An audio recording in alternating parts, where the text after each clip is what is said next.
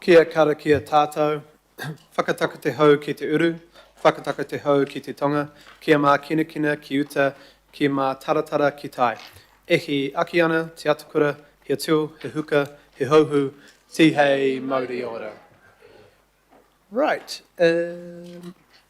At today's meeting, you'll see we had some junior councillors join the table for a minute, but we have the Hare Krishna School from Riverhead, and your staff, no doubt. It's great to see you all here. I hear you are learning about democracy and about councils and how to make change. So these meetings aren't very exciting, but I will admit that. I mean, they're very exciting. They're very exciting. We will, but I'm so glad that you're here. And if more of you think about joining our table when you become 18, standing for election or at least voting for good people around your table, you can make this table and these conversations more exciting. So I think it's great that you're here today, but don't forget that you can always come and speak to us, email us. You can talk to your local board about things you like and don't like in your community, what you want improved. Your voice matters just as much as anyone else in the community, so make sure you keep lobbying your MPs, councillors, local boards, speaking with organisations in your community, but also, you know, lobbying the school board and your teachers about making things better at school as well. You know, using your voice is really important. So just want to acknowledge your presence here today. I hope you have fun around the city, and we will. I know you're going to stay here for as long as you can, but if you just nip out whenever you'd like, but you can stay as long as you want as well. So kia ora. And thank you for Councillor Sayers for hosting them here today and a number of our staff. So kia ora. Oh. Just move to attendance by electronic link. We've got Councillor Alf, Councillor Foley, Councillor Ferry, Councillor Williamson. So Councillor Foley and Filipina are late.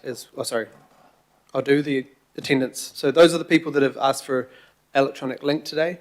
Unfortunately, Councillor Ferry and Councillor Williamson are unwell. Alf will be joining later this afternoon. He's got a commitment he can't get out of this morning, and Councillor Foley's on her way to the building. I'll move the apologies, and if Councillor Ferry would like to second. Just lateness for Mayor Brown on council business, Councillor Filipina and Councillor Foley as well. And there's no one who's asked for early departure, but it's up to us how fast we get out of here, up to all of us. So all those in favour? Are there any declarations of interest? We're all interested. Confirmation of minutes. I'll have a mover. Councillor Sayers, a seconder. Anyone? Yes. Councillor Short. All those in favour? Aye. There's no items not on the agenda. Right. The reports, because some of them came in late, they're not clear in the agenda. I'm just going to go through for everyone who's here, but also media, if people want to come and go depending on the item. First, we'll have Tahua Huunga Ora Māori Outcomes Fund Guidelines. The second, we'll have our submission on the Summary of Offences Move On Orders Amendment Bill. Second, we will have the proposed submission to Fisheries New Zealand on, you know what that one is. Then we'll have the unitary plan change 120 scenario that we're putting up for consultation with iwi authorities and local boards, and then we'll have the rest of the agenda as it's written in there, so with the plan changes and so on. So it's quite a big agenda, it's quite a lot of discussion and no doubt questions. Let's try and keep it positive and quick if possible. I know we've got a lot of important things to discuss though, so but if you want to check on the order, come and have a look up here. But I hope that was clear. Is there public input this time? Local board input. There was one on the Fisheries New Zealand submission, but we declined that as local boards. We've got their clear feedback through that, so we will, and we've heard from them as well. Right, we'll go straight to, I think Nick is coming up for the Māori Outcomes Fund, the guidelines. Now, if you remember, I'm Richard as well. If you remember last committee, we had some finer details to sort out, and member Wilson and others and myself wanted to see some changes to that, so we pulled that last minute and we're just bringing it back today. I think Nick's keen to take it as read. We know that people had read it last time, and I'm sure you have again, but if you want to speak to any part of that right now, otherwise we can go to questions. Through the chair, just briefly on the general direction of which we're heading, is just a reminder that previously the Māori Outcomes Fund was something that was the way to receive funding was through directorates, through internal processes, where we would be working with others externally to allocate that funding. The big shift of which we've been moving in this general direction now for over the last year is that these funds will now be made available externally. So that means that external agencies that are committed to Tāmaki Makaurau and to our Māori communities, mana whenua, mātā waka, are able to receive funding from the Māori Outcomes Fund. And we'll be doing that through an expressions of interest process. The second big shift, of course, is that the Policy Planning and Development Committee will be the committee that makes the decision. So rather than being an internal process where those they're looked at by staff and allocated by myself under delegation, they will be coming back to this committee for decisions. So that's the broad trajectory of where we're heading with the Māori Outcomes Fund. Otherwise, we'll take this paper as read and happy to answer any questions. Kia ora. Thank you very much, Nick. Got some pātai? Member Wilson, kia ora.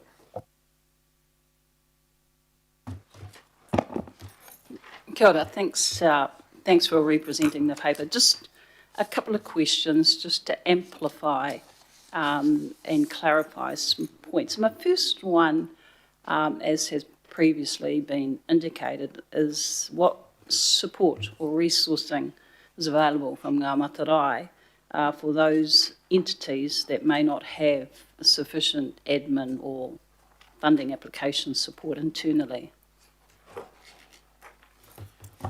Thank you, Member Wilson. That's a great question. So there is support within our teams. So we have allocated amongst iwi a support person for each of the iwi to go to.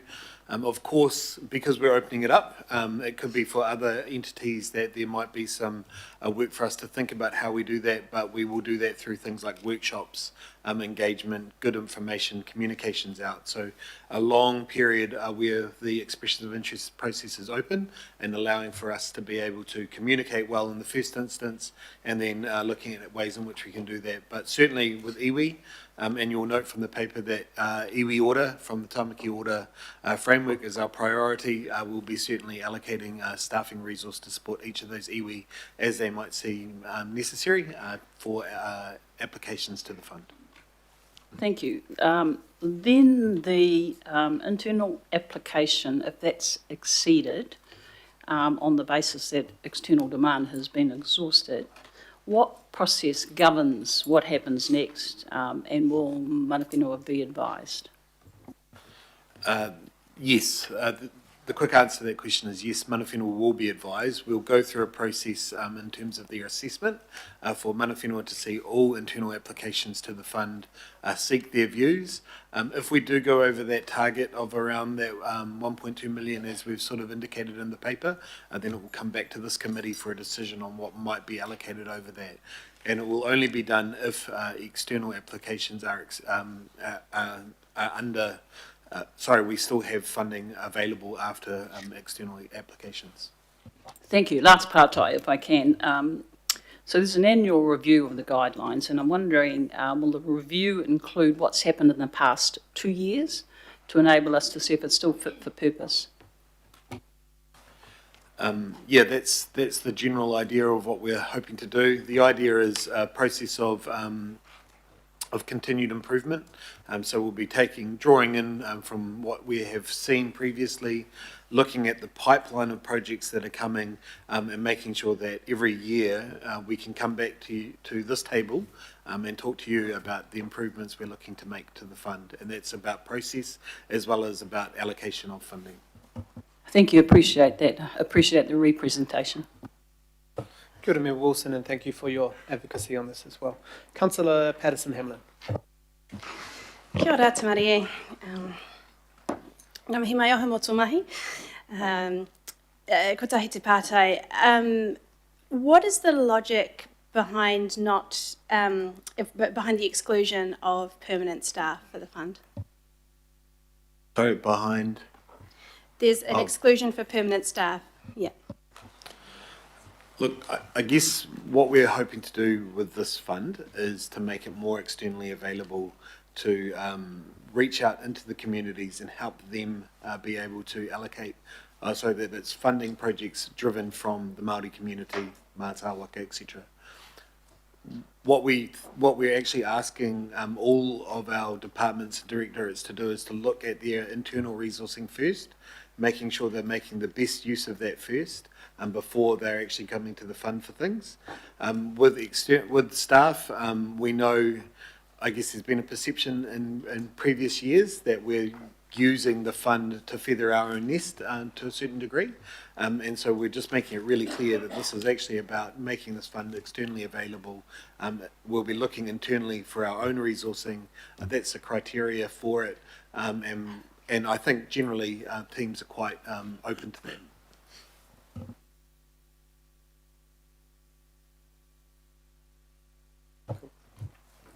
Thank you. Councillor Sayers.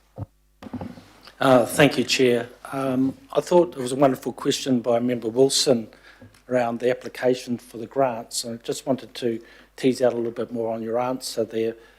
I guess my concern might be if people are new to making such applications, it can be rather daunting.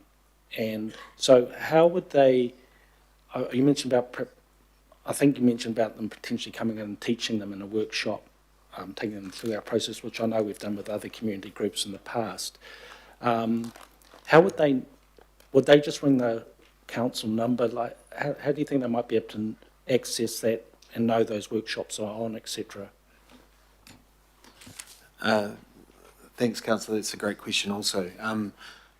I can, what we have done is we've actually tested this process previously, so just through the Cultural Initiatives Fund, we've gone through a bit of a mock test, if you will, around how this might work, where we had an open process, we had a number of workshops, we reached out to all of the Mātai Waka, mana whenua, held a number of hui, had a look at what those look like. We also have a dedicated email address, all of those sorts of things that we do with all of our funds. So, and again, hence why we're wanting to have a review. This is the first time we've opened up this fund this way. So we are looking at continuous improvements as we go, but we're reasonably confident from the mock test that we did with the Cultural Initiatives Fund that we can, I guess, service this process. Good. Thank you, Councillor. Councillor Lee.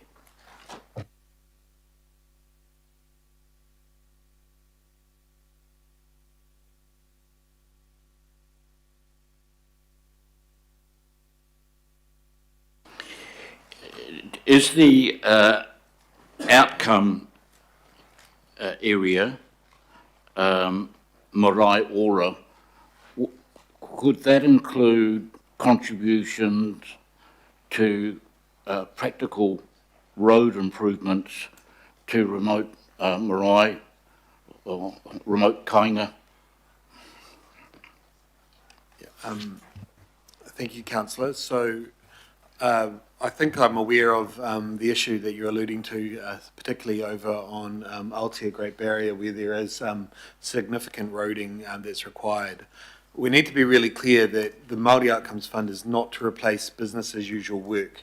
There is a requirement of transport to be looking at those roads and to fixing those, and we would basically work through a process with each of our directorates, in this instance, transport, to be looking at and prioritising those types of things for those communities. So whilst it might not be utilised for funding what is essentially a BAU process, certainly we're looking at the marae and helping of what we can do in that space.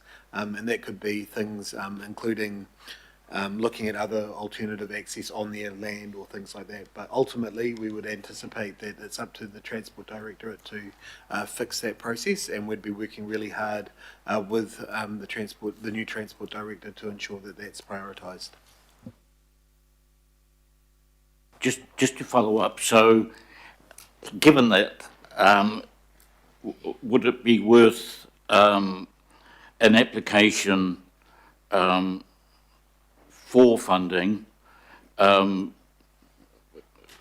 then you could actually adjudicate and give them advice?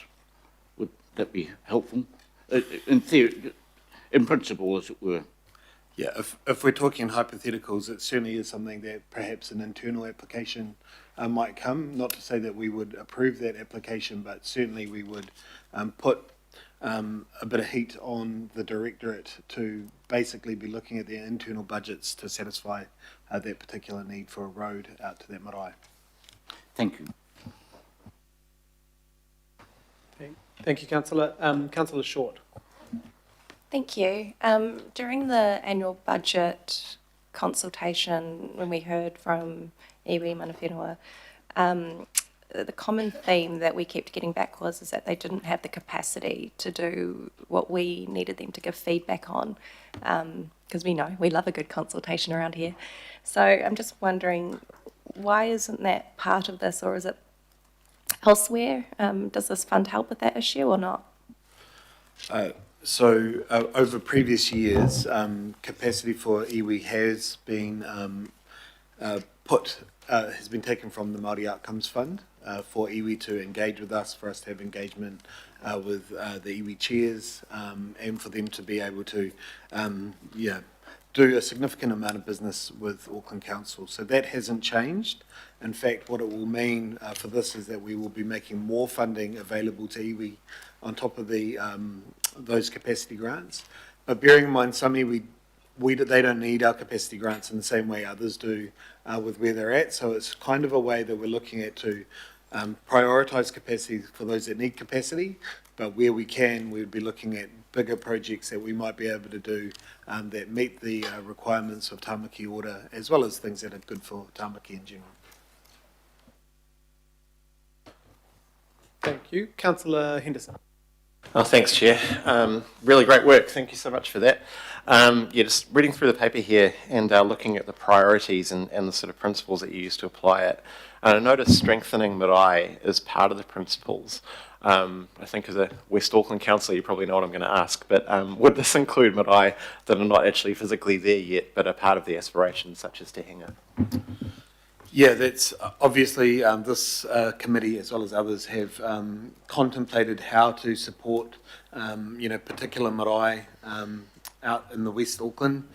It's a fragile sort of scenario, but ultimately we know that working really closely with iwi, that is their number one priority. So in two ways, it'll be two stabs at this through the iwi order outcome, but also as well as through the marae order outcome. But how we do that will be, I guess, how this group wants to make decisions. That could be we address it through the marae infrastructure program, or it could be that we assess it on its own merit. Thank you. Just a couple more. And just on that, and I'm not sure, you answered it a little bit, but I'm just wondering if you've identified funding options and are working with Te Kawerau to realise that marae out there. What have you sort of looked at so far? Thank you. So we've looked at what's been allocated to other marae through the marae infrastructure program. So what's the basis of that? How much have we funded other marae? So from an equity lens. Also last hui, you may recall, we were given a delegation over underspend, so that's also in the mix. And we're also talking to other parts of council as to how they might be able to support this build as well, and getting a full picture of what might be a suitable allocation through through the Māori Outcomes Fund, as well as across council altogether. Thank you. And the last cue I think I have is, did you consider things like geographical equity here? Because I think there's a demand in the public to have funds spread out across different parts of the area, and also taking into account that populations for Māori are wildly different from ward to ward. So what part of geography have you kind of looked at? Yeah, that's a great question.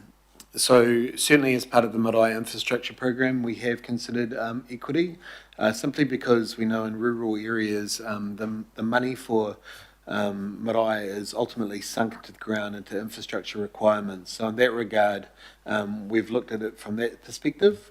With regards to the geographical spread, because you're quite right, we know that there are areas that have larger Māori populations. We've tried to look at that through the lens of our priorities. So recognising iwi order as the main priority, marae order, where we're also noting that quite a considerable amount of funds go to those urban marae, but also as hapori order as that third priority. So whilst it's not, I guess, visibly notable, it's the shift through the demographic of those areas. It's certainly through those three po that we think that we'll be able to cater for those sort of equitable outcomes. Thank you. Sorry, last one, Chair, if you don't mind. I always like going into the risk section of these reports, and this is particularly enlightening, so thank you for that. Just looking firstly, lastly and firstly, the external applications don't have the capacity or capability to develop successful proposals. And can I just get you to talk me through a little bit about what that staff support looks like there?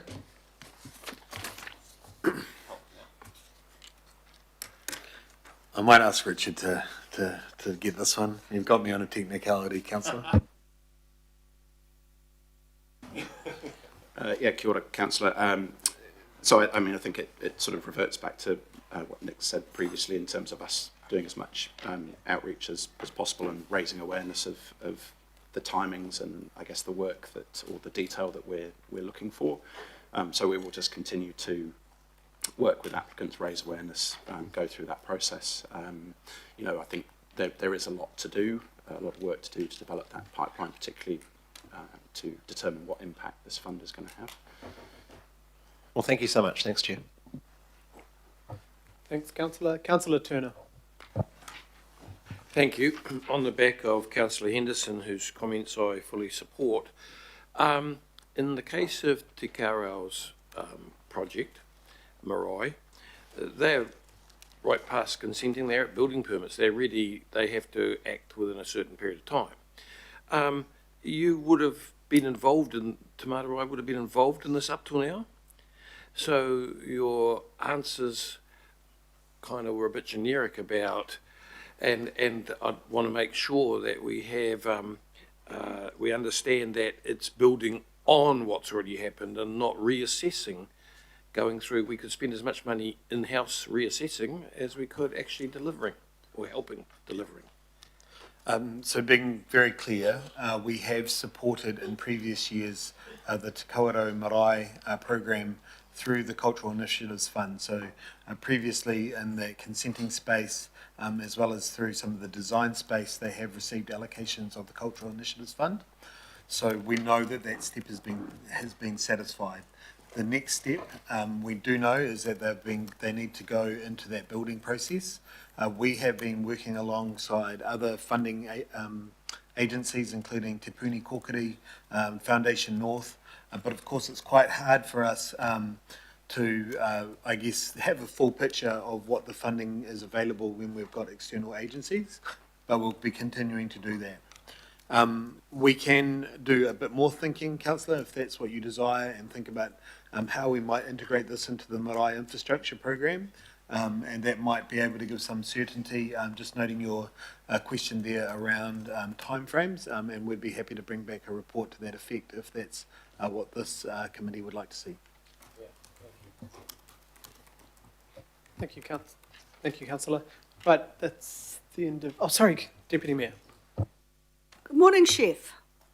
For those of you who don't know, we had our chef with us last night who raised $15,000 for City Mission. So well done, and you did a great job last night, by the way.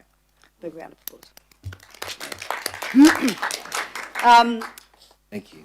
My question, however, is, look, I'm a great fan of this. I think I love the way it complements other funding, including private and philanthropic. My question is about accountability, and it says in the paper that it supports transparency, accountability, and evaluation of impact. Is that a case-by-case evaluation, or are there set guidelines, and if so, what do they look like? Thank you, Councillor. That's a great question. So over the last year, we've been working on a measurement and evaluation framework that goes right across all of the work that we do for Māori outcomes. So previously, the best way to explain it is that we've been looking at both basically input, what's the investment that council is making into things, and output, what is the number of activities that we're delivering. The new framework that we've been looking at includes impact and outcome. So what we have been doing, for example, at the community committee, we're bringing iwi to that and talking about their experiences with council, how our funding is working, where we can make improvements.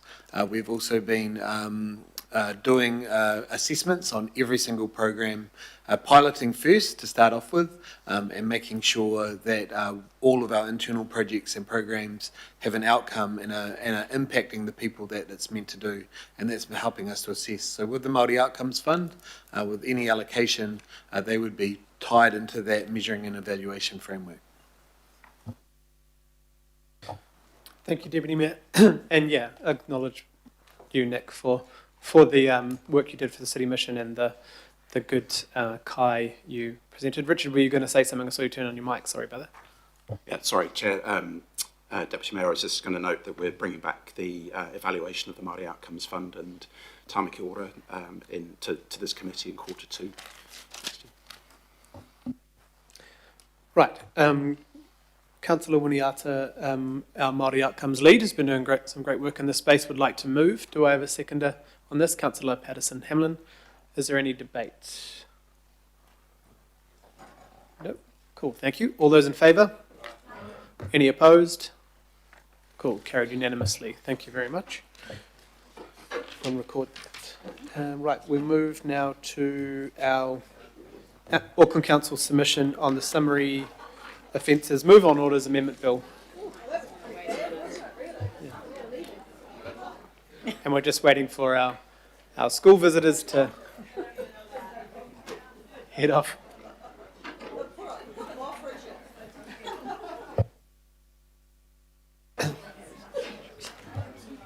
Thank you very much.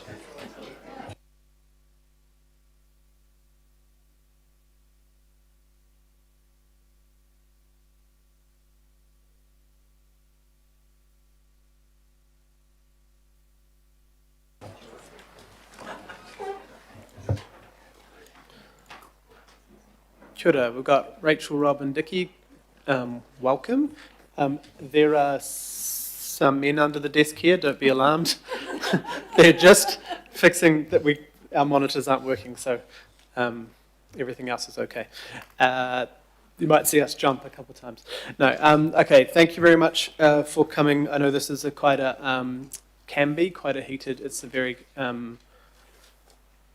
intense kind of issue. We've seen it all through the media, and we've had some presentations, especially community committee, which have been quite upsetting and raw. And I think if you just want to, I think the paper's fairly straightforward, and I'll move what's there. But who's going to kick us off? Kia ora, thank you, Chair. And good morning, councillors. So what I was proposing to do was just to take you through a very high-level summary of the report. And here to assist me with any questions that you might have, I have Rob Irvine, who is our General Manager of Licensing and Compliance, and Dickie Humphreys, who's our Head of Community Impact.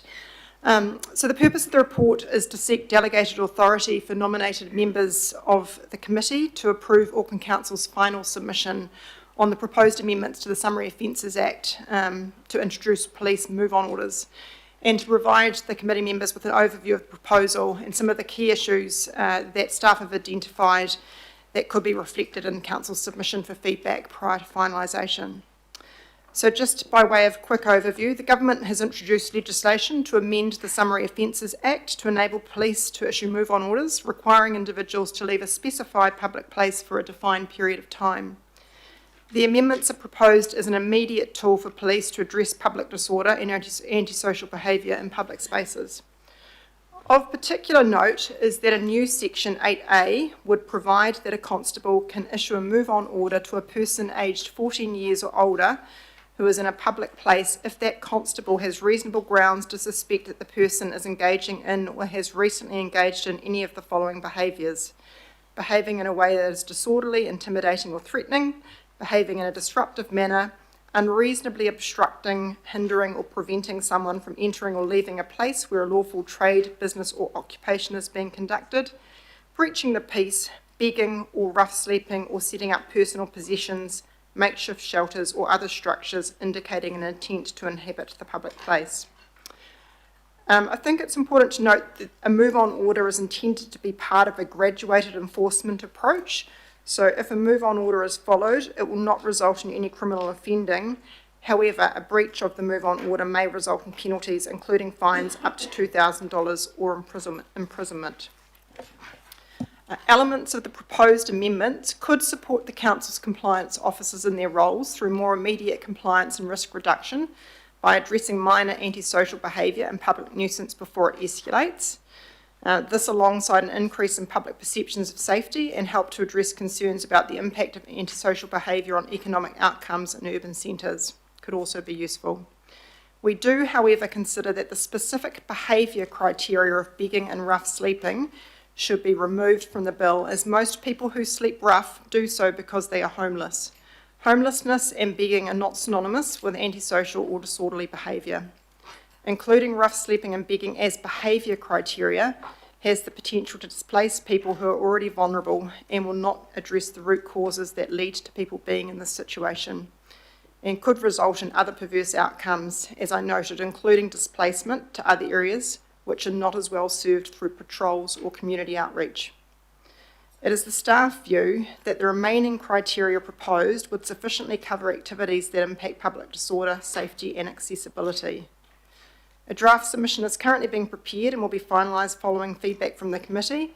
Submissions on the bill close on the 3rd of July, and due to constrained legislative timeframes, it's recommended to you that the committee grant delegated authority for approval to ensure that timely finalisation and lodgement of the submission can occur. Thank you, and just open to any questions. Cool, thank you. We've got a bit of discussion obviously to come in questions.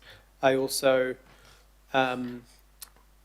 my belief is that the submission is clearly pointing out we oppose move-on orders for rough sleeping and begging, but I want, I guess, some questions around the table of what that might mean, because the other thing, am I correct in saying, in talking to the City Mission this week, is that the other part of the move-on orders actually is gives police a weaker offence than arresting, like a different tool to deal with the disorder part, because at the moment their main tool is arrest. Do you want to go through why we are separating out the two?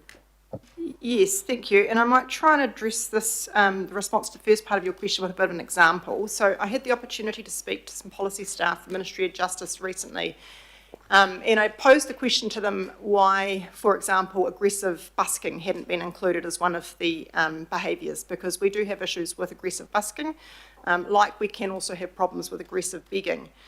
The response that I got was that in that scenario, it was already covered by the other behaviours listed. So those of behaving in a way that is disorderly, intimidating or threatening, behaving in a disruptive manner, unreasonably obstructing, hindering or preventing someone from entering or leaving a place where a lawful trade, business or occupation is being conducted, or just breaching the peace generally. So if you follow that logic in terms of, if there were issues specifically associated with begging or with rough sleeping, our view is that they're adequately covered in those remaining bullet points. And what it doesn't do is it doesn't put an undue pressure or expectation around individuals that are begging or rough sleeping that are not causing any issues or disruption to public. In respect of your other question, I might pass that one over to Rob just to respond to in terms of just the graduated response that police have when we're dealing with these matters.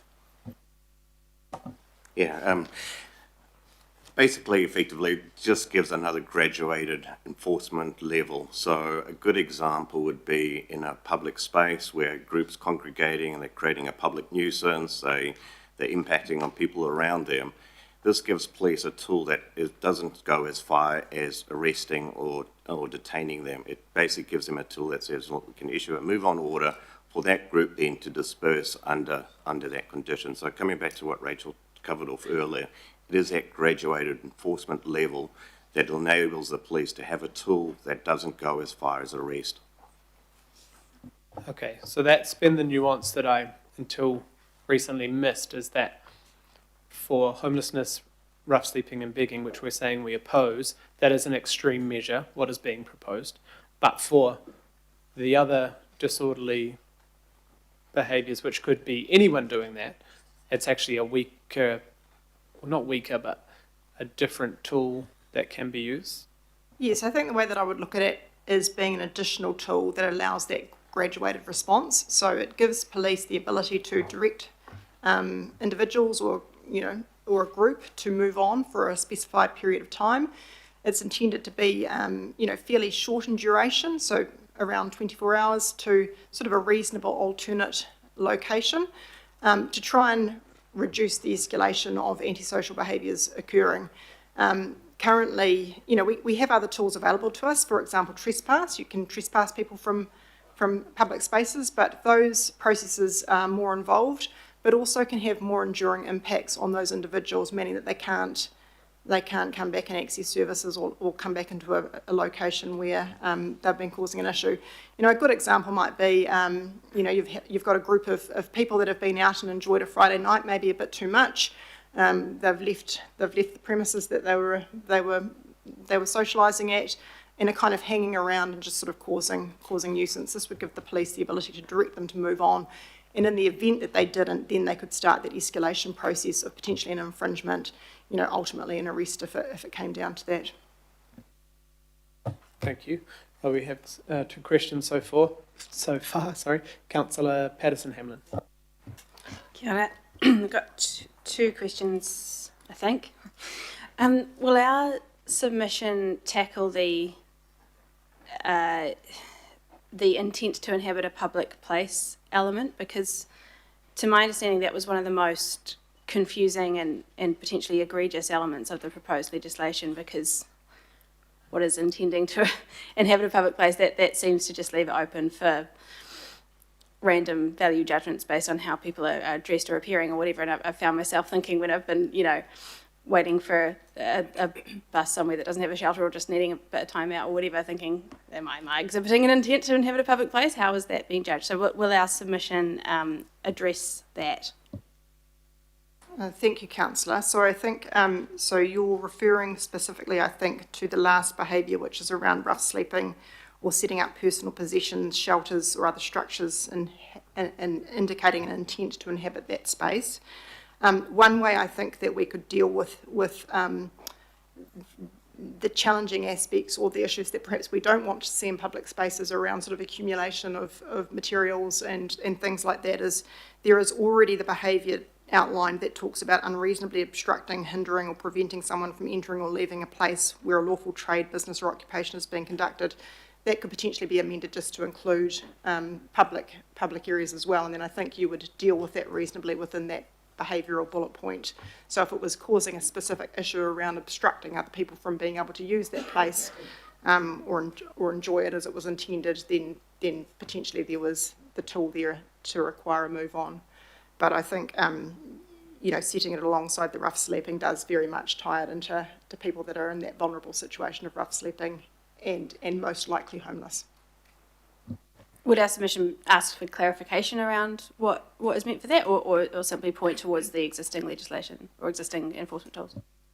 I think we could certainly ask for clarification. We could also provide some suggestions as to how you might more effectively address the issue through that pathway I suggested.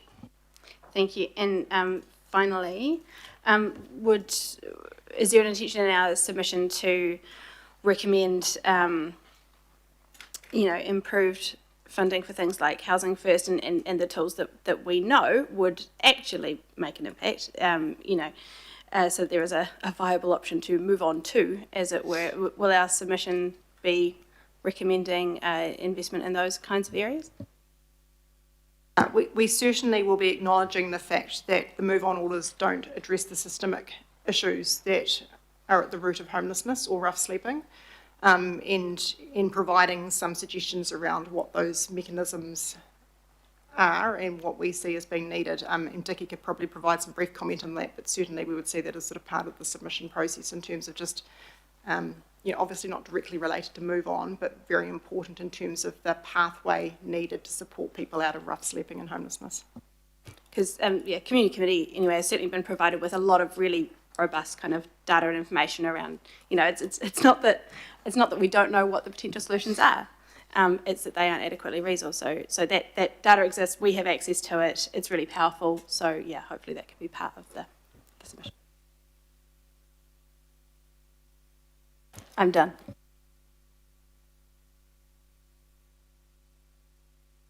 Councillor Turner. Would you not agree that a simple move-on rule is just a very low impact point at which to start, like someone's in these situations in the streets and stuff, just to say, could you move on, this is unacceptable? Is that not a sort of the most simplest way to let someone know that the activity behaviour is not acceptable? Are we not overcomplicating the delivery of the intent by these rules? Thank you for that question. I think what we're suggesting is actually more of a simple approach where we focus on the core behaviours that cause a problem to the public. So those behaviours around behaving in a way that's disorderly or intimidating or threatening, that causes disruption, use of public spaces. So certainly the move-on orders are intended to be graduated like you've described. So, they are an ask really in the first instance. And then if people don't comply with that ask, then obviously the enforcement approach steps up. But what we're suggesting is that including begging and rough sleeping is just general behaviours that would be subject to the move-on orders, that we don't think that's needed because it doesn't necessarily address the actual antisocial behaviours, and it is focusing very much on a vulnerable community that may or may not be causing issues through those activities. Thank you. Councillor Henderson. Thanks. I've got a number of questions. Just not just as a former, or I suppose, current lawyer, I've still got my cert, but someone that, as an Aucklander, I'm really concerned about all this. Firstly, looking at the formal local board engagement, I know that wasn't possible with timeframes, but I wonder if an informal opportunity was considered talking to, say, the Waitemata local board, maybe a handful of others that have been severely impacted by the homelessness sort of issue, I suppose. Did you consider having a chat to those local board chairs maybe and getting their input? We haven't had the opportunity to have that discussion with local board chairs at this point in time, just noting the timeframes, but it is something that we could still look at doing if timing allows, but it is quite a condensed response period. Yeah, and I imagine that the staff will also put in their submission that the response period is wildly out of proportion to the issues that are being discussed here. For example, the Bill of Rights, freedom of movement, freedom of association. Are you going to be making that point that the time frame is wildly inappropriate and it should be part of a broader conversation? That's certainly something we can consider, and in noting, of course, that we're proposing that a delegation from this committee has the sort of final oversight of what we submit. If that's something the committee feels strongly about, we can make sure that's included. Thank you. And another sort of point that I'd been thinking about is the city deal kind of work and obligations around continued discussion and working closer with central government. Perhaps we could consider that the government can come and talk us through some of the issues that they're trying to deal with this. Would you consider putting that in the submission as well? I wonder if, you're correct, we've got a joint agency approach to working on issues specifically in the city centre. And I'm very happy to raise the suggestion of a presentation back to committee at some point through that forum. Equally, we could look at making that request through the submission. Yeah, entirely sort of up to you how to handle that, I reckon, but just something that has been on my mind. Looking at paragraph 7 of the report, operating for disorderly behaviour, I mean, there's already laws in place for that. So I'm just wondering what they're proposing, how is that any different to the current legal framework? If someone is being disorderly in a public place, that is unlawful already. So are you sort of pointing that bit out as well? I might pass that to Rob to make some additional comments on, but I think what this does is, again, gives us a set of additional tools that sort of act in a graduated fashion. Yeah. We do have a range of tools that are currently available to us, but they do sort of operate at two ends of extremes. So, at one end, quite light, at the other end, sort of prosecution. But Rob, you might want to comment further on that. Yes, through the chair, our public safety and nuisance bylaw does cover a lot of these behaviours as part of the bylaw that was set. And I think coming back to, again, some of the earlier comments, our approach is always at education first, working with the individuals that are actually behaving disorderly or the like in the public space. I think, again, coming back to the key with this is that we almost jump from, particularly on the bylaw, we jump from effectively a coercion notice to our only other option is prosecution. In cases like this, we would never go down that pathway. So effectively, again, and the same goes with the police enforcement powers. When we bring the police in, often to deal with some of the disorderly behaviours, their powers actually limit and it stops basically. They don't have the powers to go and arrest for some of this behaviour. So again, coming back to what we discussed earlier, is really around that graduated enforcement, provide something in the middle that isn't as at extreme level in terms of trying to tackle some of these behaviours that we see. Thanks, really appreciate that. Just the last cue, thankfully. Under paragraph 21, staff are recommending that the begging sort of requirement of the bill, I suppose, is removed. Would you consider that the bill is essentially making begging prima facie illegal? And can you talk me through more about what your decision making is on paragraph 21? Again, I think the reason for suggesting that should be removed, again, begging is often associated with those people that are highly vulnerable, and it may or may not be causing an issue depending on how it's carried out. But in the event that it's causing an issue, we feel that's adequately dealt with through the remaining behaviours. And the staff view is that, it's a little bit of a fine line framing begging and rough sleeping as behaviours, whereas the other bullets are more clearly articulating behaviours that we certainly don't want to see in our public spaces or impacting members of our community. So, our view is that it's a cleaner and tighter set of behaviours if we remove those two from it, and sort of makes it very clear that we're focusing on what we would probably term more strictly as behaviours as opposed to sort of someone's state of accommodation or vulnerability. That's a really good point. Hey, thank you for your work on this. Thanks, Chair. Thank you. Member Wilson. I was asked earlier to name one word that you would describe that, and I said confused. This is clumsy, unwieldy. I just had to say that because it's hard working through legislation as it is, and then imagining how that would work. And I know this is all about the submission, so I'll get to my partai. I agree with the partai that have been raised by Councillor Henderson, in the sense of how do you do one without the other.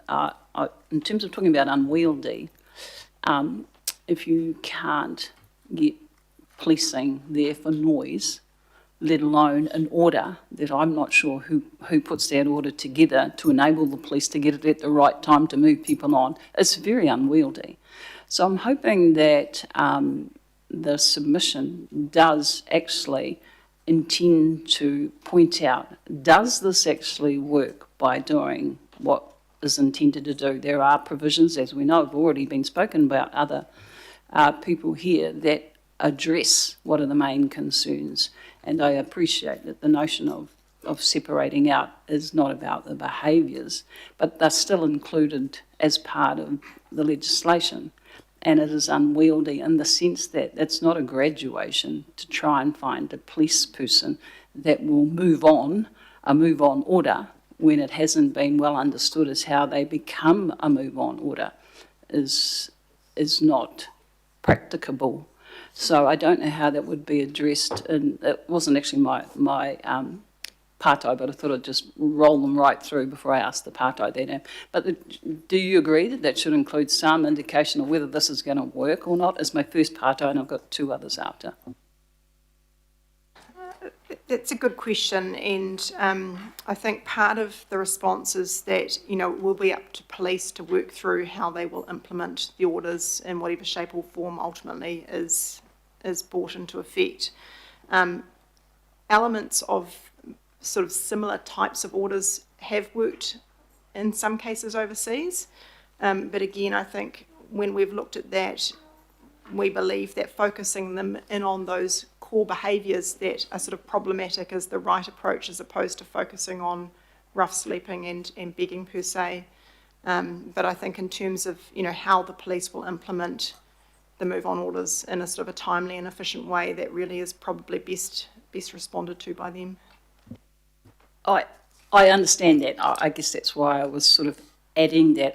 I'm thinking about the submission that is due by council, and I guess it will be really incumbent on us to express the obvious in terms of what policing. I know it's not Auckland Council, and that we could very easily move it to one side and say, well, that's for them to do because it's a move-on order, and that's what this legislation. What I'm encouraging, I guess, is to ensure that whatever is mooted as part of the legislation and whatever the submission is, that it does include the notion of it being able to work well in conjunction with those agencies. Now, I'm going to move on now and ask the part.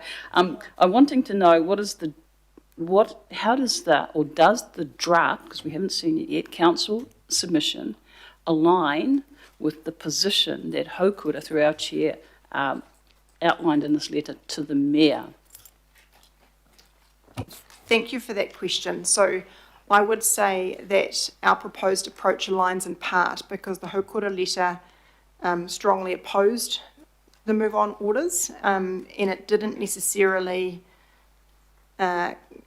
suggest that splitting, as we have done, of the or removal of the begging and homelessness aspects, which I understand from that letter are the key areas of concern, recognising that Māori are disproportionately represented in homelessness statistics, and are part of the vulnerable community that would be potentially having these orders applied to them in the event that they were rough sleeping or begging. So that letter very strongly set out a position of opposition, but I think what we're suggesting would address those concerns through the removal of begging and rough sleeping as behaviours, individual behaviours, and refocusing on the other behaviours, which are ones around just the impacts on public from disorderly, disruptive, antisocial behaviours. So I think it was also alluded to by Councillor Henderson, the submission time frame, given that the 3 July deadline hasn't arrived as yet, what ability, if any, would there be to engage with kaupapa Māori providers and mana whenua on their views? You have mentioned it in one of these here that it should be done, but you didn't mention any more than that. So we've got 3 July before these close. What's the ability to have mana whenua specifically and or Māori, because they're the ones that are going to be impacted by just being Māori, to be honest, and having no homes. So what is the ability for engagement with kaupapa Māori providers who have the bird's eye view of what's happening there? Tēnā koe, Member Wilson, mō tō pātai. Yeah, absolutely. It is something that staff can pursue. We have very good relationships with Māori-led providers, Kahutu Kaha, for example, just being one. We've also worked with the Māori wardens, and we're in regular contact with them as partners. We recognise the disproportionate effect this legislation could potentially have on Māori, and we need to be able to have a solid evidence base in the submission to reflect that. The best voice, of course, to make that case or to provide that evidence is with our Māori-led service providers in the sector. Thank you. Just lastly, so you've acknowledged the significant impact it will have on Māori, and you say that you've addressed, well, as best as you can, because there'll be fierce opposition, and that's no surprise to anyone. There'll be fierce opposition. You will be aware there'll be fierce opposition to this. What of that you will get if you are to undertake some kōrero would you put into the submission as a result of the fierce opposition that you would get in engaging not only with Māori but those that are dealing with those on the front line? Tika. So it will come to the framing of the submission, and that there will be what is in scope and what is out of scope. And for those parts of the kōrero that belong solely to those partners, that will be for them to take forward. And for what falls into scope of the council submission, then we are able to speak together. I think in terms of the legislation that is proposed, it is framed, the policy problem is framed as disorderly behaviour. But when it comes to homelessness and begging, our understanding is that that is a different policy problem that requires a different set of interventions. And so the framing will speak to what is the policy problem that is trying to be solved here, what of the draft legislation meets that, what doesn't, and what do we say about that which doesn't. When it comes to our Māori service partners, they will also have a view, and where those views can speak strongly or are aligned with the framing or the scope of the submission, then that's our opportunity to move together. And then for all other parts of their kōrero, then their own rangatiratanga will take them forward on their own kōrero. Ka pai, I heard yes. Thank you. Kia ora. Thank you. Deputy Mayor. Yeah, I think you've just hit the nail on the head. I think that's a key part of our submission, if I can say. It's splitting them into two and not putting everything all into one go. Look, so well done. I think that you just made it really clear for me. But I've been contacted a lot on this issue. So I just want to ask you some questions just from a practical perspective of situations people have given me and just see what the outcome is, right? So, for example, if you had a business and someone was sleeping in your shop front, once someone wants to get into that shop front and business is started of the day, they were sleeping in the shop front, and we are taking away rough sleeping as that option, that would still be covered under unreasonably obstructing, hindering, or preventing someone from entering or leaving a place, all right? So that would be covered. I'm just trying to think of some of the practical examples. Second one, aggressive begging, not just sitting there with a cup and a sign, but aggressive begging, that would be covered under behaving in a disruptive manner, right? What about our new train stations? If someone wanted to come inside the new CRL stations and rough sleep there, would that be covered under any of the... I think that probably refers back to one of the earlier questions around, I think Councillor Patterson-Hamlin's question probably there is some clarity needed around that because it doesn't currently include public spaces. So I think if there was an addition to that bullet or that behaviour around unreasonably obstructing, hindering or preventing someone from entering or leaving a place where a lawful trade business, although you could argue, of course, that the provision of transport services are that, the inclusion of public spaces in there could help address that situation where we were having an impact on a provision of public service in the way you've described. Okay, I think I have asked this one before. I think it might have been the CRL team. As far as I know, because those stations are locked at night, all members of the public will need to leave. That's under today without any change. And if it escalated, police, because that's an enclosed locked space after a certain time. I suppose people sleep there people could sleep during the day. They don't necessarily sleep at night. I've just been asked about that one.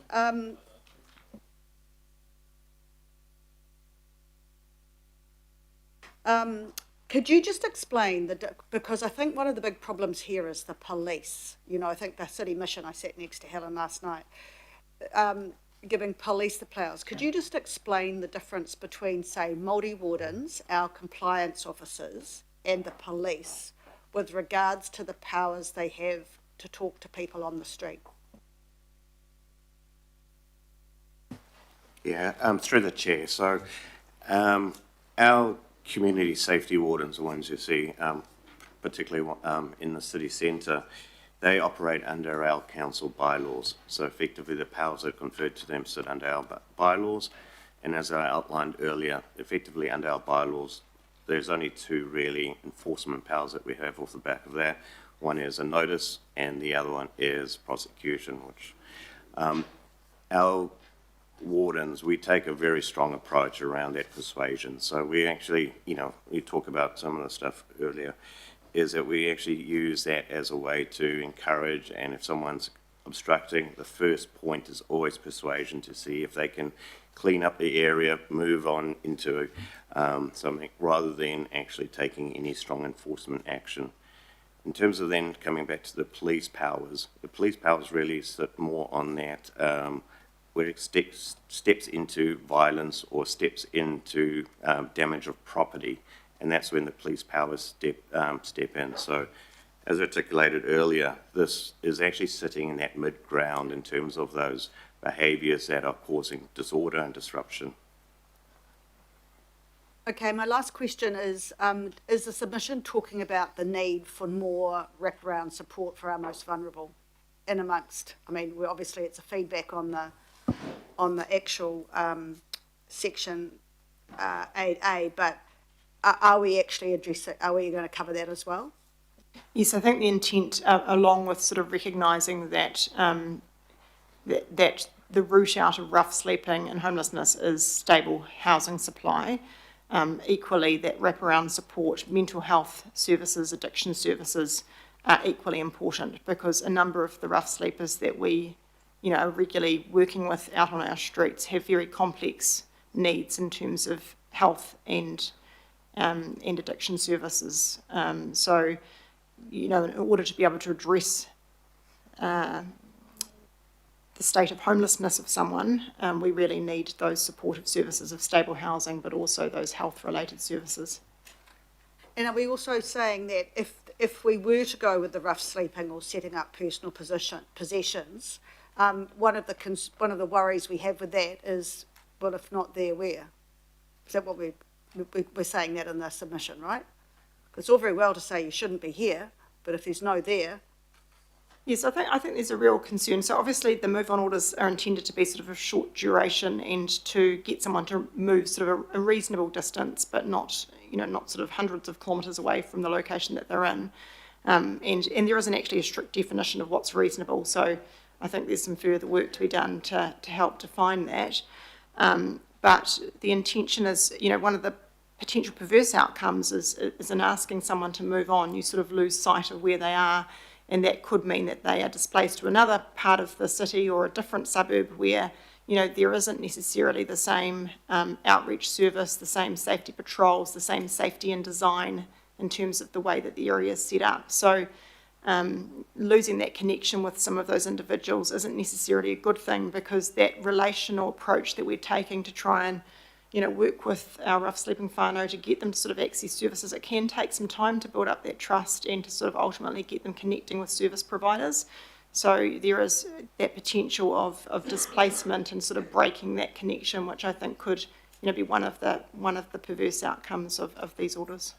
And finally, Chair, I wondered if in our submission we could reference maybe other global cities and the work that they do and the evidence that they have, because it's always good when you compare yourself to other cities who've been probably in this situation and done whatever tools they have. So I think to have a submission that says, just like insert city, we believe that, I just think that would be a helpful addition to the submission. Thank you.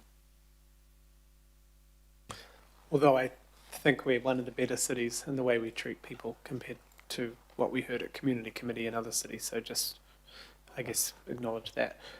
Councillor Ferry online. Kia ora, thanks, Chair. And sorry, I'm not there because I'm sick and I've not got my camera on because my internet is blinking on and off. So if I cut out, just feel free to go to the next person and we'll work it out later.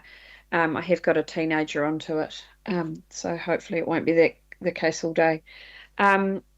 So Member Wilson asked one of my questions, which was around incorporating the haukura feedback. But I know that there are some local boards who have done resolutions on this, and in particular Waitemata, which is by no means the only local board, but certainly I think probably the most acutely impacted local board. How will we be able to include or will we append their resolutions? I think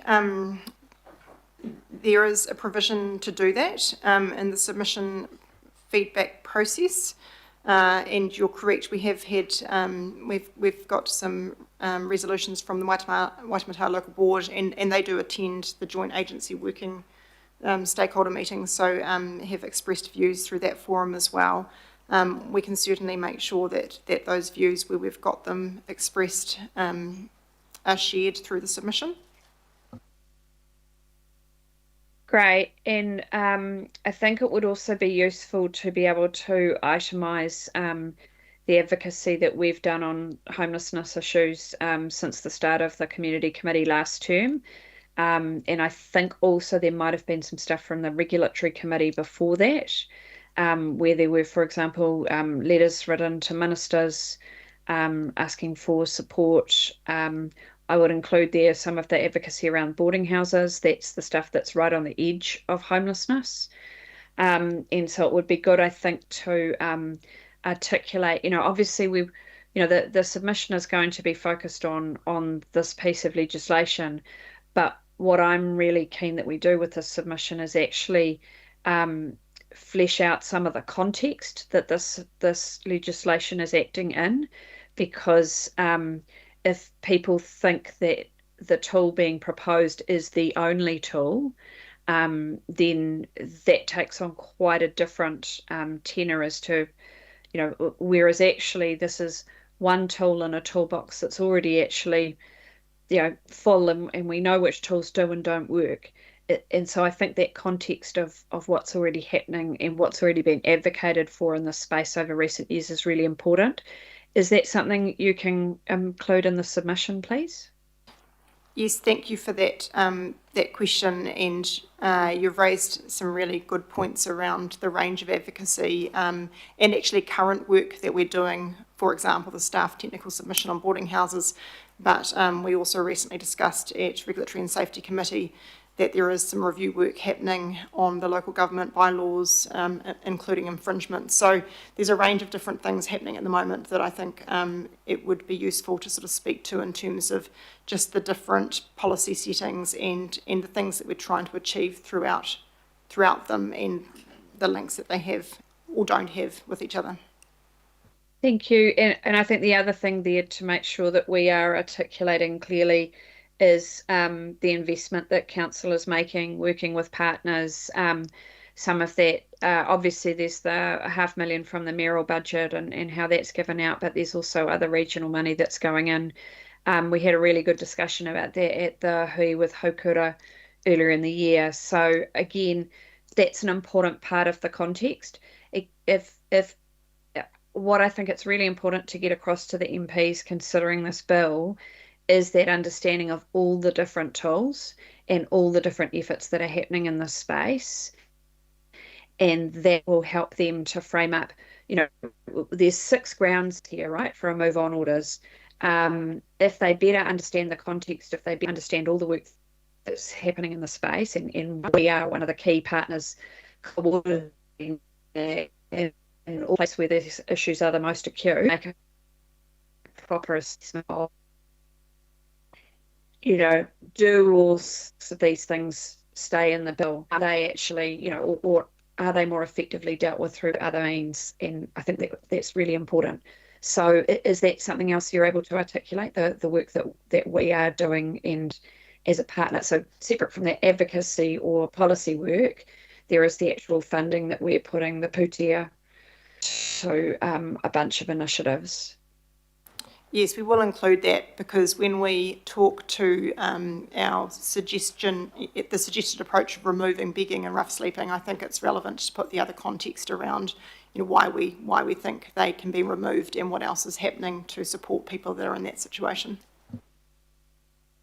Thanks. And so I really strongly support opposing on those 2, well, I know I actually don't like the third one either, but those 2 grounds around begging and rough sleeping. I think we get into a lot of trouble with the final ground around, potential, I can't remember the exact wording off the top of my head, but appearing to be about to try to occupy public space. Are we also able to get some advice from our public law team around the implications around the Bill of Rights Act? We can do that through this process, yes. Yeah, I think that would be useful too. And my final thing to raise was around, you've mentioned, Rachel, a couple of times, the joint agency. So that's now called the Thriving City Centre Stakeholders Group, I think. That's the one you're referring to? That's an artefact or a product out of the joint agency work. So we are working separately, sort of as offices together. And then we have a stakeholder forum that's hosted through the Minister. I think it would be helpful. So for those who aren't familiar with this group, it used to be, it was previously put together, I think originally by maybe Paul Goldsmith and Mark Mitchell. Simeon Brown was chairing it most recently, and now with the ministerial reshuffle, it's with Simon Watts. And he has renamed it the Thriving City Centre Stakeholders, the stakeholder forum, but it doesn't have a terms of reference or a clear purpose. And I think this would be an opportunity to point out the opportunity that needs to happen. There does actually need to be a clear terms of reference, because at the moment it's sort of operating as a bit of a clearinghouse, but it's very much sort of a one-way conversation on this issue where there's not really a conversation happening back and forth with ministers. It's just sort of here's what everybody's doing, but there's no sort of there's no clear purpose for it. So I think that would be another useful point to pick up in here, is that I appreciate that the conversations I think are evolving and have become more useful in talking about the homelessness aspect of the challenges that our city centre faces, but it still doesn't even have a terms of reference. So that would be another point that I think would be useful for us to pick up. Thanks very much. Is that something you can incorporate, Rachel? I'm wondering whether that's not so relevant to this actual submission, but it is something that I'm happy to pick up and look at how I can raise that through the right channel. Yeah, I think there have been some efforts to raise it, but okay, I'll leave that with you. Thanks very much, Chair. Thank you, Councillor. Councillor Sayers. Thank you, through the chair. I'm just wanting to disengage the begging and the rough sleeping for a moment, because obviously rough sleeping, in my opinion, is we've lost funding there for third party and the wraparound services, right? So the begging. So around the begging, if it stayed in, what, if any, ability does a council have to say, look, there's certain areas in the city we don't think it's appropriate to have begging, for whatever reasons they might be determined, that you can say, well, look, we don't want begging in these areas. So I'm just trying to understand in terms of the bill. It seems like the bill is a bit of a blanket approach. So just probably two parts to this question. If I ask the first part, can councils isolate areas? If the begging stayed in there, could they isolate areas where they perhaps prefer begging not to occur at all? And then a follow-up question, Chair. Through the chair, as you these move-on orders are a blanket approach, so the application of it would be across multiple areas. Coming back to council's role again, these powers are related to police. So, in terms of how that then is applied effectively, it would be very similar to effectively how council applies its compliance approach, which is really around focusing in those areas of the high risk and high harm. So, again, I can't really talk for police, but in terms of if they were going to apply that, it may be a pathway that they do. But again, yeah, okay. So there really isn't the ability for a council to guide police. Yeah, there is obviously another pathway, and that is again, it's a council decision. Your decisions, which is around the amendment to the bylaw. So if there was areas that you wish to exclude, that's something that you would consider through a bylaw amendment. Okay, well, that was a nice probably segue into my second question. That's if it does remain with the, just to be clear, if it does remain with the Auckland Council and it is begging is taken out, then even if it's non-aggressive, so if I'm sitting there with my cup, my sign, just sitting there for the day begging, at the moment it seems that that's something that can happen anywhere across the city. But it's saying potentially we could look at areas where we're thinking that a person sitting there with a cup and a sign might not be appropriate for whatever reasons, and we could make an amendment to the bylaw.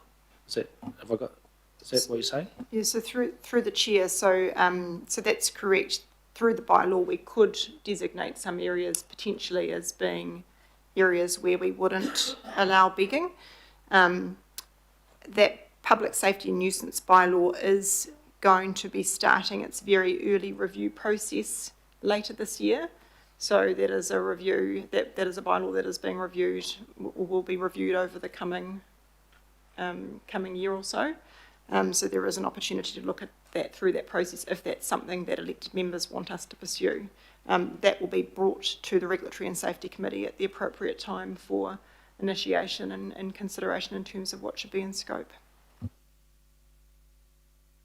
Thank you. Just to, and I know Councillor Bartley's got a question, but just to clarify, as far as I know, our public safety and nuisance bylaw does already cover, not specifically begging, but obstructing, blocking a public space. So to Councillor Sayers' point, it is addressed already, normally in a kind way, first up, and then we already have the powers to, I guess, remove someone from a doorway who's doing that under the current bylaws. It's just the different of this is the move-on orders moves that person for 24 hours to another town centre, I assume, and they come back, or they get a $2,000 fine. We already have. Can you just explain how that works in practice right now? Because it does happen. So you're correct, the move-on order as it's currently framed would enable a constable to potentially move someone on that was begging for a defined period and to a reasonable distance away from the current location. Under our current bylaw, there are certain provisions that we can enforce around sort of public nuisance and issues that cause or impact public safety. That probably doesn't go quite as far as Councillor Sayer's question, which would be, you know, someone not necessarily causing any public disorder or issue, not obstructing a doorway but sitting in a public space begging. So, you know, if there was a view around wanting to do something in that respect, I think it would need to be done through the bylaw review process. From my understanding, talking to the police and our compliance staff, if someone isn't causing any harm, we don't even have the resource or the time. It's a graduated approach anyway, so unless someone is blocking all those things, even the police won't be doing anything. That's correct. So we take a graduated approach where we focus on you know, those activities that are having an impact on businesses, on the public, on individuals, and you know, work through that continuum, dealing with what we can under our bylaws and escalating to the police if we need to. So, you know, in that situation where someone's not necessarily causing an issue, we wouldn't take an enforcement approach. A lot of the work is, as Rob's described, is relationship-based. So, you know, we do a lot of the work, the compliance team, you know, whilst they wear compliance vests and, you know, and certainly have the powers to do compliance activity, a lot of the work they do is based on sort of establishing relationships and, you know, it's more of a persuasive type approach to dealing with some of the issues, and it generally works fairly well. You know, you will have seen through the time that we've had those officers working across the city centre. You know, they do tremendous work in terms of the early morning wake-ups to get sort of the city up and operating. They do a really great job of connecting rough sleeping whānau with outreach services. The outreach services go out with them several times a week. So do police, and you know, but what we do see, of course, is a number of individuals that still remain within the streets, but have complex needs that require, you know, long-term support. Thank you. Councillor Bartley, number of questions. Oh, thank you. Is there any advice coming to us about how we could do more to support the social services who have said that is the answer to this problem, is more funding for them because the issue has increased? So through the chair, we currently have a number of programs. So we have staff that work in Rob's area in licensing and compliance, so our safety wardens that are out on the street that make those connections with outreach directly. And then we have Dickie's team, Community Impact, that includes a homelessness lead who works very closely with different outreach providers in other parts of the homelessness sector, because it is quite a varied, you know, there are a number of different agencies that work together or need to work together to sort of address some of the challenges that we have around homelessness. In terms of advice on additional different investment, that's something that we would await your direction on through the LTP discussions that are happening. Thank you. What government department does this work come under?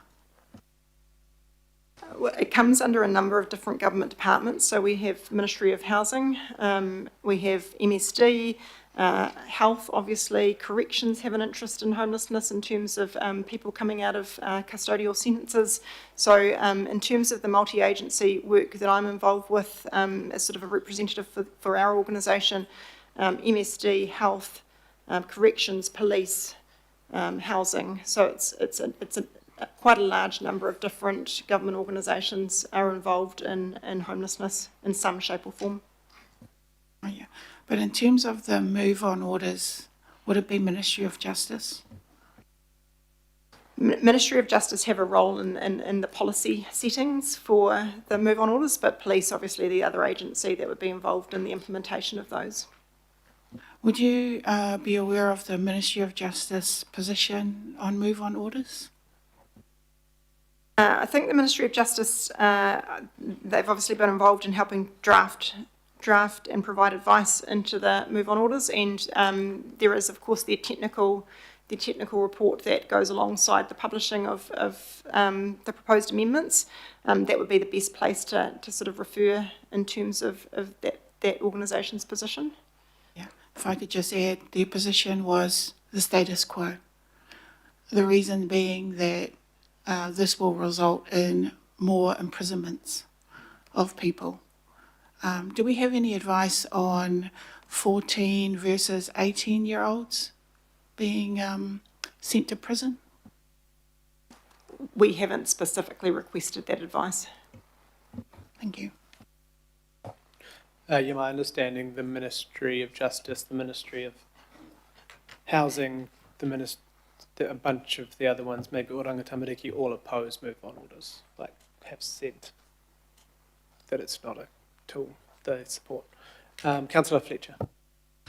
Oh, thank you. In part, my question has been asked by Councillor Bartley, but I just want to put it to you, Rachel, that I'm really struggling with this, and I know what a compassionate person you are, but obviously the problem has escalated over time to the point that we're seeing legislation in place. And what's coming through is perhaps is overreach here, you know, that we're going from recognising there's a problem, but to the overreach. My particular interest is in the whole alcohol and drugs addiction area and a failure over the last 20, 30 years for us to have, as a country, sufficient services to actually meet that need. So in terms of the multi-agencies that you're working with, can you give me some measure of comfort? Because I think it's a really hard balance to know in terms of antisocial behaviour, when you're dealing with people who are vulnerable, who have addictions, to actually have these frameworks that in many ways I know it's bespoke to every individual that finds themselves, and there's a measure of homelessness, there's all of these other things, but my great concern is that we need to have much stronger advocacy in Auckland around the whole issue of the failure of facilities and residential facilities in particular for drug and alcohol addictions. Do you want to comment on that, please? I could probably make an initial comment and then I might invite Dickie to add some additional reflections. I think, you know, you're certainly touching on what is, I think, a significant barrier to many people being in housing, which is that they're grappling with significant mental health or addiction issues. And we have quite a high threshold for people being compelled to engage in addiction and mental health services. So, you know, that's something people still have their own ability to sort of make their personal decisions about when they choose to access services. You know, like if I broke my arm, you know, I could choose not to go and see a GP, or I could go and get that sorted. Equally, there's a degree to which people can make their own decisions around, you know, their own mental well-being and their choice around accessing addiction services. So, you know, there's that in the background in terms of people's freedom of choice. But certainly I think, you know, my observation is, and I think one that you've just set out is, you know, it's a very, you know, it is a stretched system. And, you know, we, through the channels that we've got, we're certainly sort of raising the things that we're seeing out on the ground with the relevant government departments in terms of what we think is needed to respond to those. We've done some good work recently with Ministry of Health in terms of having Ministry of Health staff coming out with us on patrols, just to sort of understand some of the challenges that we're facing out on the ground. And we are doing follow-up work with them around how we can support some of our longer-term rough sleeping whānau, and just looking at sort of what options might be available to us. And I think that will help us in terms of, you know, the advocacy position we might take down the track as well. But I might pass to Dickie and see if he's got any additional comments he wishes to make. Yes, thank you, Councillor. It's a difficult one because the question was, can I give you some comfort?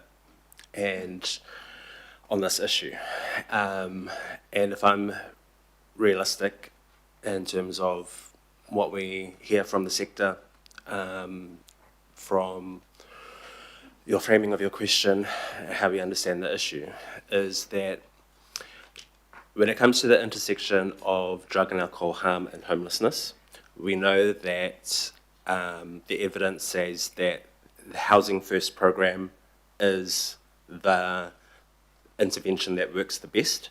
So that's housing with full wraparound services, which includes full wraparound supports, which includes drug and alcohol supports, mental health supports, social worker supports, etc., in a housed environment. We know that works.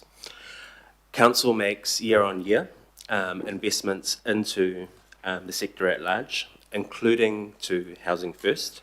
But what we understand from the sector is that despite Council's best efforts, the overall need is year on year underinvested at large. So while they are very appreciative and generate the best value out of council investments, there are other investors that they would say are underinvesting into this issue. I have a lot more questions, but I hope you can appreciate where I'm coming from, is that the status quo is not working, and so if some form of intervention is required, it's just the level, and that's a real struggle for me to understand, but I certainly hope that we can provide time in some appropriate forum to bring much greater advocacy to this, because it's so long overdue. Thank you. Councillor Williamson, hope you're feeling okay. Thank you for joining us. Question? Yeah, thanks, Mr. Chair. I'm choosing not to put my camera on because it would frighten the hell out of you. My CSA is the only person who's seen photos of what I look like, and it's pretty ghastly. Okay, my concern is around clause 21 in the report and the rough sleeping and begging issue. Can I first of all ask, have we got any specific data or submission or response from the business community? Because if they don't actually think it's a problem and they're fine with where we are, then I don't believe this is an issue for us. But I've talked to them, and it's only anecdotal, so it's, you know, only a handful of various businesses who just say it's just a nightmare in terms of people having defecated in their front door and people having urinated on their glass and so on. And so I think this report would be a lot more complete if we had what maybe the heart of the city or the group of business people that put up with most of this. Is there any data from them about the problems they're facing? Through the chair, thank you for that question. We haven't gone out and sought the views of the business community in respect of council submission on the move on orders, but we would expect that interested businesses would be making their own submissions, including those more organised kind of collectives that represent business interest. Certainly, you know, I think it's fair to say that we do hear a range of different feedback through different channels around businesses' experience in terms of antisocial and disorderly behaviour. And, you know, much of the efforts of the community safety wardens and through the work we're doing through this joint agency approach has been to look at how we can reduce instances of antisocial and disorderly behaviour, while also looking or taking a compassionate approach to trying to respond to issues around homelessness and rough sleeping. But I mean, those businesses pay an enormous chunk of rates for their properties and trying to get customers in. And if we're going to be an organisation that represents the ratepayers, who are the ones paying all our salaries and all of our cost structures, because in here, I'm interested, you say you want to remove begging and rough sleeping because it's a homelessness issue. I went out quite a few times with the Santa Monica police and local council because I was looking at this interestingly around the Santa Monica area in Los Angeles. They found a lot of people who were sleeping in the major traffic corridors where the people were walking and shopping did not want to be even housed in community housing. They were people who were independent, tough spirits. We're not going to have council. So if someone chooses to come and sit and lie and sleep in a street where shopkeepers are trying to have people walking in and out of their shops, and there are alternatives, including even the next street back in most cases, one street removed, where there was no problem in terms of interfering with people accessing retail shopping. So I think it's a little bit more nuanced and a little bit more complex than just saying, oh, it's homelessness, and if these people had a home, we wouldn't have the issue. I'm just surprised that we are not at least trying to find out what those who are directly impacted think about what our submission is, as well as those people who it does impact on. I'll leave it at that.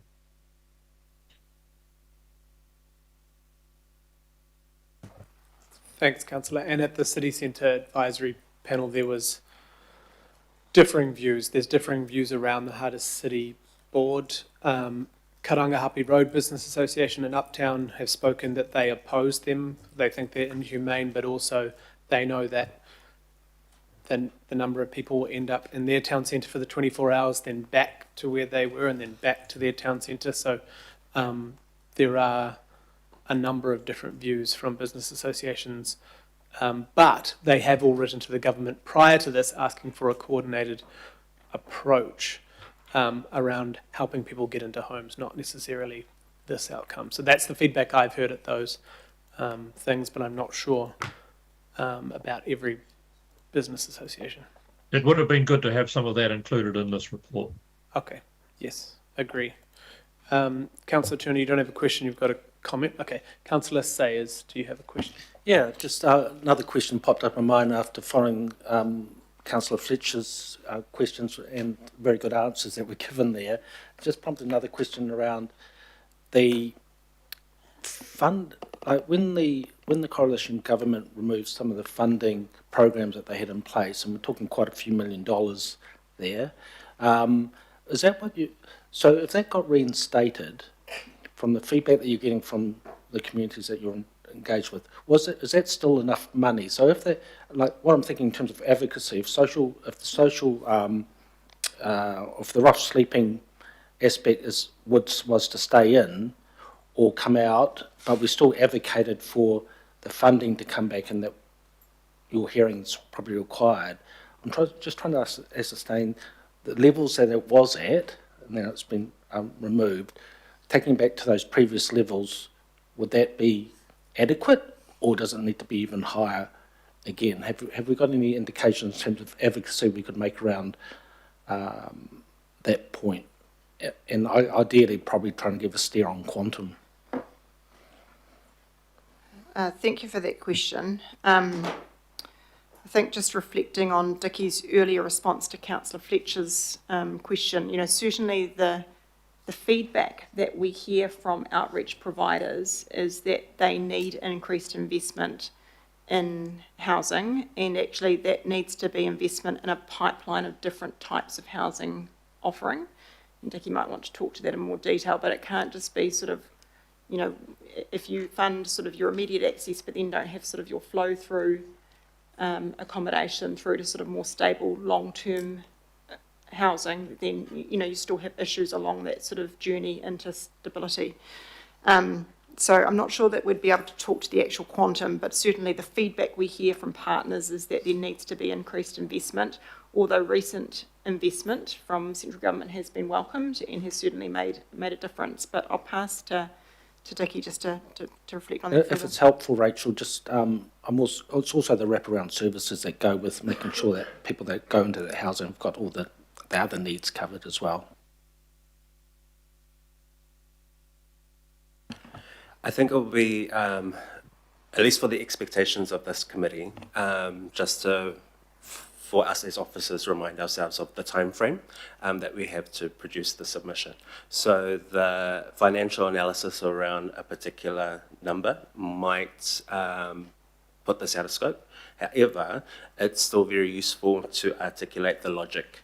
So if we are going to frame the policy problem as X and that there is a Y and a Z as well in terms of begging and homelessness, then there's a logic to be outlined around what good intervention on those look like. And yeah, I don't want to leave an expectation that we'll produce a figure in producing that logic. Could we?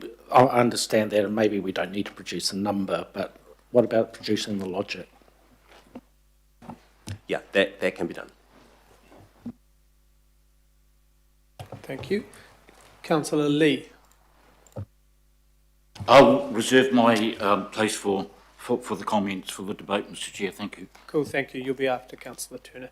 So I have no more questions. My only question would be, will you be including the work the team have been doing around how dramatically rough sleeping increased after the sudden closure of emergency housing? Obviously, emergency housing isn't a solution, but the fact there was that dramatic change with nowhere for many people to go. And I guess I personally have seen it went spiked up pretty dramatically, 100% increase, and it seems to have come back down a bit with some intensive work with housing providers. Yes, because that also speaks to the logic. So while we can speak to the investment element, but there's also the policy framework that has outworkings, and there's a view on why those outworkings have come to be the way they are. Cool. Thank you. Right, we will get you to step back from the table.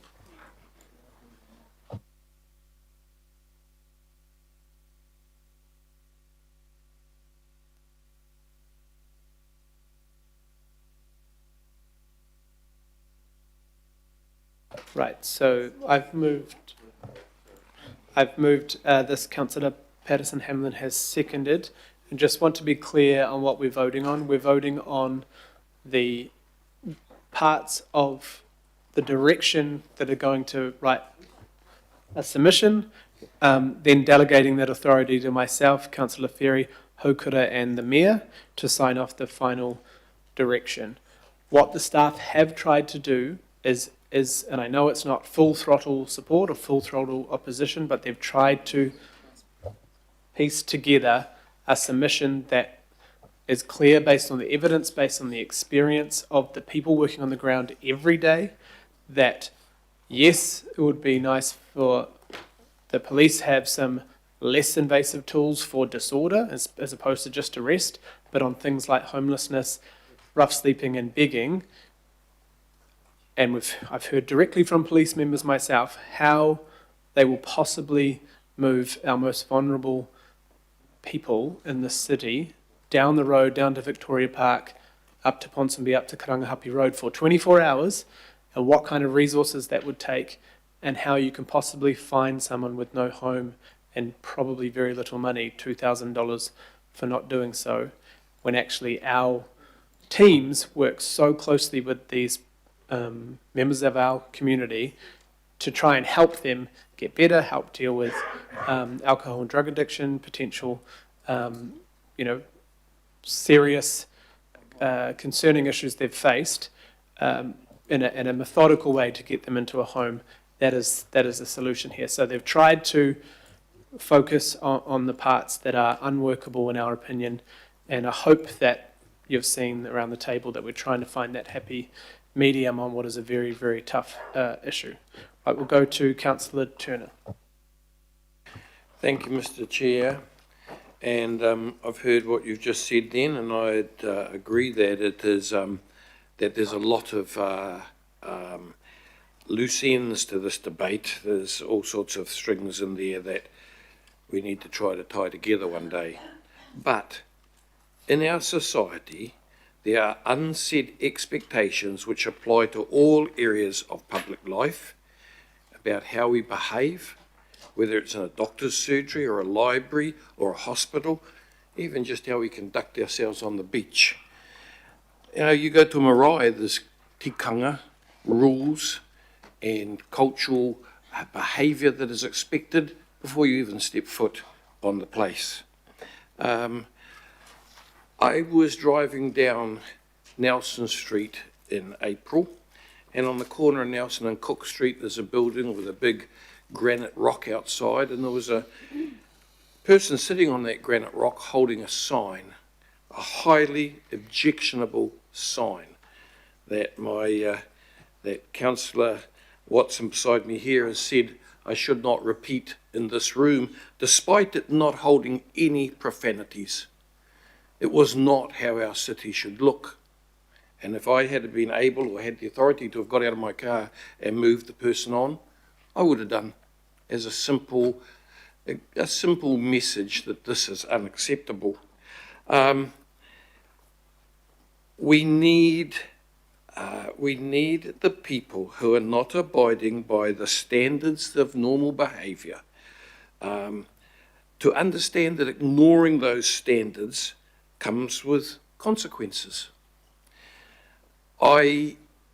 My family is involved in a member with very unacceptable social behaviour.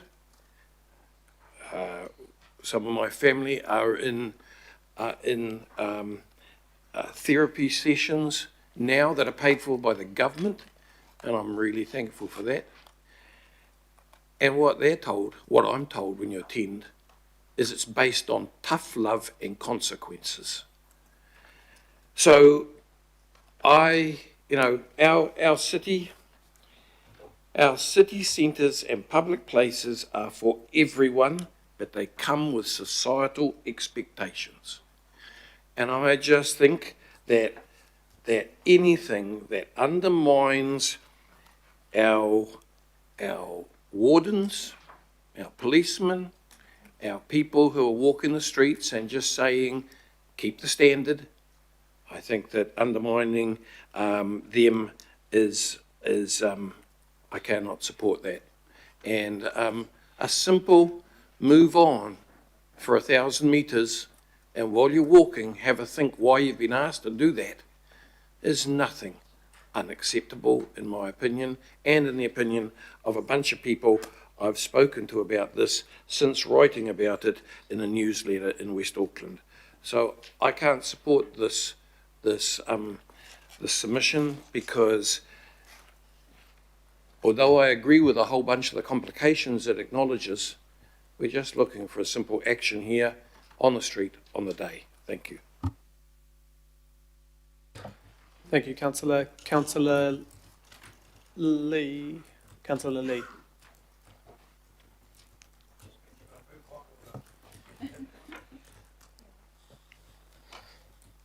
Councillor Lee, sorry. Thank you, Mr. Chair. We are dealing with a major social problem here today, and it requires sensitivity, but it also requires honesty.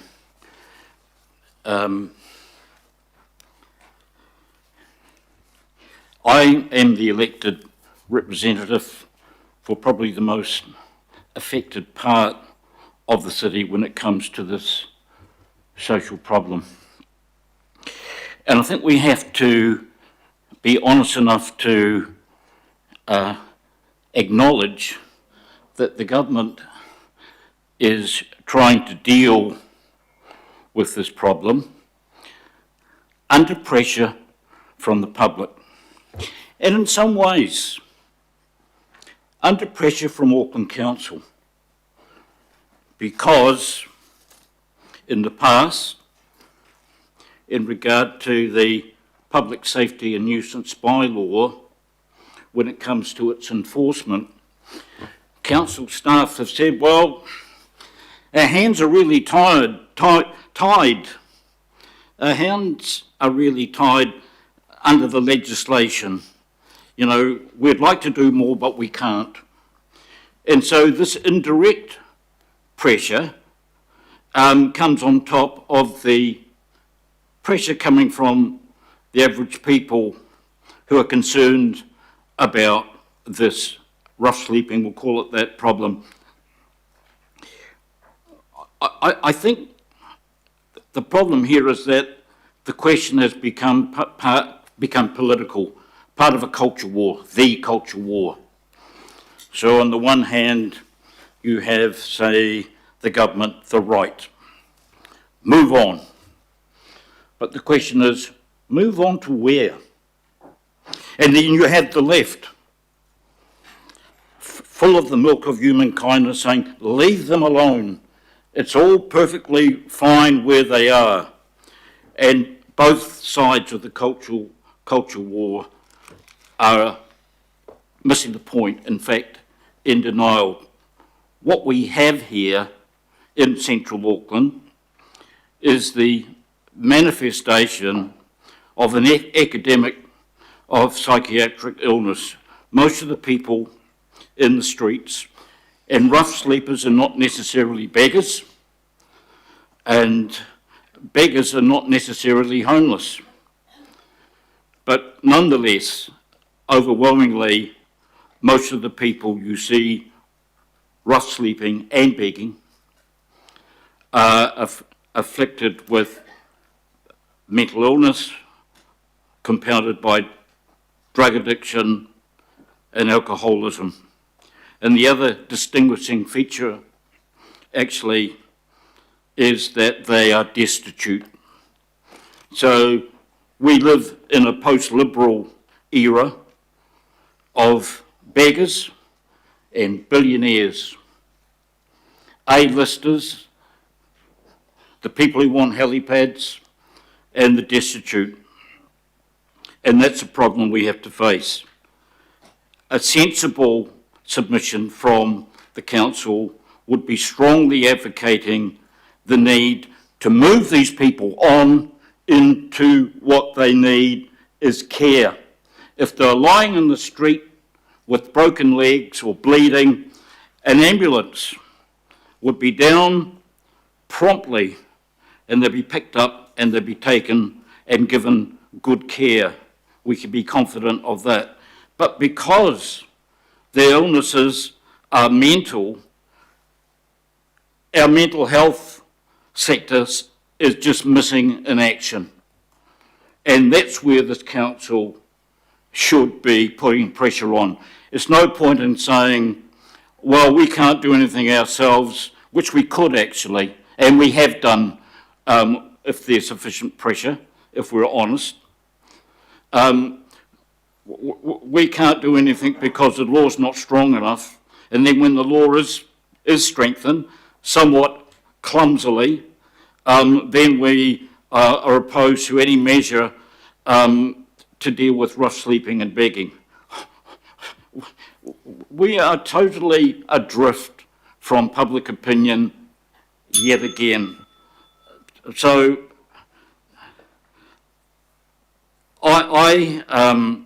you know, we're having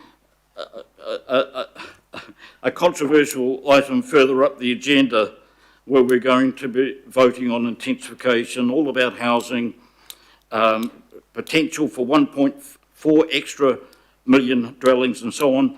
There's not one night shelter people are talking about. We're one of the few cities that doesn't have a night shelter. If we really cared about homelessness, where is the advocacy for a night shelter? That's what we should be, that's what our part should be in trying to solve the social problem. Not gutting a admittedly clumsy measure from the government. We should be trying to improve it by focusing on the cause and the solution, mental health care, and in terms of short-term homelessness, at least on a night shelter. Thank you. Thank you, Councillor. Councillor Bartley. Thank you. I'm along the same lines as Councillor Lee in regards to where are they going to be moved on to. I had this guy, he had his trolley, he was sleeping in the curb of the Glen Innes McDonald's drive-through. So I picked him out of the garden and I contacted some social services to come and help because he had been consuming alcohol the night before. One social service didn't come out because of the alcohol. Another one came out because I wanted to get him off the streets. So in effect, I was moving him on. This social service came out from out south, picked him up, put him into a place. He defecated, rubbed it all over the walls, peed in the corner, and took off. So this social service doesn't want to deal with that ever again. That showed to them that what we need is more investment in mental health services for people like this. He's back out on the street again, but he's not sleeping in the drive-through.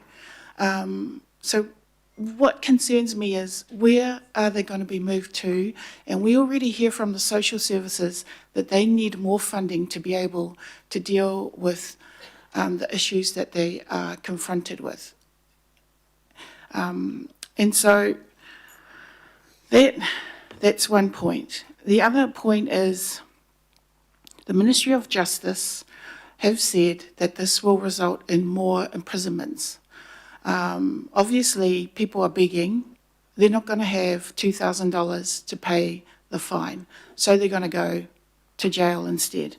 The Ministry of Justice in the regulatory impact statement said that the proposed new offences and penalties, they vetted the proposed new offences and penalties and found a criminal offence for breaching a move-on order is disproportionate to the harm caused and will create inconsistency in the law.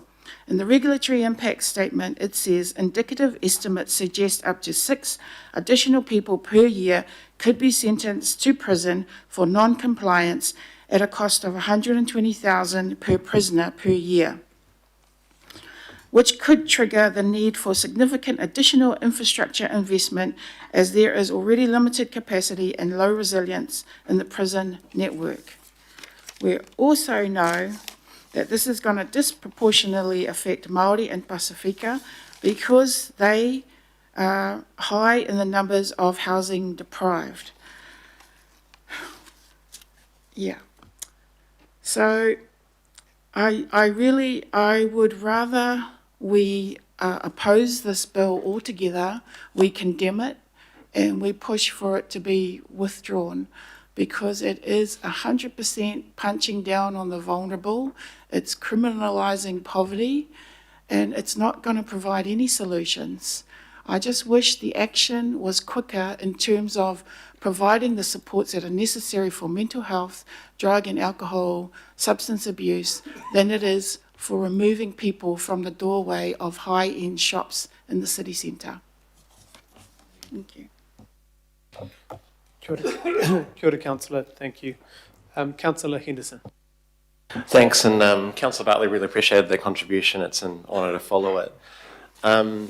I'd rather as well that we were more overt in our opposition to this, to the move on orders, but I'm glad to hear at least from the Chair that we're incorporating the views of those working on the ground. That's good. I'd rather we were stronger, but it is what it is.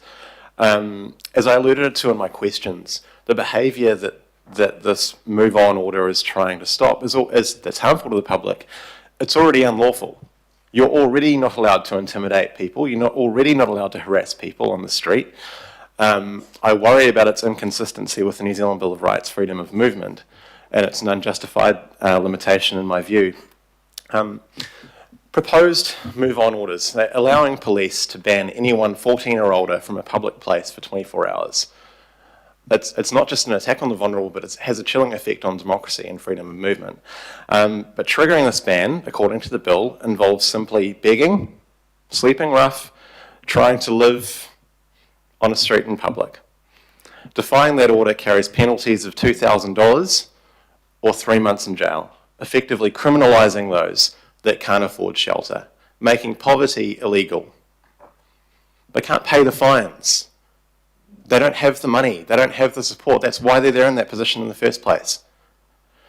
Dispersing people will have unintended consequences as well. And I want to quote an email we received from Auckland City Mission last night that said they are, quote, extremely concerned these orders would displace vulnerable people from services designed to support them into housing. The mission has been located in the central city for 106 years for a reason. We meet people where they are. So to disperse people will mean less access to services. It will discourage people from seeking the help they actually need to improve their situation, which is something we all want to do. We're in an economic downturn and people already struggling on the margins are being pushed further into the spectrum of homelessness. And, you know, we can talk all day about it, but those without stable housing are far more likely to be victims of crime than perpetrators. They have obvious severe physical health issues, mental health issues sometimes, negative outcomes all the way along, pick a metric. But these people have also carried the can of a community and a society that does not invest enough in its people. They need our help. They don't need our punishment. There are community groups out there working in the space that are doing an amazing job without the resources they actually need. And shout out to Te Ohu, who met with Councillor Ferry and I recently. Real heroes of the city, doing amazing work. And think of what the cost of this bill would do to their bottom line and how many people they could help. Instead of resourcing these groups, the government have embarked on a knee-jerk Facebook post of a policy that's been put in place to punish the poor. Police themselves have gone public saying they expect significant costs rolling out this policy. That would be much better spent, as I've said before, helping people in a more sustainable way and a more compassionate way. So with our submission, I would suggest our vulnerable communities are actually looking to us for leadership. I hope that in writing our submission, we give them the leadership that they need. Thank you, Chair. Kia ora, thank you, Councillor. Councillor Patterson-Hamlin. Kia ora. And yeah, tautoko what the last couple of speakers have been saying. Councillor Bartley raised some of the costing issues, and the Treasury estimates that this is an uncosted policy to the tune of about $300 million. And as Councillor Henderson was saying, I mean, we know what works. We have been told, especially those of us in community committees, traversed pretty clearly. Housing first is the thing that works. Imagine what that $300 million could do if directed that way. Following the questions, yeah, I mean, clearly I would also be in the camp of just wanting to oppose, but following the discussion, I think I'm satisfied the submission would be clear in its opposition to the sort of crueler, more blunt, less workable aspects of the legislation, but do so in a productive way. I mean, as Councillor Lee has raised, it's important that we try and improve the legislation before us, rather than simply, digging our heels in, I suppose. And staff clearly have some helpful suggestions for the Select Committee, including where legislation already exists, which it does plentifully. So yeah, I mean, we know, sorry, I get very angry about this one. We know what works and we know what it costs, and we know that this costs a lot of money without solving the problem at all, and simply punching down. So I'll happy to second this motion. Kia ora. Kia ora. Thank you, Councillor. Councillor Sayers. Thank you, Chair. Yeah, I'm going to take a slightly different tack because I think that there's been very good arguments put forward about the rough sleeping and the homelessness and the need for, I thought this idea of a night shelter was outstanding, and the fact that, I mean, the reality around that is that mental health services and other wraparound services aren't being funded, and therefore homeless rough sleepers and those newly homed aren't getting the support that they need. So I'm not going to talk about that. I'm going to talk about the begging side of things. And I really want to reflect back on the average Aucklander who's paid a lot of money for our transformational project in Auckland's downtown area. I'm talking about the Britomart, Quay Street, Wynyard Quarter and the waterfront. Now, with the city centre public spaces and transport projects, and there's about $4 billion been invested over there in the last decade. There's private investment down there too, 6 million probably from the private sector, and we've got the City Rail Link, 5.5. So conservatively, there's at least a $10 billion investment by ratepayers in that area of the city. So the reason why I took my question with the officers was how appropriate is it to have begging in that area of our city. So I'm really talking about a ring fencing area where ratepayers can actually get access and enjoy that $10 billion. And the reason why I use those words is because by visibly, I guess, reducing the begging in the downtown area of Auckland, that would improve the public investment and the private investment through at least three channels that I can think of. One is perception of safety and attractiveness. Now, some visitors, shoppers and tourists may perceive areas with frequent street begging as less welcoming and less safe, even though the actual crime rate might be down. But it's that perception of our city and that $10 billion investment in that area of our city. Secondly, retail and hospitality performance. Cafes, restaurants, hotels all depend on a positive customer experience, and that's a reflection of our city internationally. And finally, with that $10 billion investment in the downtown, our tourism and events, which we spent a lot of time speaking about around this table, but we're competing for visitors, conventions and events, and a cleaner, more, I guess, orderly public realm can contribute to a stronger image of our city to both Aucklanders and our international visitors. So my wish would be that the begging component stays in, but with the ability for us to be able to ring fence off areas where we want there to be no begging. When I'm talking about begging, I'm talking about passive begging, any types of begging, whether it's aggressive or passive, for the reasons I've just outlined. There's also the ability for us to look at our own bylaw. It was mentioned by the officers that the Regulatory and Safety Committee can look at the Public Safety and Nuisance bylaw. Now, at the moment, that doesn't allow the ability for the ring fencing that I've just talked about. So that's something that we could look at and debate, and I'd like us to look at and debate and see what the political appetite looks like. Finally, I guess I'd really like to see a strongly worded logic in the submission about homelessness and rough sleeping, and the need for the funding to go in to help those most vulnerable people that are homeless, that are rough sleeping, and those who are newly housed, which need those mental health services, and there's other wraparound services that they require as well. So that would be my wish, Mr. Chair, and I'd hope I can gain support for that to be included in our submission. Thank you. Thank you, Councillor. Councillor Fully. Thanks, Chair. And, I've listened very carefully to what a lot of people have had to say and what our staff have had to say too. And I agree that there should be consequences for antisocial behaviour, for violent behaviour, for intimidation. But there already are, for those things, there are already powers that exist to enforce against behaviour like that. Those things are already a crime. And we have bylaws as well in place for things like obstruction.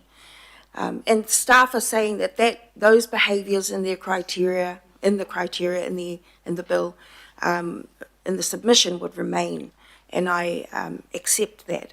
But it's not a crime to be poor, to be destitute, to be so poor that you are homeless, to suffer from mental issues and other health issues as well, and so that you have to sometimes find yourself begging on the streets just to get by. That behaviour alone is not a crime, and I don't think should be criminalised. And so I tautoko what staff are saying, removing that behaviour, that criteria of behaviour from the bill, from the move-on orders. And like others have said, the move-on orders just move the problem on to another street, to another suburb, eventually to our suburbs further out south as well. And we've already seen that starting to happen. So it fails to actually address the problem. It just moves the problem on. And so I tautoko what Councillor Lee said and what Councillor Bartley and Henderson and Patterson-Hamlin have said too, that in our submission, I hope that we advocate for more funding to address the actual causes of the problems around homelessness. I would, support advocacy for a night shelter as well and other services. So for all of those reasons, Chair, I also wish, like Councillor Bartley, that we would have a stronger submission on this, but it is what it is, and I think staff have done their best to reflect all of the views around the table, and they've landed on a good balance, I think, of what the views around this table might be, but also what might be considered by the government of the day when they finally make a decision on it. So I will support staff recommendations for those reasons. Thank you, Chair.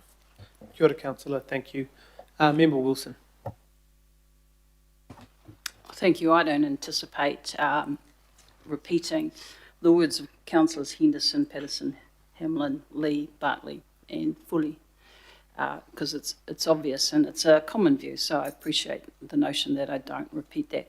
What I would like to emphasise is that the haukura in the letter to the Mayor was in opposition to that, but there has to be a very pragmatic way that I think Councillor Patterson Hamlin has indicated to have some say. So what our view is that we have some very it's a really great leadership within the Auckland Council, my view of the world. Spearheads something that we all are concerned about, and that's the reliance that I would have in terms of supporting what the staff have put together. There's an over-reliance on the leadership that's being demonstrated and continues to be demonstrated by Auckland Council, through yourself, Mr Mayor, and through the Deputy Mayor and yourself in this chair role here. And so as it moves to the delegated authority, I would expect, judging by the notions that are being expressed by here and the majority of the people, there is a stronger view that can be expressed here, but clearly has to adhere to the legislation in itself. So on that basis, I'm comforted by the notion of there being strong support for the humanistic view of what this bill is doing too, but also cleaving towards the notion we have leadership here. Let's utilise that to get us the result that all of us really want, but are to a certain extent stymied by that. So that makes it more obvious and able to be supportive of this resolution or these recommendations, Mr Chair. Kia ora, thank you so much, Member Wilson. Councillor Watson. Yeah, thanks, Mr Chair, and I won't repeat any number of the good comments that have been made by a variety of people around the table, but just to certainly reiterate one, and that is to perhaps use this as an opportunity to shine a bit more light on what is happening all over our city, and particularly in recent times. The city centre is well known and is very visible, but there is another big chunk of Auckland outside the city centre where homelessness is a lot less visible, no less real, and no less impactful on the people that are experiencing it. I had a big clean out of a car park in the Albany ward just recently, where there must have been 25, 30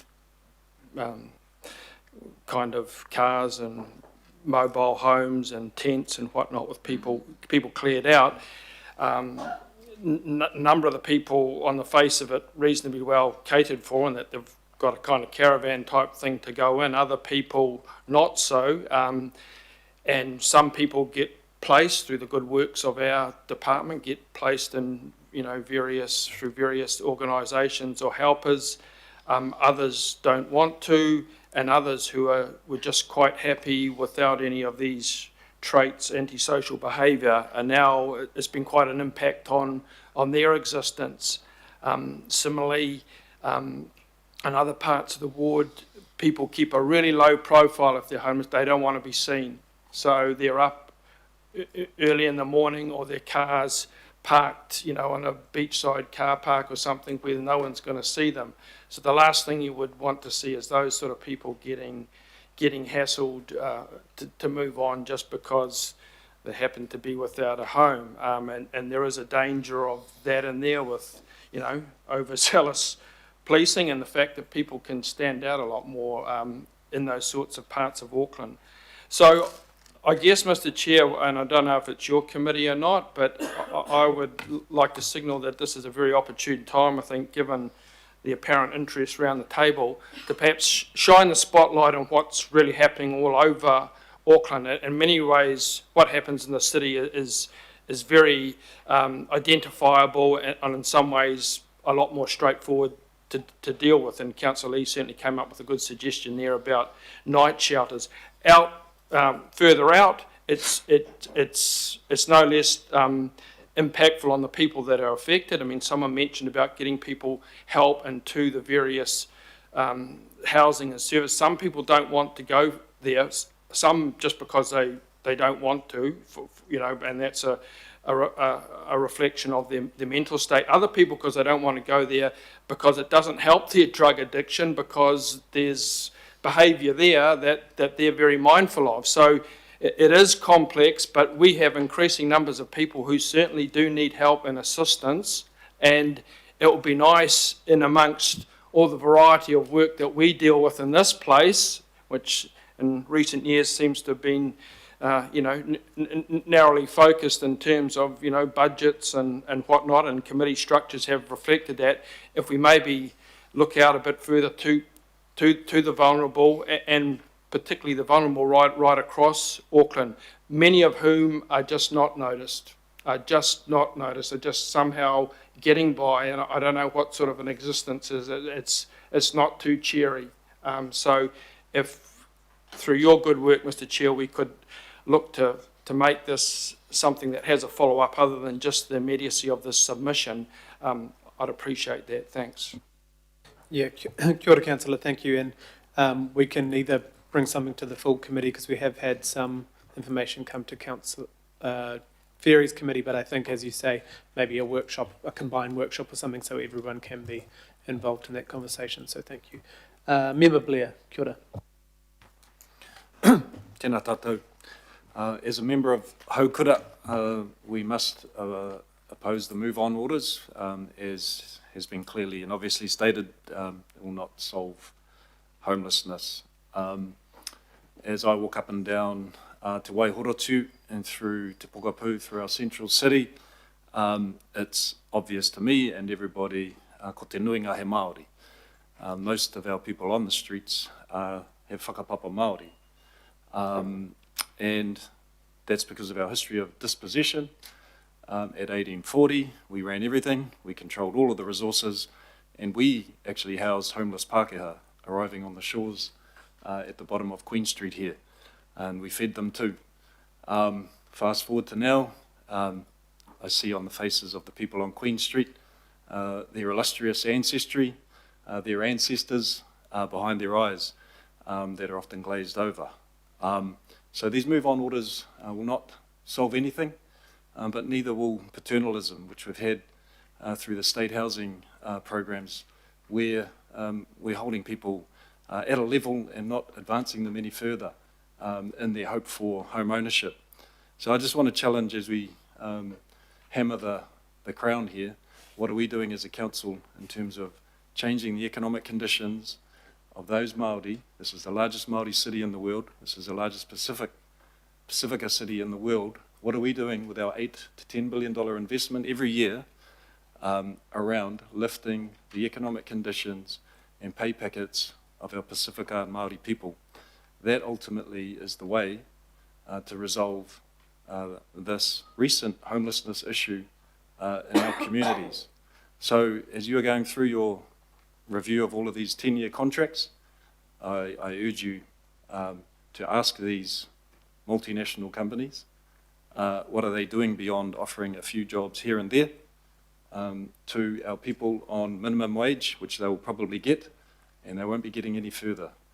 So I think we need to look internally here ourselves, and also how do we unlock the Māori land that is still out there, held in multiply owned Māori ownership across our region. How can this, the largest local body in the country, lean on others, the neighbours to the north and south, to open up and unlock Māori land so that we can house our people again? It's the hardest thing to do, is to build on multiply owned Māori land. And so what are we doing about it other than whacking government? Kia ora tātou. Kia ora, Councillor. Kia ora, Member Blair. Thank you. Councillor Winiata. Kia ora, Member Blair.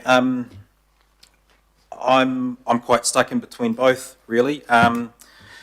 It's not just the town centres that are affected by people that are rough sleeping. and our community deserves the right to feel safe too. We've got a number of beautiful coastal walkways and boardwalks, one of which around the back of Mole Place and Wattle Downs, where homeless people, rough sleepers, have congregated off the beaten path, where children and residents use these areas a lot, and as they should when we've got a beautiful coastline like we do down there around the Pahurihuri. One instance in particular, a resident found a gentleman who was, I guess, tweaked off his brains, had some property down on the coastline in a nice little grassy area of a reserve. Police were called, removed the gentleman, but the resident noticed that his property was still there. Police said, you can't touch the property, it says, but as the law states, they can't hold him for any more than 24 hours. And sure enough, as I was down discussing this property with the resident on site, the gentleman returned, as he was going to just keep coming back. So without the availability of any services to come in the time frame that was probably most appropriate, I drove him down to the Weymouth Cosy Club where Maranga Whānau was based at the time. They followed process. They managed to get him housed and showered. However, it's not the only instance where safety of the public does come into question. I'm aware that there's another homeless person, rough sleeper, in a playground who had a history of sexual assault on minors. And he was hiding out in an area of Manarewa in the corner of a playground. So when we look at the move-on orders, I think the fines are BS, but we don't know the history behind these people. And while the mental health and safety of those that are rough sleeping is a priority, we also can't forget the possible position that we're putting our children into when they're just heading down to the local playground or parks, because in Manarewa it is a very real situation. It's not anything that where it's out of sight, out of mind. It is very in your face. We see it every day. But there's also the presence of the begging and rough sleepers that restrict the ability of the community township in Southmore Village to grow and attract positive business because of the behaviours and instances of begging that are constantly around. It pushes away good business and it doesn't attract anything. When your town centre is focused on security of business rather than growing it and making it thrive, something needs to change. I don't know that the move-on orders here address everything specifically outside of what the current legislation already does. Fining them is not going to make any difference, but I support that something needs to be done. However, we're also stretched in terms of the services that we can look to support them, and in each case that I have followed, especially with the gentleman who was on drugs that I drove myself, I did notice him outside the Manarewa Library a few months later. So he's still around, he's still homeless, with no intention on looking at being housed in a situation that we could otherwise provide him through social services. So thank you. Kia ora, Councillor. Thank you. Mayor Brown. I'm reluctant to enter this debate because it's complicated. And what worries me, I've never been a great fan for simplistic solutions to very complicated problems. And this is a very simplistic solution to a very complicated problem. We've already moved our house as a result of a simplistic solution. Kay Road was nice and edgy, then it became dangerous because somebody in the government in Wellington decided to buy a tourist hotel and fill it up with 501s, thereby concentrating the market for P in Auckland into one street, wrecking a dozen hospitality businesses and causing trouble. And we hear a lot of calls for mental health as if this is a mental health thing that you can fix. But the mental health is not like, mental health doesn't offer cures like surgery does. This is a very, I now that I understand I'm up there as part of the people that are doing this, having heard here, there's probably 20 completely different viewpoints on what we should be saying here. It kind of astonishes me that the staff would actually even feel that they had the right to make a submission on our behalf, particularly when they haven't gone out and spoken to the businesses affected, they haven't gone out and spoken to the mental health providers. In my view, my submission would be to the government, I understand there's a problem here, but you've got to do a bit more thinking than this. It's more complex. You have some responsibilities here. You do run the health department, you do run the police department, and you are telling us constantly via yet another bigging organisation. One of the worst offenders of bigging is the Auckland Ratepayers Alliance, who are out there bigging online all day long for supporters. And some people are actually listening to that rubbish. So if you want to ban bigging, it's got to be online and on-street bigging. It's sometimes our compliance people add to the problem. And pub in Otahu, which people like to go to because it's safe. We have restrictions on our licence because a number of these non-complying people drink out on the street. We don't serve grog that they can buy. It's somewhere else. They behave badly and leave stuff outside my pub, and the net result of our community is our compliance people have put a question mark on the licence on the pub because of people who don't go to the pub behaving with drink that they bought outside. It's very complicated. So what do we say, having listened to everybody around here? I just think that the submission should be saying, well, the government, you recognise there's a problem. There are serious issues here. You are responsible for people's behaviour. We are responsible for places. And I think you should think again and have another crack at it. This is not going to solve the problem. It's not supposed to solve the problem of poverty, but it is supposed to solve the problem of difficulties associated with the people surrounding this stuff. And I know that in Lower Ponsonby, I actually know the names of the people who are on the street permanently. And sometimes I say good morning and give them a coffee, and sometimes they tell me to F off at the top of their voice. And I'm not quite sure which of those people are showing up, but I recognise them as the same people. It's very complicated. We took $500,000 of the Mayor's budget last year and paid for wardens, and I went out with the wardens, and it's not a nice job. I feel sorry for the people who are paying huge amounts of rates who have these people outside them, and they want them moved on for very good reasons. But I'm not quite sure what the solution is. So what are we going to say? What are we going to say?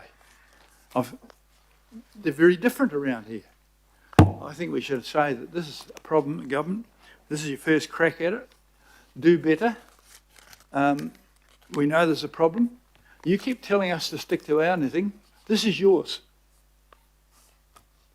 So I'd be happy to have clear advice as to what I'm supposed to say here in supporting this stuff here. I sympathise with almost everybody's point of view around here. This doesn't solve poverty. It doesn't, and just relying on mental health isn't helping either, because I've run hospitals here, and those people aren't cured in a hospital. They are protected from themselves and from other people in a hospital. And if you lock them up in a hospital, then the next thing we have problems with that. That's not a good solution either. Hey, Mike. Shh.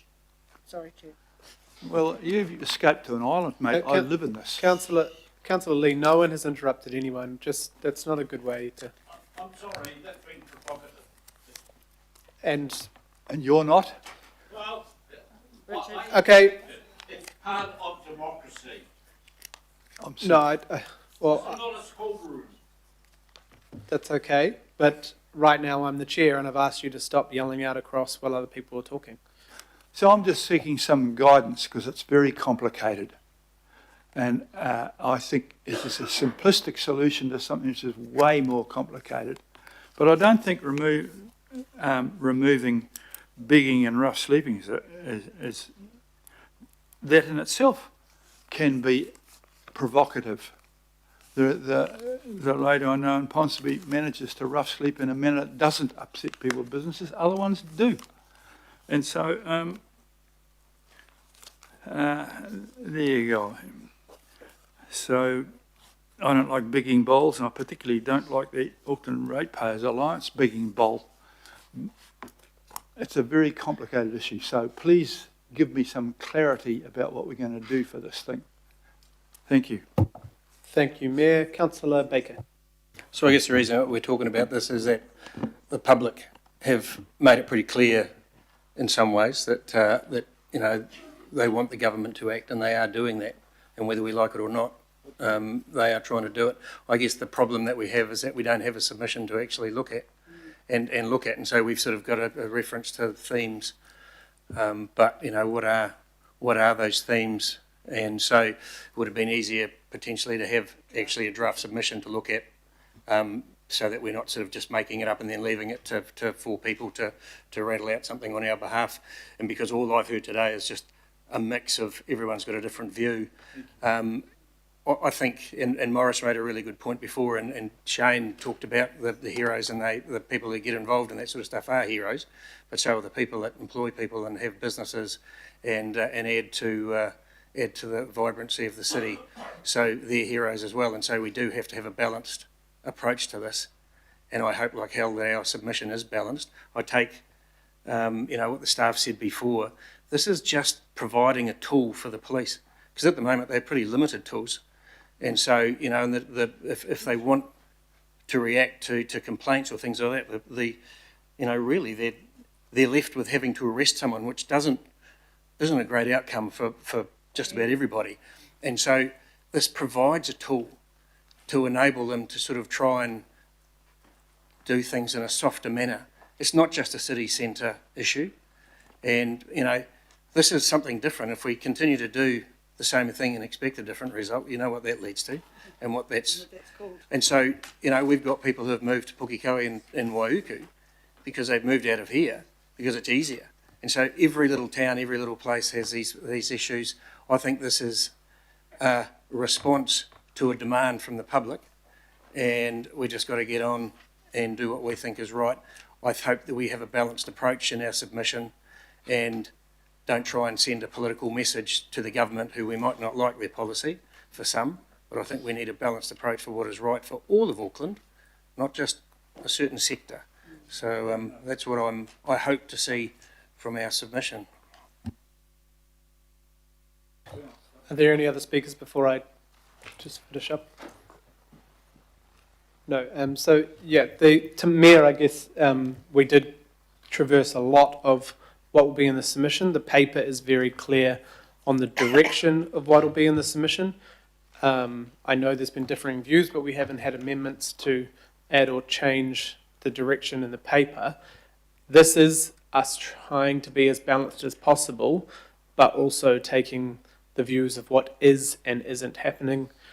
You know, what we've seen over the last 2 years, shown up in our 6-monthly reports to the Community Committee, is the dramatic tap being turned off for the emergency housing. Not that emergency housing is a solution for long-term accommodation, but not having that intermediary place between the street and a permanent home created a 100% increase in visible rough sleeping in our city, not just the city centre. We've seen it across all of our town centres and suburbs, and you've had many people, organisations, even on the shore, who are not normally talking out, speaking out because they know they receive government funding, giving really clear concerns about the change to policy that doesn't allow certain people to get emergency housing that used to, but also the reduction in numbers from 850 in Auckland to about 30 places in a 3-month period. It is a significant change for the organisations to try and get on top on is not possible. As to Councillor Baker's point, I think we're being clear in here that yes, there can be a tool for the destructive behaviours, disorderly, intimidating, threatening, disruptive, obstructing. That's why we don't have the full opposition, withdrawal the bill here, because I think clearly the police are saying that this would give them those, but also this submission will be saying we are removing, or we say there shouldn't be move-on orders for homelessness, rough sleeping and begging, because it is only moving the problem down the road to Victoria Park, up to Ponsonby, wherever, for 24 hours. And our submission is definitely going to say, Mayor, what is possible, where the investment needs to go, what government could do to help us, what we could do. We've spoke about it, Josephine, Julie, others, at our LTP sessions, that should we be putting more funding in, obviously to help partner with the government and organisations, mana whenua, iwi authorities, you know, who are all doing this work, marae, etc. So I want to be clear that we are taking as much views as possible, but what is in the agenda paper of that nuance is the direction that will be put in the submission going forward. So all those in favour? Any opposed? No, I'm against. Cool. So would you like that? Yes, I'd like my vote recorded opposed, please. Okay. My hand up for a question, Mr. Chair, before you move the motion. Hang on a sec. We've just confirm, if you could, please. Hang on a sec. We support move on orders for a whole lot of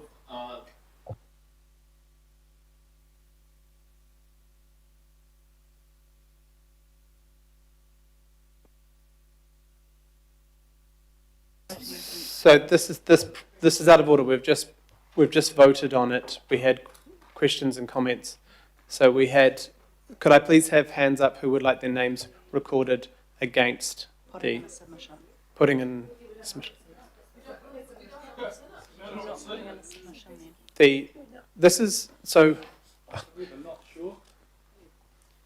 This is exactly how we do every submission, almost every submission, unless we have time to bring the full submission back. This is every committee does this. no blank checks. So the proposal is very clear. What will be the direction, and the submission, the resolution says the feedback on key submission themes outlined in the report to inform the final submission. Anyway, so who would like their votes reported against? So Councillor Turner, Councillor Lee, Councillor Sayers, Councillor Burns, Councillor Fletcher. Thank you. Right, so... And I've put a no in the chat and said no verbally. Thank you. Right, so we're going to move to lunch. So we'll come back at 1:15 from lunch.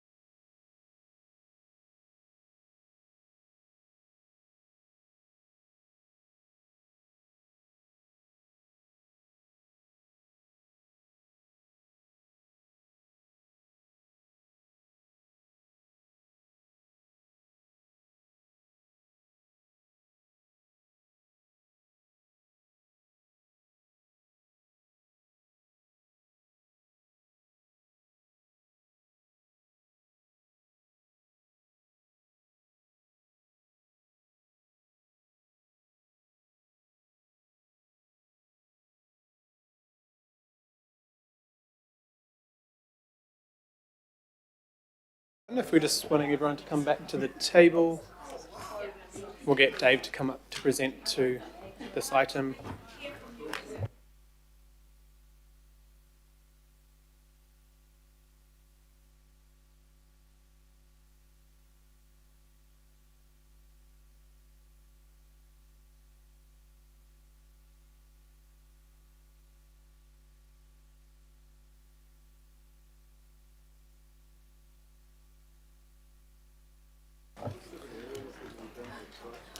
Kia ora, everyone.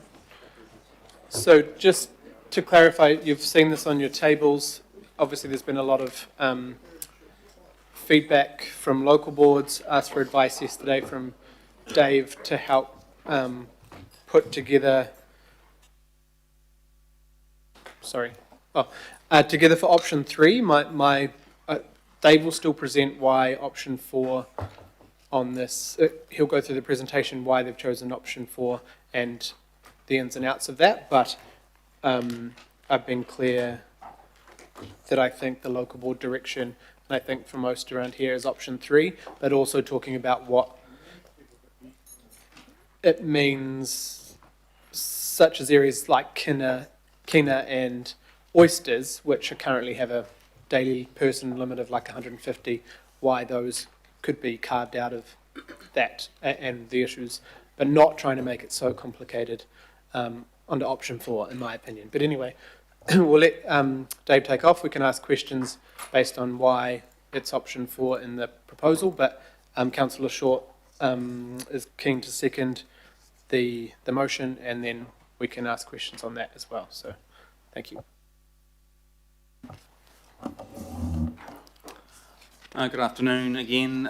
For this particular item, Dave Allen, Manager of Natural Environment Strategy from the Policy Department, and today we're looking to provide you this proposed submission to Fisheries New Zealand in response to their review of measures for shore-based recreational shellfish harvesting.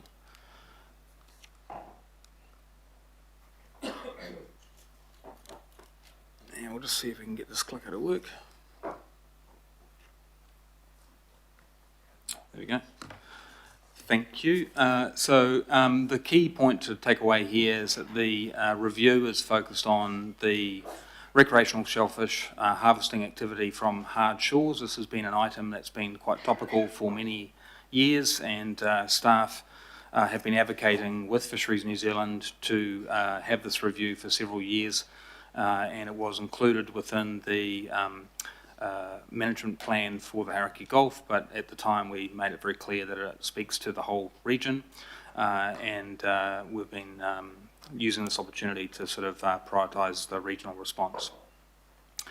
The review focuses largely on the species that don't have individual bag limits, and so these are species that have been harvested to a maximum combined limit of 50 per person for all other shellfish species, and that includes things like periwinkles, crabs, limpets, whelks, starfish on the reef, and then this is also not intended to restrict the harvest of some of the individual species that have harvest limits like kokopipi, tuatua, kina, oysters, and things like that. So that is the problem definition that Fisheries New Zealand have articulated in their discussion document in early May. This is the Auckland Coromandel area, which was defined in the late 1990s. At the time, we were looking at lowering bag limits for some of the more commonly taken shellfish. And this is the area we came up with at the time when I was working with Fisheries New Zealand. And this is the area that represents a lot of the area that recreational harvest was occurring in.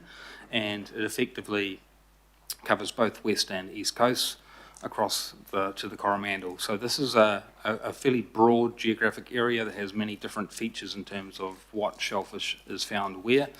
And the intent for this particular presentation is to just note the outer bounds of the Auckland Coromandel area, and then also to you've got the intertidal closure area or the defined closed area, which is the little orange strip around the mainland across the broader area and including Waiheke Island. So the rationale for change, let's get back one.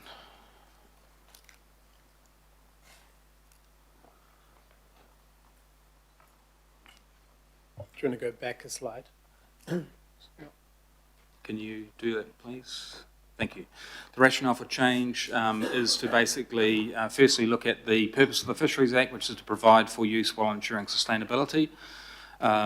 It's a piece of legislation that applies generally across the country, and of course, it caters for managing recreational, commercial, customary Maori interests in terms of their use of fishery resources around the country. The recreational daily bag limit for all other shellfish was introduced in 1993, and I was part of that piece of work at the time. And that recognised that there was considerable concern about a number of people harvesting these previously unregulated category of species, these all other shellfish category. Since that time, there's been obviously significant changes in land use, and the population has increased significantly since the mid-1980s, about double. And we've seen a lot of temporary closures and other management approaches applied by Fisheries New Zealand and the community to address local issues across the region. But there's been no prioritisation of a broader-based review, which is going to be more efficient and effective to address some of the fundamental needs that are required. And so that's the basis for the change proposal right now.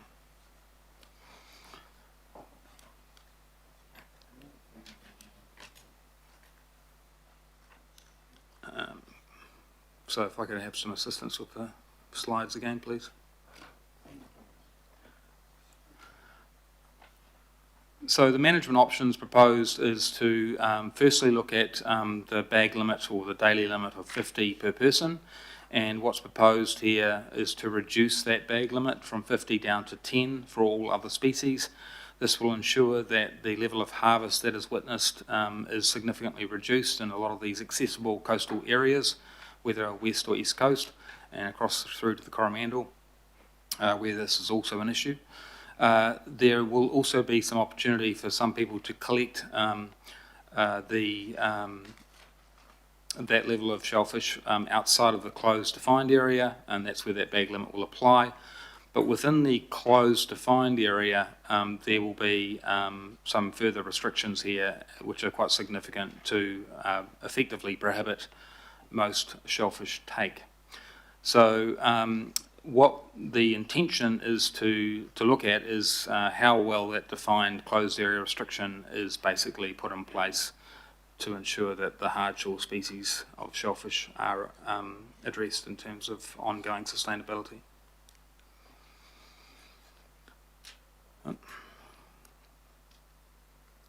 So the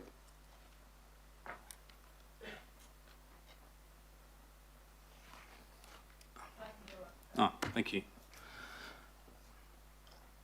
So the council submission is supporting the reduction of the daily limit from 50 to 10 for all other shellfish species. There are some newly proposed daily limits that are actually proposed for about 5 identifiable shellfish groups, which are also a useful addition to have something a bit more specific for those species. And the intent, again, to restrict significantly the harvest of shellfish species is supported, particularly in the hard shore environment, which is the basis of the problem definition. The issue here is about how you then look at the restrictions that you might wish to put in place for the defined closed area.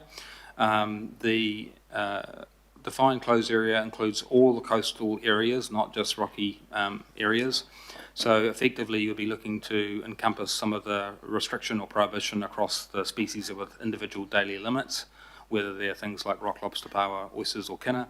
It would also be capturing shellfish which are found in soft shore environments, so that's sandy environments like kokopipi, tuatua and scallops. A lot of those species already have specific management measures in place. There's minimum legal sizes. There is scallops that are closed on the east coast and the Kaipara. There are for rock lobster and inner Hauraki Gulf closure from Cape Colville across west to Cape Rodney. Really, there's a number of temporary closures for cockle, pipi and tuatua that are also in place in some areas. So there are quite bespoke measures for those individual species because they've always had a level of popularity about them, and it's been resolved over many years. So if you were to look at what species are then actually prohibited, it's basically obviously all those other species in the all other category, and that's hundreds of species that would be affected. That actually is targeted to the problem definition in terms of mainly the hardshore species where that collection activity has been of concern. So as was indicated in the report, option 4 does list some exceptions, and what we've attempted to do as staff is to narrow the number of exceptions down a bit more so that you've got an option that the committee can endorse, which is closer to option 3 with potentially just 1 or 2 exemptions. And so we've highlighted the fact that exemptions should be in place with things like the existing individual daily limit species or some of the other species that are found in soft shore environments. So the list of exceptions is relatively short, but actually outside of the area where the hardshore concerns are generally found. The only real exception on the hardshore would be for oysters and kina, which are basically something that is abundant enough to enable some level of harvest. So that is the nature of where we've landed, and of course we've got some recommendations that the Chair has helped to pull up to try and indicate where we're going with this. But there's, I think, some sort of consensus around, trying to follow the intent of the full prohibition with just 1 or 2 abstentions applicable to some species that are otherwise catered for by other means in terms of individual bag limits or such things. So I'll leave it there. Cool, thank you very much. It's a complex issue, but an important one. Now, I don't have any questions yet, but I know there will be some. Member Blair. Kia ora tātou. Can't remember what year the Waikato pipeline tap was turned on, but at the ceremony my job was to go and take down at least 3 buckets of toheroa as a koha to the Waikato people for allowing us access to their river water. I drove from Muriwai up to the mouth of the harbour and back, and I found one. It was this big, and it tasted really good. Because I couldn't take one. There were no toheroa that we could take. And many of you, I'm sure you've seen the photos from the 60s with cars of Pākehā opening up their boots and filling their cars full of all of our shellfish, to the extent now we have very few left. So we tautoko this, and someone, I think, Chair, you said it was complex. Could we make it more simple instead of 50 to 10, and then our poor kaitiaki and fisheries officers having arguments and debates over whether it's 11 or 12, but I've got my kid in the car and cousin was on the boat and all of that, that we actually close it all for a time so that there's 0 take to make things a bit clearer. I wonder if that had been considered at all. So that's partly why we've got further restrictions for the defined closed area, because that's where a lot of the accessible places are to go and harvest, as opposed to outside of the defined closed area, but within the Auckland Coromandel area, where there is a lot of remote places where fishing can still continue at that reduced rate. And so it's really just a case of if you're in the mainland area and Waiheke at the moment, in terms of the proposal, then you are generally prohibited from collecting those all other unspecified species. Beyond that, you can collect those species in the wider geographic area. Of course, those species are not the species that were the popular species that you were referring to, like Tauroa in the past and maybe now in terms of cockle and pipi. And so those are species, of course, that there has been individual bag limits that have been in place that have been reduced over time. Back in 98, 99, there was a reduction in some of the bag limits for those species.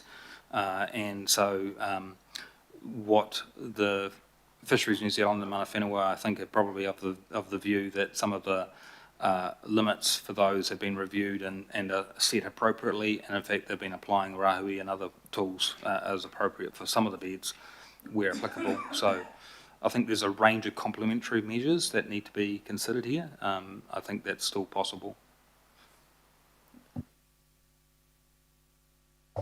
But just checking on the question, the option 3 that we've put forward goes far closer to that, but you might still have, say, kina and oysters because they're so abundant, and without take of, say, kina by the shore, that will start taking off again because at the moment the numbers are, what, 150 a person a day or something? Yes, so the individual bag limit species, things like kina and oysters, and then there's the soft shore species, which I sort of mentioned, which are not really part of the problem definition. But if you're thinking about just the hard shores, then you're really looking at things like, apart from oysters and kina, you're looking at things like paua, which has a minimum legal size, which doesn't really, the paua doesn't grow that big in these warmer waters up north here, apart from a few locations. And rock lobster, and in the case of rock lobster, you've got a inner Hauraki Gulf closure across from Rodney to Colville anyway, so there's a number of other restrictions that are already in place to complement things. So the level of restriction or level of species exemptions is effectively very few. Keen to explore those questions more, Member Blair. The Councillor Patterson-Hamlin. Kia ora. Excuse me. Are we able to go back to the map slide? Thank you. Just note that the only Gulf island that appears to be completely encompassed is Waiheke. I know there's the marine reserves and high protection areas covering bits of some of the other islands, but am I correct in understanding that according to this at the moment, the proposal, you could still go to Tiri or the eastern half of Kaua or whatever and do whatever you want? How does that work? Yes, so as the those areas you just identified are outside of the defined closed area, you would be able to go there and collect the reduced 10 limit per person of those all other category species, as well as your bag limit for the individual species that are identified. Now, what we've said in the submission is that there are potentially a couple of islands that are reasonably close inshore to the mainland that might have some accessibility in addition to Waiheke, and we're just suggesting that maybe there could be some further consideration of which islands are also part of the defined closed area. So we've mentioned Rangitoto and Kauau as two examples because there are ferry services to those islands, and now, having said that, the level of harvest activity that goes on in those places is very limited, but it is still a potential that we could probably include those now as opposed to wait. So we have highlighted that in the submission. That's good. And I mean, I understand that it might be limited now, but as you say, there are ferry services. There's also a pretty high number of recreational vessels going to that area, and if these other areas are cut off as a potential, then you can imagine that, they're not as accessible, but they are still accessible. And so you can imagine that some of that activity might migrate out there. So yes, I'm glad that's in the submission. Maybe just to note that a lot of the people who harvest these species of shellfish don't have vessels because they're not from sort of a wealthy background to own such assets. But it is possible, clearly, that there'll be some people who may have boats and they may go out and harvest those species. So your point's still valid. I think it's about saying what's the scale of potential activity that might happen.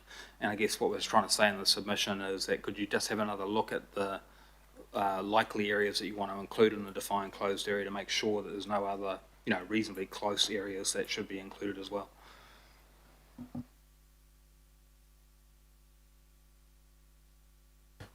Thank you, Councillor. Councillor Watson.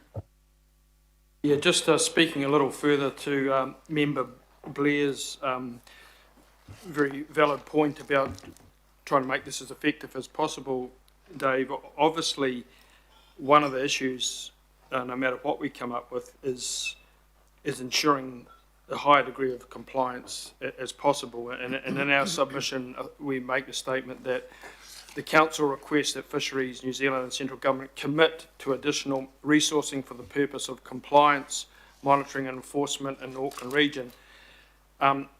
That's perhaps a little hopeful, from our perspective, that they're going to actually do that. And in fact, all the experience to date has been, aside from, the occasional targeted raid, people get away with a lot of stuff, and we've certainly seen that up in the Hibiscus Coast. So, as far as ensuring a better compliance, then isn't it going to be advantageous to have as clear cut and as restrictive a prohibition as possible, so you take away all these people that are going to try it on, and especially when we're not going to be reliant, I think, on a pretty comprehensive enforcement system. Yeah, look, compliance is clearly something we've identified in the submission that we need to focus on, and as you say, compliance staff and Fisheries New Zealand can redirect existing resources to particular topical issues.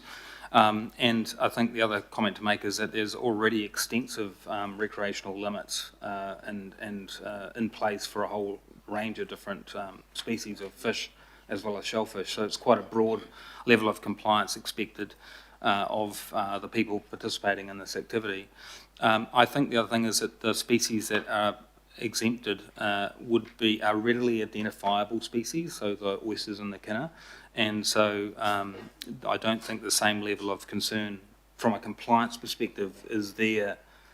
You can distinguish between those sorts of harvesters versus the harvesters that might be more indiscriminate, would be my observation from experience within the fisheries compliance world.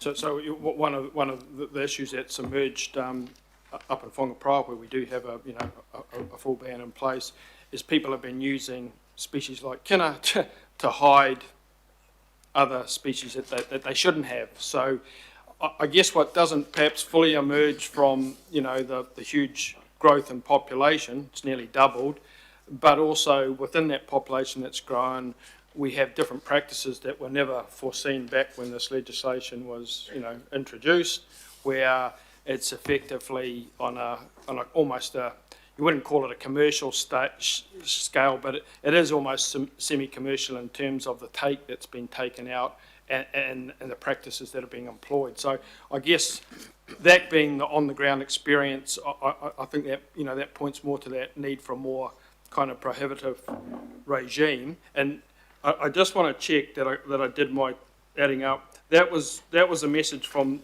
the overwhelming majority of local boards too, wasn't it? Because I think 14 local boards wanted a clear message to support option 3, with only 4 going for 4. So that was a response from the people on the ground. The local boards have had experience with this thus far. Is that correct? So I think there's a couple of observations to make there. One is that the concealment as a issue for compliance is something that's been around for a long time. It's not unusual, and so the fishery officers, when they are out doing enforcement patrols for whatever species, are aware of those sorts of issues and will tackle them appropriately. And they do undertake those inspections quite seriously when they do come across them. In terms of the feedback from local boards, yes, there was a strong sentiment for restriction, and those that indicated a particular option preference also highlighted in some cases some understanding about some of the exceptions that might be need to be entertained. So I think it's about looking at all of the different feedback and then looking at how we can present a clear picture for where that prohibition is landed and making sure that there is no unintended consequences created. Final question, Mr Chair, if you don't mind. Some of the local boards, I noticed looking at their submissions, are referred back to the Act, and in particular sections 10 and 9, where if you're looking to maintain, biodiversity and species viability, that's in section 9, and that was conditional on good data. Now, I think that the data, let's be honest, has kind of struggled a bit to keep up with, what's actually happening on the ground. But if you put those two sections, 9 and 10, together in terms of, that requirement to maintain biodiversity, then obviously it's going to be as a restrictive a regime as possible that's going to ensure that, especially in the absence of, data that may indicate that it's actually worse than what we think it is. So I'm glad you asked that question, because I actually was a person who wrote the policy definition for the Section 9 environmental principles back in '97. Oh, good. And so I actually understand how it could be applied across the broad range of fisheries management decisions that are made across the country. The Fisheries New Zealand, when they put these proposals out, they go through a bit of a test. They test these sorts of statutory obligations, and they make sure that they're compliant with their own law. And so you could equally, if you were debating between one or other of the options, it's also useful to note that they tested all 4 options against those statutory obligations and came to the view that that was okay.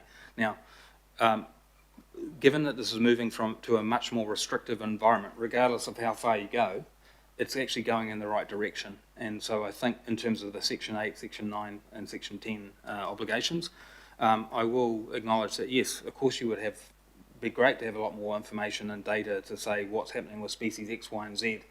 But the reality is that that level of information may not be available for all species that are there. And so that's why sometimes we have these generic daily limits that are put in place to preserve species in some way. And so back in '93, we put in a 50 bag limit for these all other species because we didn't have a lot of information, but we knew there was a concern. Now, here we are, some decades later, we're just pushing it back down again to 10. And that's actually a step in the right direction in terms of, making sure we are giving effect to the obligations under the first part of the Fisheries Act. Thank you, Councillor. Member Wilson.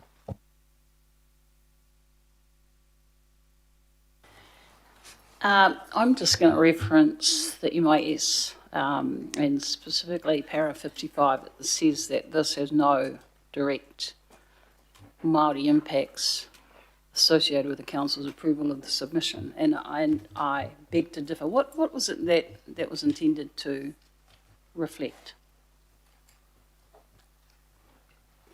So the intent here was to make it clear that making a submission doesn't have an impact, but I guess the key point is that these controls are focused on recreational restrictions as opposed to any impact on customary Māori ability to harvest under customary provisions.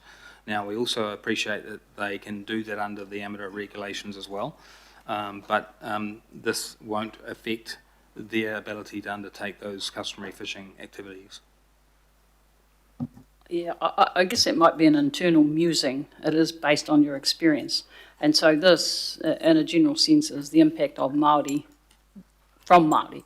So my second partai is what, if any, engagement, reading through the report there, it's my understanding there was none. You have some legacy recollections of other type of legislation, but it's literally devoid of any sense, and right at the beginning it's got no direct impact. So how would that be that a submission that will include haukura members as part of the panel, how would that be that consultation or some form of view is garnered from mana whenua?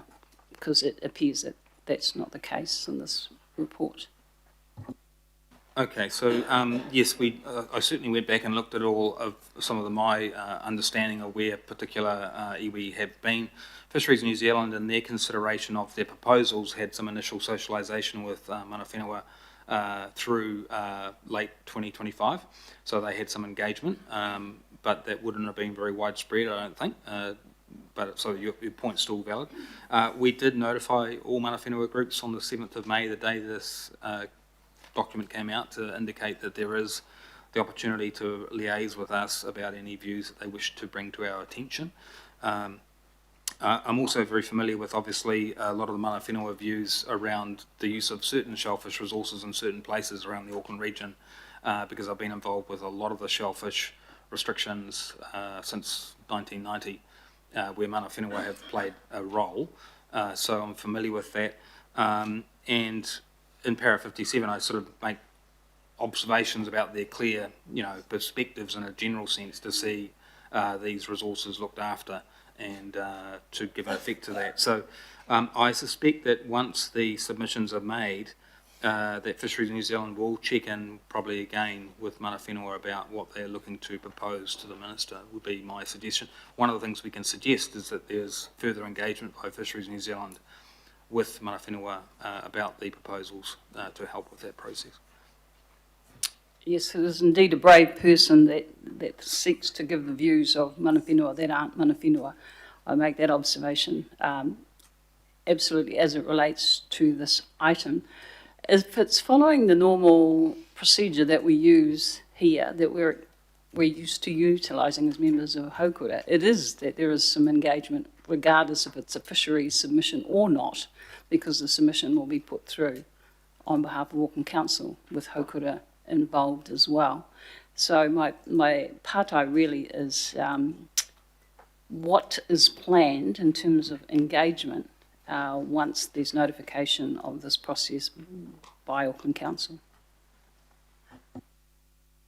So I also just will mention that we do have our policy department, Hui, which we've been running over the last couple of months, and we have actually raised it, staff have raised it with individual mana whenua that this review is out or it's coming, and that there was another opportunity for them to contact us directly.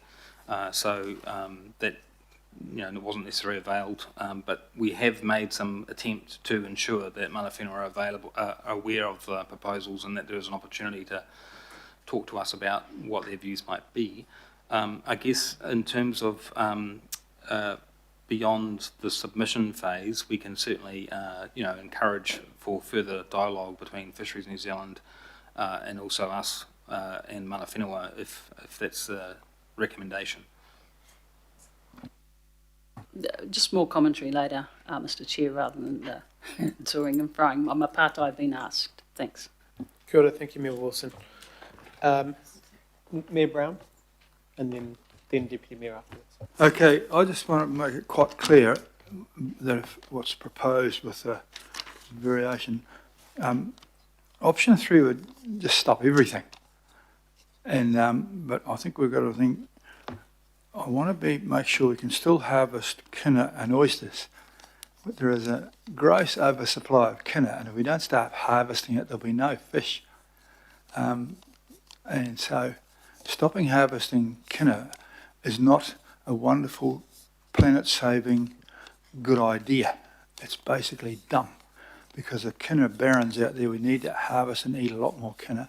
Similarly, oysters are everywhere in huge abundance, and banning the thing of oysters is just asking for people to break rules. So we need to make it abundantly clear that I will support whatever we have, but as long as kina and oysters are still able to be, they are not in short supply. Make that abundantly clear. And those of you that do go out there and have a look around will find that kina barrens are a very bad thing. And we are trying to actually reduce the kina out there. They're eating up and killing off everything else. So if you think that voting for a ban like some of those people is going to save the planet, then you're not on this one. Okay? Is that right, that what we will do here? Yeah, that's correct. That's correct. We would be looking to include those as the exemption species if they have individual daily limits. But to do that requires the amendment from the chair, is that right? That's captured adequately by E. Okay, that's good there. So people should understand it. Option 3 on its own is not a clever idea. Okay. Thank you. Deputy Mayor. Yeah, thanks. Boy, this isn't easy, is it? So can I just ask some questions for clarification? can you just tell me this doesn't apply to commercial? So if you want any shellfish, you're basically buying commercial. Is that correct? Yes, these proposals do not relate to the commercial sector. Bear in mind that the commercial sector may be prohibited in some way or shape or form from some of these areas anyway. The focus is on the recreational sector for these proposals. So if you're after the likes of scallops, you only can get them commercially? If you're after scallops, the only bed that's now will be open will be on the Manukau Harbour, because there's a 3-year closure. There's a closure in place on the Hauraki Gulf and the Kaipara. So Manukau is the only place that you would actually be able to look at getting scallops in season. Yeah. My second question is, are you going for full closure? If we go for full closure, which is basically what the chair is saying here, is that potentially making it a little bit easier? Either it's hard to kind of, you're not half pregnant, you know, it's sort of hard to know how many you can take and how many you can't. If you go for full closure, it's probably easier to understand. Would that be a fair comment? The exemption species that are proposed are the species that already have daily limits. So your cockles, pippies, tuatua, your kina, your oysters, scallops, rock lobster. So those are already existing, and so as daily limits. So there should be no issue in terms of identifying existing rights to what you can take for those species. And how long do you think we're going to have this ban to bring back the shellfish to an acceptable level where the public can have recreational recreational take, for want of a better word? How long do you think this should take for the shellfish species to regenerate? Yeah, that's a better way. Thank you. So obviously some of these species have different life cycles and different recovery rates. The other key thing to note, of course, is the underlying environmental quality. And that's something we've been concerned about as council, is to make sure that the discharges to the coastal marine area are not adversely affecting the beds that are available there. And so one of the concerns here is that if those discharges were to continue, that it may stunt the recovery that could happen for some of these species, depending on if it's a hard shore versus a soft shore, depending on the catchment that sits behind that particular reef. If you're looking at strictly just a biological perspective, it could be several years before this kind of response would be positive. And we're relying on central government to provide, central government only, to provide the fisheries officers. There's no obligation for us to fund staff to help police this. There's no obligation per se for the council. The option for the council is to, and we have in the past, parks rangers have become honorary fishery officers. So in some places they've actually been able to offer the eyes and ears of the council to assist with local coastal park areas that are also known to be used for shellfish harvesting. So there is a possibility for us to play a role, and one of the things I haven't mentioned in the discussion is that there's things we can do from an education and campaign, awareness campaign point of view and communications that will work alongside Fisheries New Zealand. The other thing we do is that we actually have a monitoring series. We actually do a lot of research on reefs that's been started over recent years, and we can expand that to actually help Fisheries New Zealand with the information that may be necessary to help with management options. My last question is, the 200 metres, defined closure areas of 200 metres from mean high. I mean, how are you going to explain that to the man on the street? On the beach. So this is a good question, because the original reason for the 200 metres related to some concerns about some level of shore-based intertidal activity that would happen within the shallow subtidal, and there was and this is on next to reefs, rocky environments, and so to try and ensure that all of the collection activities were encompassed by that, so you knew that you were in the area. It was given a 200 metre distance offshore, and this was for the temporary closure up in Army Bay, Whangparoa, etc. And that's been the model that's been applied here in terms of the distance offshore. That distance offshore is not an appropriate distance offshore if you were trying to manage soft shore species like tuatua cockle. So it really just indicates that the design of the proposal was really around hard shores, and that's why the exceptions are actually important, because you don't want to capture those soft shore species in this hard shore approach. And lastly, sorry, what's the stick here? What's the fine? So the infringement offences is if you collect in excess up to 2 times the daily limit, it's a $250 fine. If you collect over 2 times the daily limit but less than 3 times the daily limit, it's $500 fine. If you exceed if you exceed 3 times the limit, well then you're off to court, and that's where more significant penalties can take place. There is an option for fisher officers to seize equipment used in any illegal harvesting, and that can be basically forfeited to the Crown. So there's a couple of other things for more significant offences. Thanks, Deputy Mayor. Councillor Turner. Thank you very much. So supporting the Deputy Mayor and Member Blair, total closure is the simplest way, isn't it?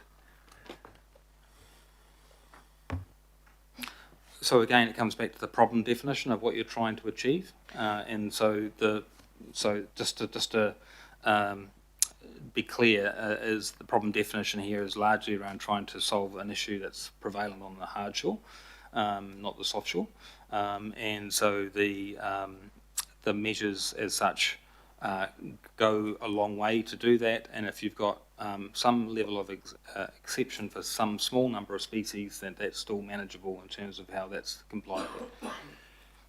I went to a meeting about rock pools, and there was a whole bunch of information given to us, but there was a section in there, I think, with all due respect, I think you're wrong. It was talking about total closure, and it was for the soft areas as well as the hard areas. Like, the point I'm trying to make is, you said, what are we trying to fix? We're trying to fix the issue plus the complication. So, like, I'm correct, there's only 19 officers across the Auckland region, correct? Or is it? That would be about right. That's full-time compliance staff as opposed to the honorary fishery officer network. And when you said that rangers can do it, so the rangers years ago were all given honorary fishery licences, and they all turned them in around the Manukau area, the north side of the Manukau area, because it became the most confrontational part of the job, and it also came with a lot of understanding that they didn't have, partly because of the complexity, thinking back about 20 years when I can remember this. So again, wouldn't it be just simpler for us? I understand the mayor's talk about kina barons, but they're not on the Manukau that I know of. I haven't seen them, So I'm trying to make it workable, and certainly the public are telling me that it's option 3 they want, and option 3, their understanding is that it's total closure. I think if you look at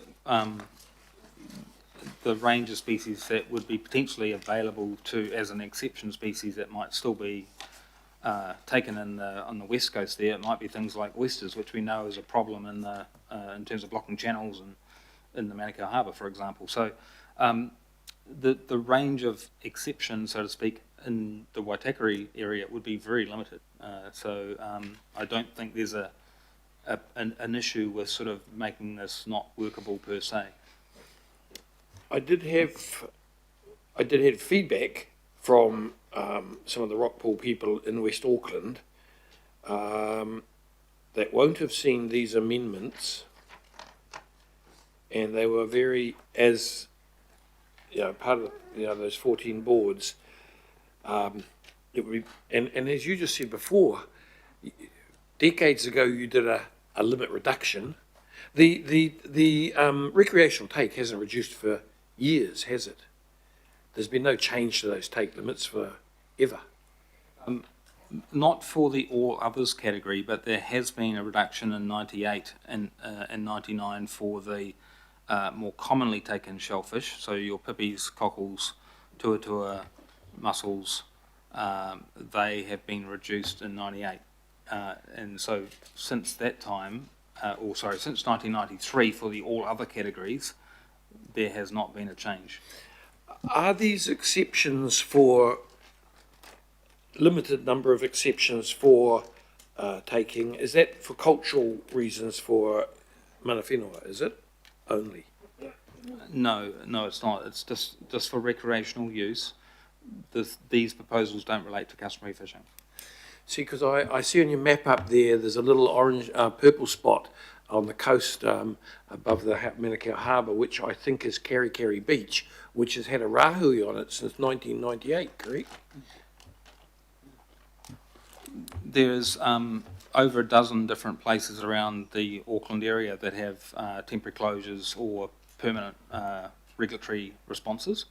One of the things I highlighted is that there's been such a range of these things that this is the opportunity to actually have a consistent approach across, perhaps a broader geographic area. It doesn't mean that you deny the particular tool that you have in place at the moment, like you can still continue with that regulation.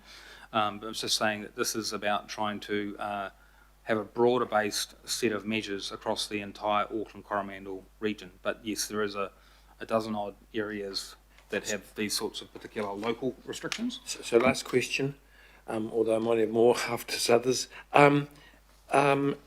So based on this and your comment about that you were involved in setting this decades ago and now we're not at a good place, do you not consider that just closure for a period to reassess wouldn't be the most practical way of approaching it? Total closure. So I think we are getting there in terms of what's proposed, because we're basically saying that 95% of the species would be closed. There's just a few species that actually would be exempted because they're actually relatively abundant, or that they have, they're not found in the same environment as the hardshell species. So effectively, you would have a prohibition across the areas of concern, the hardshells. I might have some more questions after if anyone else prompts me. Thank you. Thank you, Councillor. Councillor Sayers. Yeah, thank you, Chair. Dave, would it be so the species that are being exempt? I've got Canada oysters. What else is being exempt? So we've said that the species that have existing species-specific limits. So if you could reel them off. And again, I'm reeling off both the soft shore and hardshell species. So you've got your kinna, your oysters, you've got the rock lobster, scallops, paua, and then you've got cockles, pippies, tuatua. One that's not included as an exemption species is mussels. And that's because we think that we need to, in Fisheries New Zealand and a number of people have said, no, we don't need to have an exemption for mussels, we want to see that recover. So and then you've got to think about the fact that there is a number of complementary measures that are already in place that close access to rock lobster. Paua's got a minimum size limit, which means it's effectively not able to be harvested. Scallops is a fishery closure in place, except for the Manukau. So a lot of these issues are already solved through other more bespoke, tailored measures. The species that are in the exemption list or exception list that may not have those particular additional measures or things and are found on the hardshore are basically kinna and oysters. Okay, so I just want to get this right. So does option 3, are we saying a full intertidal closure in the defined Auckland regional closure area, prohibiting recreational harvesting of shellfish and other intertidal invertebrates, excluding the list that you've just set up? Would that be accurate? Yes, I have said in the report that there are two other what we call shellfish species under the Fisheries Act that were included, squid and shrimps. Squid is a pelagic species that is fished off wharfs. It's not associated with hard shore as like a sessile organism, but obviously people are collecting it by jigging off the wharfs at various localities around the place. Okay. Shrimps is found also in not only on the hard shore but also in estuaries, so there is some level of harvest for that species. So that's the only other two that, and they've got newly proposed bag limits in this through this process. Is it only two, and no one's raising any concerns about squid fishing or so it's not a problem to include those particular species. And is it accurate to say outside the closure areas, a combined daily limit of 10 shellfish per species that do not already have their own specific daily limit? Is that accurate? Yes, so outside of the defined closed area, you may take 10 of the all others category of shellfish. Yeah, okay. Yep. Can I ask you, just because Muriwai Beach sits right at the top of that squiggly line there, can you just confirm with me what the change is going to be for the rock pool environment? Because there's quite a lot of community concern around the rock pool environment at Muriwai. So it'll be largely prohibited that you won't be able to take shellfish in that Muriwai area, and apart from those exception species. Now, the question is which of those exception species might exist in that area, and it'll be very few. Yeah, okay, understood. And finally, in terms of decision-making dates, do we know when the final decision gets made? And is that? Can you just clarify that perhaps the expected timeline and who makes that? Is it New Zealand Fisheries, the minister? Who makes that final call? Yes, it's a ministerial decision. It's a gazette notice, so it's not going to go to cabinet. And so, or they may take the option of informing cabinet, but the point is that it's a ministerial decision. It's a gazette notice. The intention is to get this in place around about September, election coming, so they want to get this in place as fast as possible. And the gazette notice tool actually provides for some efficiency in getting that done. Very good, thank you. Thanks, Dave. Thanks, Chair. Thank you. Councillor Gillen. Thank you. I've got a question along similar lines because I'm concerned about the exceptions. I support the option 3 that the Chair is putting forward. But with the exceptions, what you've listed off seems to be similar to the exceptions that would be under option 2 that MPI put out. Would that be right? I've got the official thing here. It's got a list of them. But they're the exceptions we're talking about. So option 2 and 4 both have an exception list, which are quite similar. But what we've said in the case of option, well, if you look at the species in option 4, they're proposing another 5 species or species groups. We've said no, we only want to have shrimps and squid in addition to the ones that we've just highlighted before. Okay, it's just difficult because the submission we've got in front of us is for 4, but if we change it to 3, then so you're proposing that the exceptions that you've then listed in the submission would transfer over to 3 under the Chair's recommendation? Yes, there's not a lot in it in terms of like they're actually similar, and I guess what the intent here is to ensure that we are sending a very clear message about prohibition, but at the same time looking for some practical, pragmatic sort of exemptions where appropriate. And so there's a few species that are in that camp. So apart from Kina that we've heard about, that there are problem areas where there's too many of them, why would we have exceptions in the intertidal area when it would be much easier to enforce if it was just a blanket ban of everything?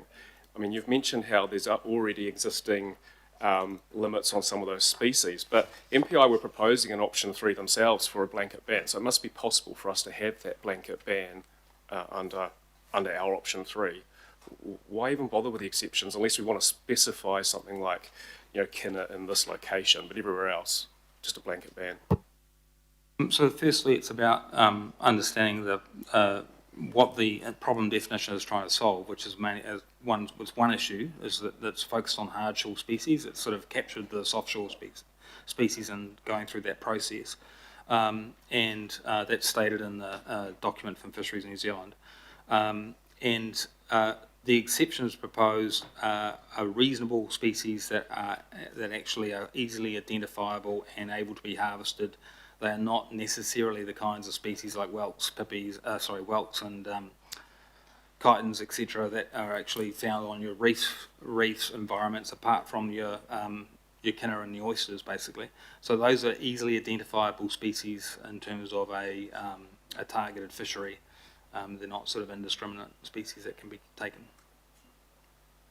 Okay. I guess we'll leave that one up to debate.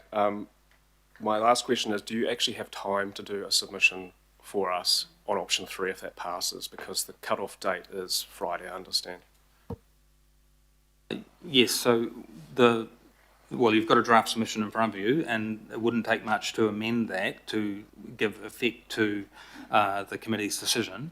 And again, it's just sort of trying to emphasise the thrust of the committee's perspective, if we look at the resolutions shortly, to have that sort of drive towards more restrictions, and just to say, well, these are the exemptions that may be more even narrow than what we have. So, I mean, there's an option there to tweak the submission, as it were, to get to our place by Friday, that we'll have that sorted out. I think by and large, if you look at the submission, it covers it off pretty well in terms of the kinds of issues that we were raising in terms of the discussion already. I think it's just a case of the tweaks and some of the language and just making sure we've reflected the level of support for that direction that this committee wishes to take. Okay, thank you. It's just a question from me. You know how all options include the up to 10 shellfish without a species specific limit, so crabs, limpet, starfish, etc. Couldn't we just, I know that's under all options in the paper, but wouldn't it be easier just to at least remove that completely? Have no take for crabs and starfish, etc., like under any circumstances? Wouldn't that be an easy move forward? So then at least it was only, So the intent here is the distinction between those accessible parts of the coast, which are basically on the mainland, versus those parts of the coast which are more inaccessible, where Fisheries New Zealand would like to still enable some level of harvest. And so what they're trying to do is say the purpose of the Act for them is about providing for use while ensuring sustainability, reducing from 50 down to 10 per person for those all other category species certainly achieves ensuring sustainability part of the argument, but it's still providing for some level of use in some of those offshore areas, basically within the Auckland Coromandel area. So the Hibiscus Coast, the Ngāti Manuhiri proposal, the concerns was those species. How does a fisheries officer know when they're in the car park of the beach that came from the deeper water or the shore, if it's starfish and crab? Wouldn't it be easier if we, even though it's in all options, if we just said you can't collect any of those other species like crabs and starfish?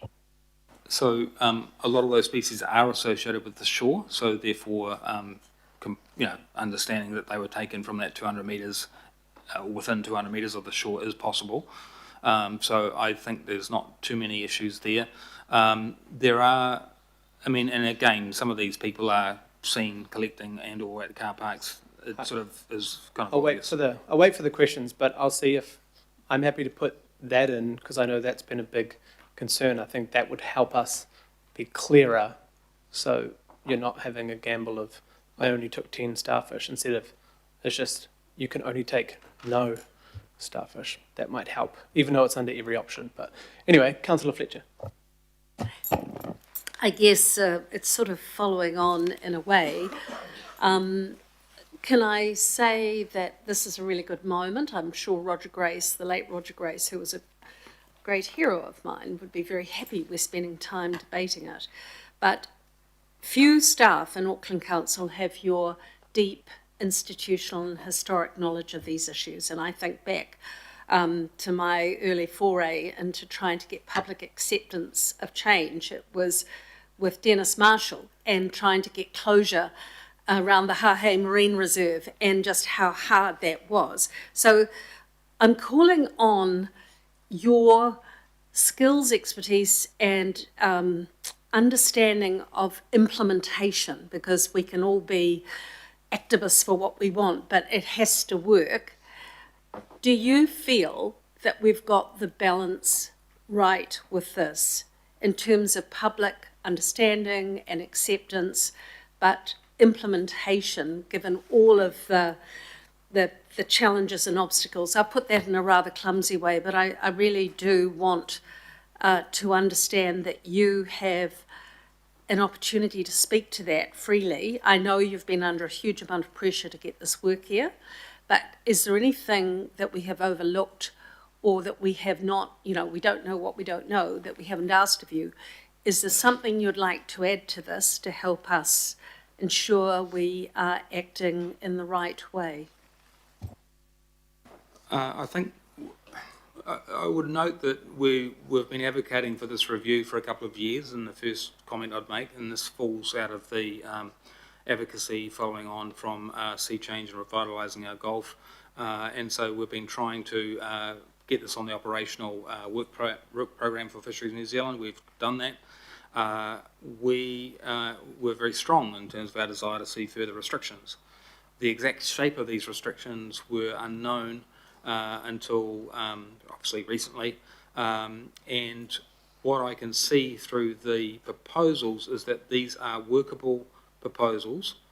They do target the hard shore if they're applied correctly, and that a broader based Auckland Coromandel area reduction from 50 down to 10 per person is definitely is going to reduce the risk of excessive take while providing some opportunity for use. From a compliance perspective, yes, it will always be a challenge whenever you change any fisheries rule, and you know I've been through many of these exercises, that there's a period of transition. The other comment I'd make is that whenever we do these things, and in fact we should advocate for this in the submission, if I haven't done it already, is we should say that you need to come back and review this in 3 years to see how well this has gone.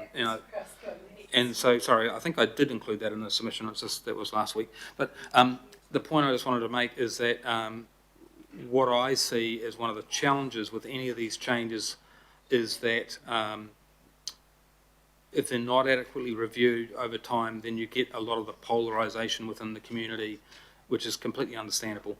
And so it is important to ensure that you have got a reasonable level of comfort that they are going to be reviewed and tweak it even further if need be. So I don't think this is something that's finished. I think this will be something that we'll be looking to do in 3 years' time. We should probably look at have a bit more of a review. I think the only thing I'd also say it's relevant to your question is that over the last 30 years, we've seen a lot of patchwork of different kinds of closures, sometimes for a species, sometimes for a mix of species, sometimes for every species, across a range of different geographies. Some of them are local embayments, some of them are whole fish stocks, some of them are harbours. And what we're trying to do with this is use the benefit of the existing regulated area for Auckland Coromandel to get a broad-based common understanding of some fundamental new settings. Now, if those settings aren't quite right, 3 years from now we can have another go at it. I think this is moving us into a much better place than what we have currently. Now, I appreciate that there are some who will be arguing that there's maybe we need to go further.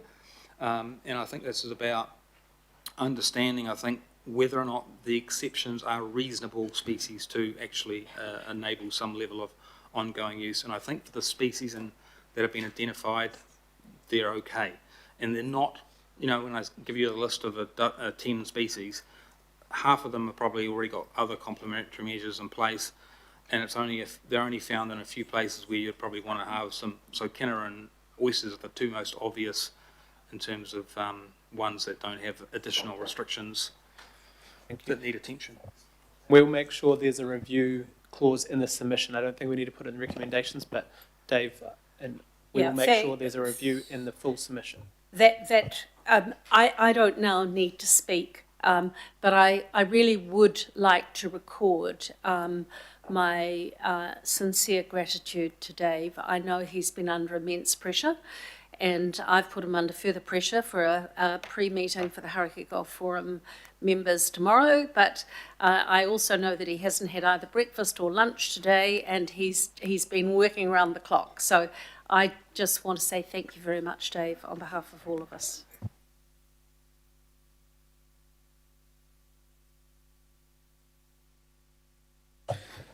Thank you. Councillor Lee. We've got Councillor Lee, Member Blair, then Councillor Turner, and we'll try and... Thank you. finish. A number of questions. I understand that this initiative has come to a large degree in response to concerns about the impacts of harvesting the hard shore, especially in the Hibiscus Coast, Rodney district. Would that be fair to say? Probably wider, actually, I think. Yeah, but I mean, obviously that's the most recent one. Oh. But yeah. As you know, the Hauraki Golf Forum had a presentation from a local resident, very forceful one, about this problem a couple of years ago, or was last year actually, early last year. So it was a hard shore which was being completely stripped, if you will, and not for recreational purposes. Clearly, it was for commercial purposes. But there's a reference here to recreational take from the hard shore. I think it was a bit more financially motivated than recreation. Yet we are also closing off the soft shore as well, equally. Is that how it works? Sorry, we're closing off what? The restrictions also apply to the soft shore as well as the hard shore? Yes, so as proposed, if you were to go for a full prohibition, it would close the soft shore, and what we're trying to say is, no, that's not quite what we want. There are some species there, like Coles, pippies, tuatua, that we would probably want to see exempted in terms of not having those restrictions, because there's controls in place for those species. So just to get, you've gone for option. You've said that all of the options are similar, but they are indeed different. That's why they're separate. But you've actually argued for option 4, but the recommendation from the chair, and I see most of the local boards, probably all of them, is for option 3. Does option 3 mean a complete ban of soft shore take, apart from pest species? Is that right? Yes, that's correct. Okay. In terms of the legalities, and you're the expert here, there's a lot of species or taxa that are not actually shellfish. Is there a legal issue about calling something a shellfish and a defendant saying, well, what I'm taking is not shellfish, it's crustacea or whatever? Do we need to be a bit more precise about what the ban applies to, rather than calling everything shellfish? Because some of them are not shellfish. Yeah, and look, shellfish is legally defined in the Fisheries Act, and it actually lists the taxa that it actually applies to, so it is actually clear legally. And I think what and one of the paragraphs I've got in the report talks to the fact as to that's why shellfish can include things that are not the typical things you would say are shellfish. Things like chitons and whelks are included. Starfish, they're included as shellfish. Algae. No, but that's been stripped as well. No, but that's So there is phyla that are included in the definition of shellfish, and that is clear, and it's obviously important to make sure that in any campaign that is used, that people understand what shellfish means. Okay. We're dealing with the fisheries, Auckland Coromandel district, Auckland Coromandel area, which you're well familiar with. We can't speak for Coromandel, but so are we aligned? Have we consulted with the Waikato Regional Council? So I've talked to the staff in Waikato Regional Council, and they were indicating that they were looking at option 4 as a recommendation to the committee. So they're looking for option 4, and we're going, now, we were, but now we're going for option 3. Yes, although what we've said in the Chair's Recs is that we're going for option 3 with exemptions, or exceptions, so that is kind of aligned to... So we can make option 3 more like option 4, as it were? Yes. Okay. In terms of how long this lasts, it's not clear. I think it would be helpful for the public that we define the period that this ban, if you like, applies for. But do you not think that's wise? So the Fisheries New Zealand haven't said anything in their proposals as to putting a time limit on this particular review, of the measures. So it effectively would be a permanent regulatory change, yes. And so this goes to the point about this being a fundamental setting, subject to a review that might happen. But even if you did a review, it's not like you come to the end of 3 years and a thing expires. It actually stays in place. And it's only if you actually make an active change. Okay. So the review is not to say, look, there seems to be no impact. The soft shore communities, shellfish, have recovered very well indeed, and therefore we can amend or even lift the ban. So that's not a possibility. The review is just a review, as it were. Well, any review could lead to a recommendation to the minister in charge of these provisions to change the law again. Yeah. What we're trying to signal is that we want something a bit more permanent, and obviously if it's not working, well then a review would hopefully identify things that we could change. How do we know? Have we got baseline data that say this is it, and therefore in 5 years' time or 3 years' time we can measure? Have we got that information? We have some limited information, yes, and I think is that sufficient? We've indicated, and Fisheries New Zealand have also indicated that they're looking to work with the councils to help further increase their monitoring resources. Yeah, would that be helpful to do that work before you implement the ban?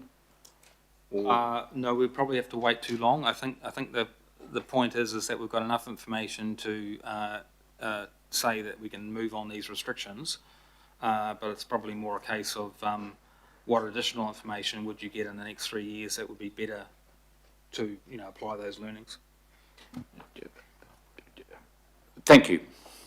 Thank you, Councillor. And just before I go to Member Blair, it's not on the screen yet, but I've checked with Councillor Short and she's happy to have a total ban on any other shellfish, so crabs, periwinkles, limpets, starfish, whelks, shrimp, sea cucumber, squid, octopus. I know it's in all options that can pick up to 10, but I think that's been where most of the concern has been coming from, and I think it's important to point that out. The Member Blair. Thank you. I think I'm almost there then, off the back of that, because I'm saying, who takes a starfish home? So, yeah, I grew up harvesting at Maukatia, otherwise known as Māori Bay, Parihoa, Kaipara Harbour, and at Mihido, Windahome, which is our traditional Ngāti Rango grounds. Yeah, we never took periwinkle, we never took limpets, starfish, whelks, shrimps, and the like. So I think what this has shown to me is that it's not simple, and I think we do need to make it simple and have a complete ban, except for the obvious pragmatic ones of the exotic oyster and the kina. But everything else, I think it just needs to recover. In 2007, we conducted a survey of shellfish at Ōkahu Bay. We counted 40 sexually mature pipi. 40. So this would allow all 40 to be taken legally, right? And there'd be nothing left with a legal limit of 50. So yeah, I think we just need a complete ban, except for the obvious exotic oysters, and kinner. Make it very clear, and it'll be open again when it's healthy, not when Ministry of Fisheries believe it's sustainable. Kia ora, Member Blair. Look, I know that that's not the advice, but, and I haven't talked to Councillor Short, and I know trying to speed things up and not do amendments all over the place, but I'm happy to put that in, but we'll vote on it separately. So I know some people might not like that, but that's kind of the vibe I was going for, but I know it's not the advice because of the balance between commercial fisheries will still be going on, and we are, so I think it's worth, I will work with the team again, but essentially it will look like limited number of say there was after the E, the limited number of exceptions would only include oyster and kinner. But I will take it separately because that is quite different to what's proposed, but I know that's what some of you would like, but I also know that that is not what some people support. So is that what you would support, Member Blair? So it's just making clear that essentially the only exceptions are the kinner and the oyster. Yep. But I want it because that's not the advice, and I know, but yeah. Yeah, so that would be, yeah. So that's what I said, that they would be our only exception. Yeah, that's what I just said, yeah. But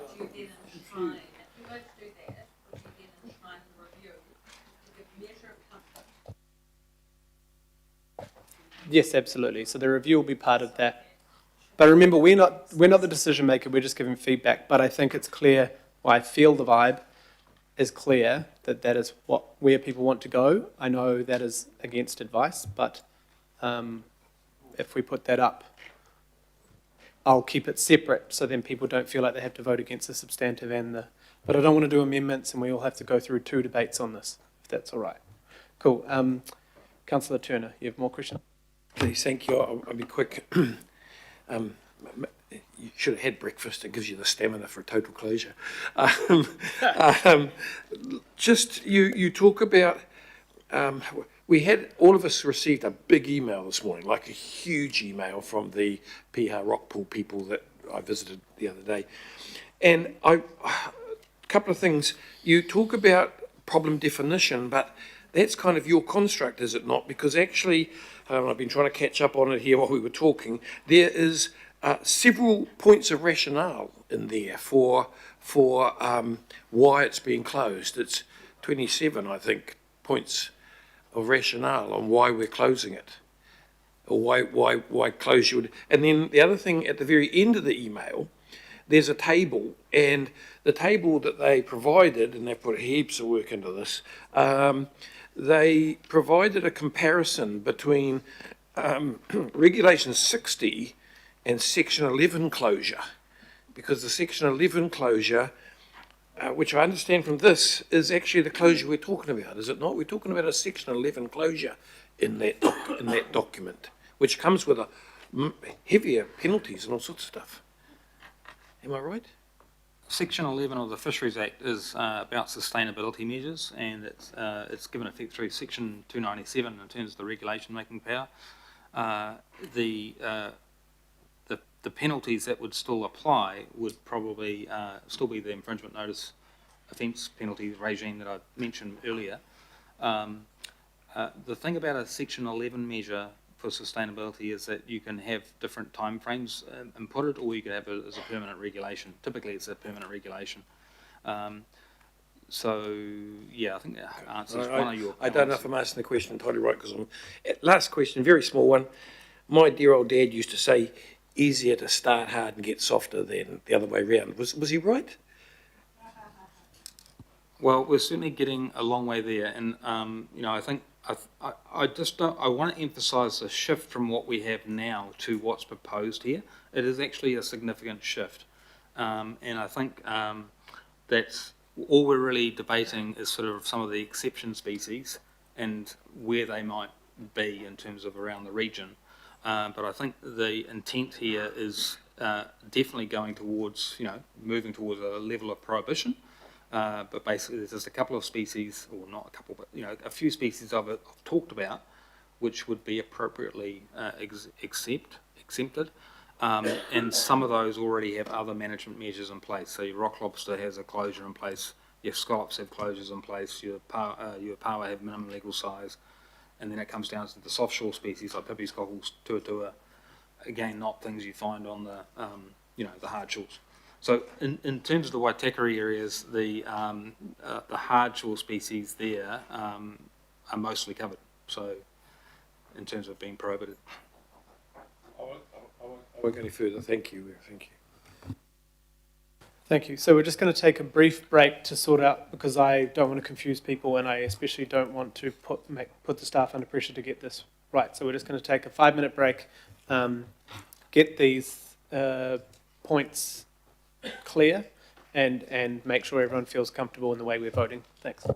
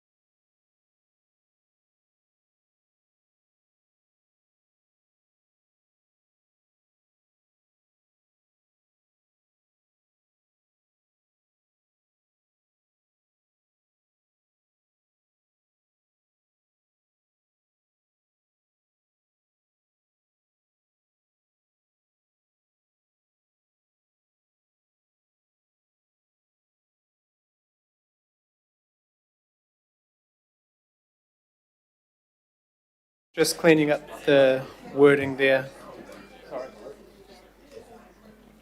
And I'll just get Dave, if you want to step back from the table, because I think we've stopped the questions.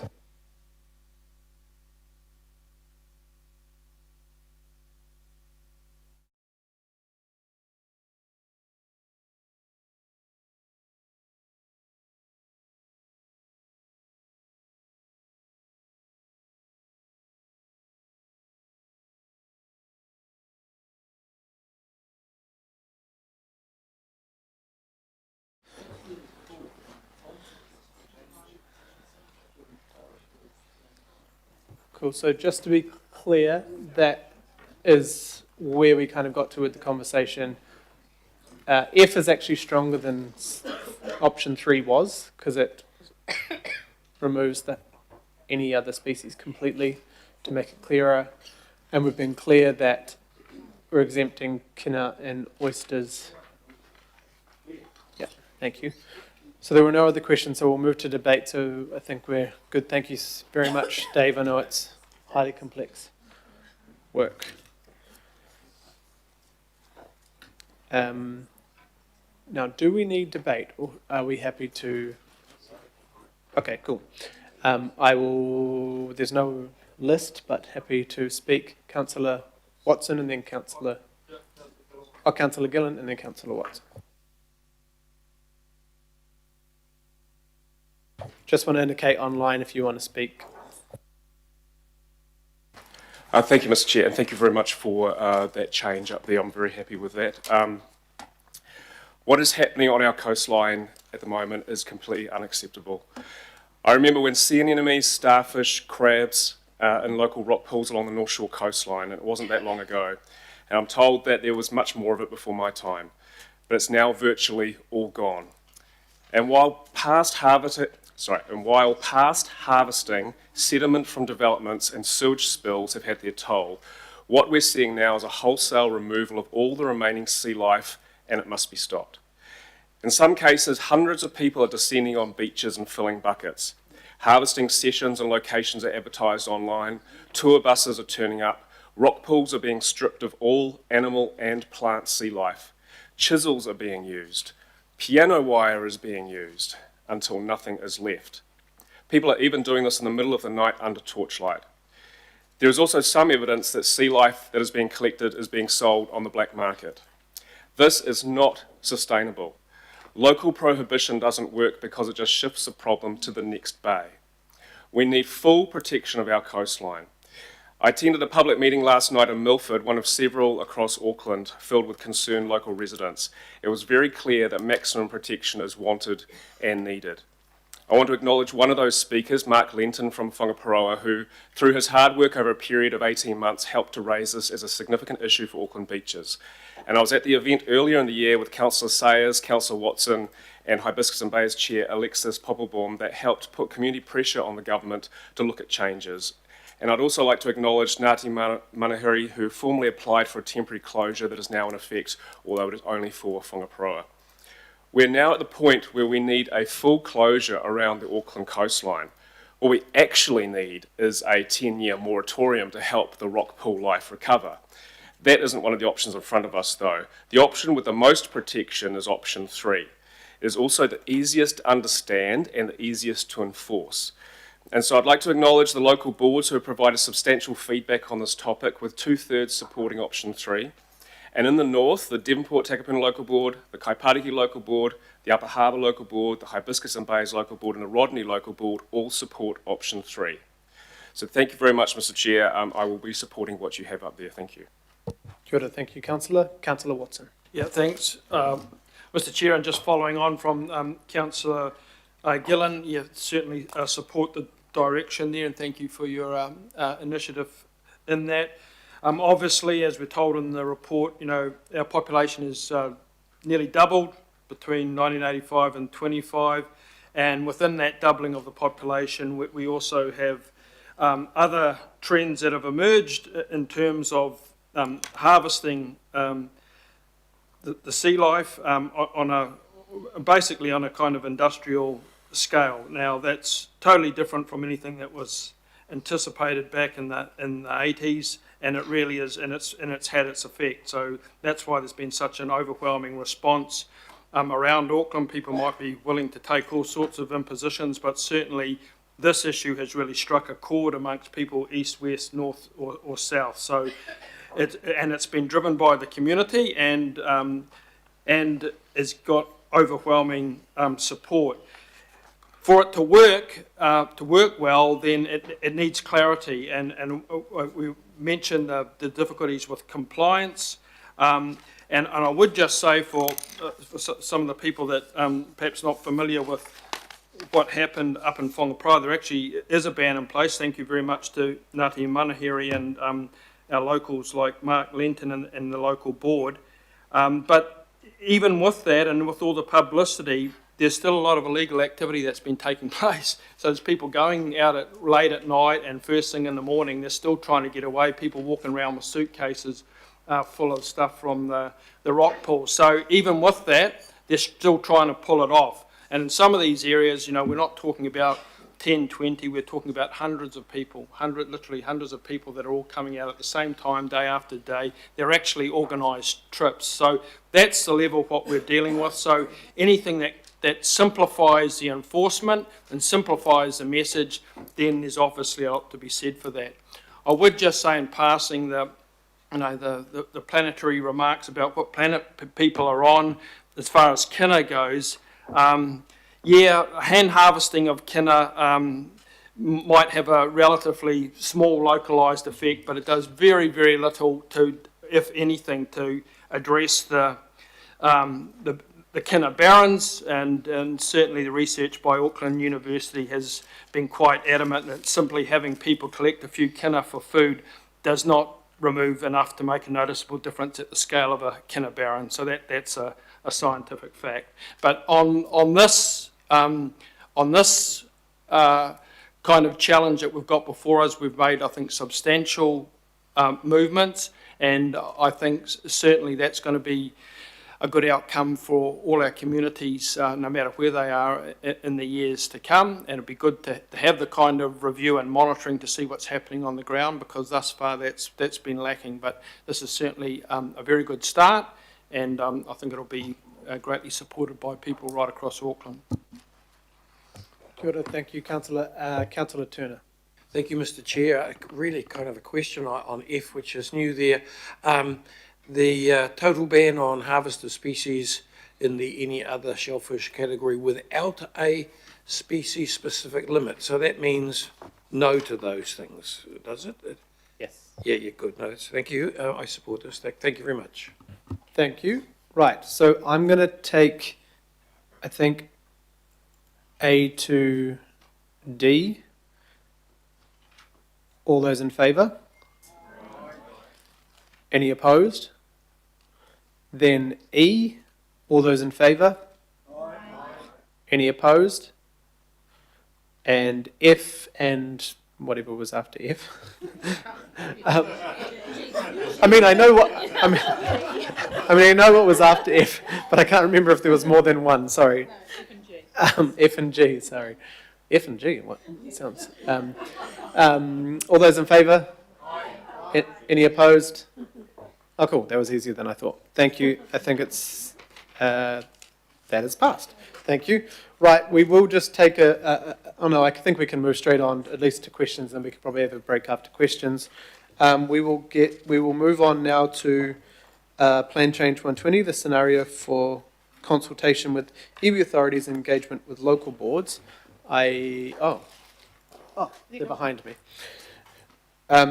And just, I hope you all got my email last night. I know that Councillor Newman and Councillor Winiata have the amendment on to put forward A, but I made sure they both knew that I was putting forward a Chair's recommendation to start off with, but of course it doesn't preclude the amendment as well. So, and it was the Mayor, I think. Mayor Brown, you're still happy to second?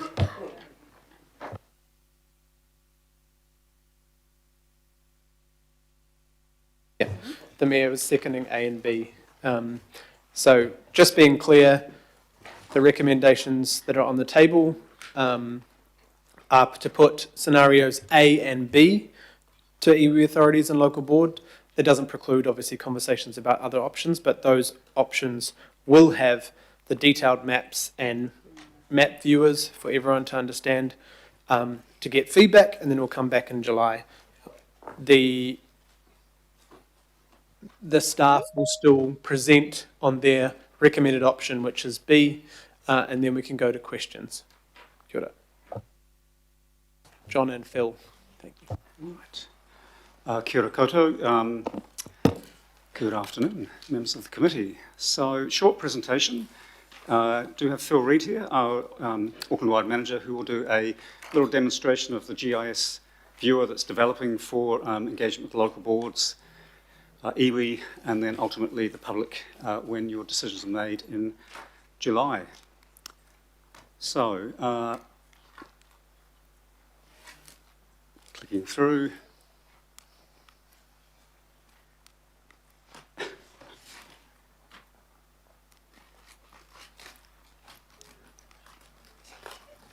Wow. Apologies. This happened earlier too. We might just get Sandra will click through it if you just want to do that. I don't know why. So overview, slide 2, please. That's it. Okay, purpose of the item, we're just going to present a recommended scenario, as the Chair has mentioned, as you would have read in the agenda report, for potential changes to PC 120 for the purpose of engagement with iwi authorities and local boards to then, as I mentioned, bring back to you in July. We're looking at an extraordinary meeting at the end of July to allow sufficient time for iwi and local boards to provide feedback and for our teams to get up there and engage and explain a scenario or scenarios to iwi and local boards. So end of July is when your final decisions will be made at this stage in the process. So just covering 3 main things, a recap of the 4 scenarios that you've heard about in several workshops now. There's a little adjustment to what we're calling scenario B, slightly different to the last workshop, and I'll explain the difference and why we've put that forward. Then we'll talk to that recommended scenario B and talk to the process ahead, which have already begun. Next slide, please. Okay, so the 4 scenarios.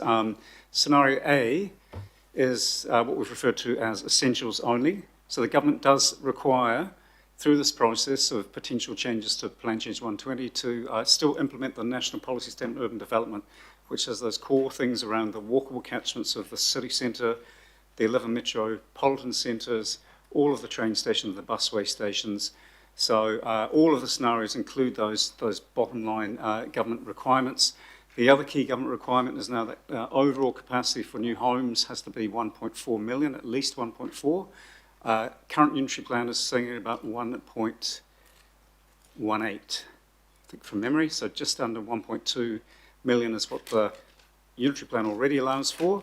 The new requirement has to take that up to 1.4 million. So if you do the government requirements around the walkable catchments, around some of the town centres, and nothing else, you would achieve roughly 1.4 to 1.6 million. So you'd hit the 1.4 and it may be as high as 1.6 depending on the final modelling work that will be undertaken. So the summary of that on the screen there is the heights in those walkable catchments in Plan Change 120 would reduce all down to 6 stories. So as you might recall, in Plan Change 120, quite a few walkable catchments allow for 10-storey buildings and in some cases 15. So it would go to the government minimum of 6 stories, although, little asterisk there, there are 5 stations that you've heard a lot about on the Western Line that the government requires 15 stories within the walkable catchment. 2 of those, it's Mongawhau, Kingsland, and then for Morningside, Baldwin Avenue and Mount Albert Station, there's a requirement of 10 stories. So that's the exception there. That's a government requirement. And then around some of the town centres, the many town centres, commercial strips in Auckland, commercial main streets, there is a requirement to allow for more intensification than the unitary plan already does. But perhaps for some of those smaller, what we call local centres, a small group of maybe a dozen, 15 or so shops, there are many of those across the region, Plan Change 120 had some intensification allowed around those, 6-storey residential allowed, so you could reduce that back, and we say that that would still meet the government minimum requirements. So that's what we call essentials only. Next, if you could click through, please. Scenario B, and they've all come up here, but that's absolutely fine. So scenario B takes the overall capacity for homes to about 1.5 million, maybe up to 1.7 million, so quite a bit more there. Just going through those boxes, those walkable catchment heights, they would be reduced in areas beyond 10 kilometres of the city centre from what's already in Plan Change 120, but within that inner 10 kilometres, the heights would stay as they are in Plan Change 120 on all 3 train lines, and also I think on the North Shore, Takapuna. So we'll go into that scenario B in a little bit more detail shortly.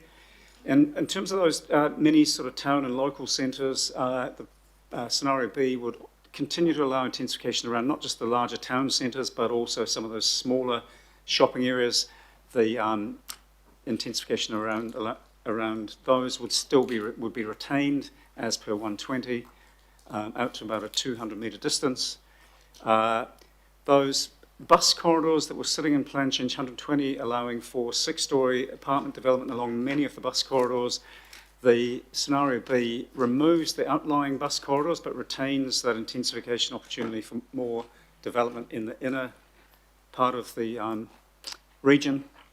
And then for what we call the wider residential area, so that's the bulk of residential Auckland, this scenario would keep the unitary plan as it currently stands, as would scenario A. So we have got a slide come up in a little while that really compares A and B, so you can have a really good feel for what the differences are. If we jump to quite a different scenario, that's scenario C, and that's where the heights in the walkable catchment stay exactly as per Plan Change 120. The heights around the town centres and all of the local centres across the region stay as per 120.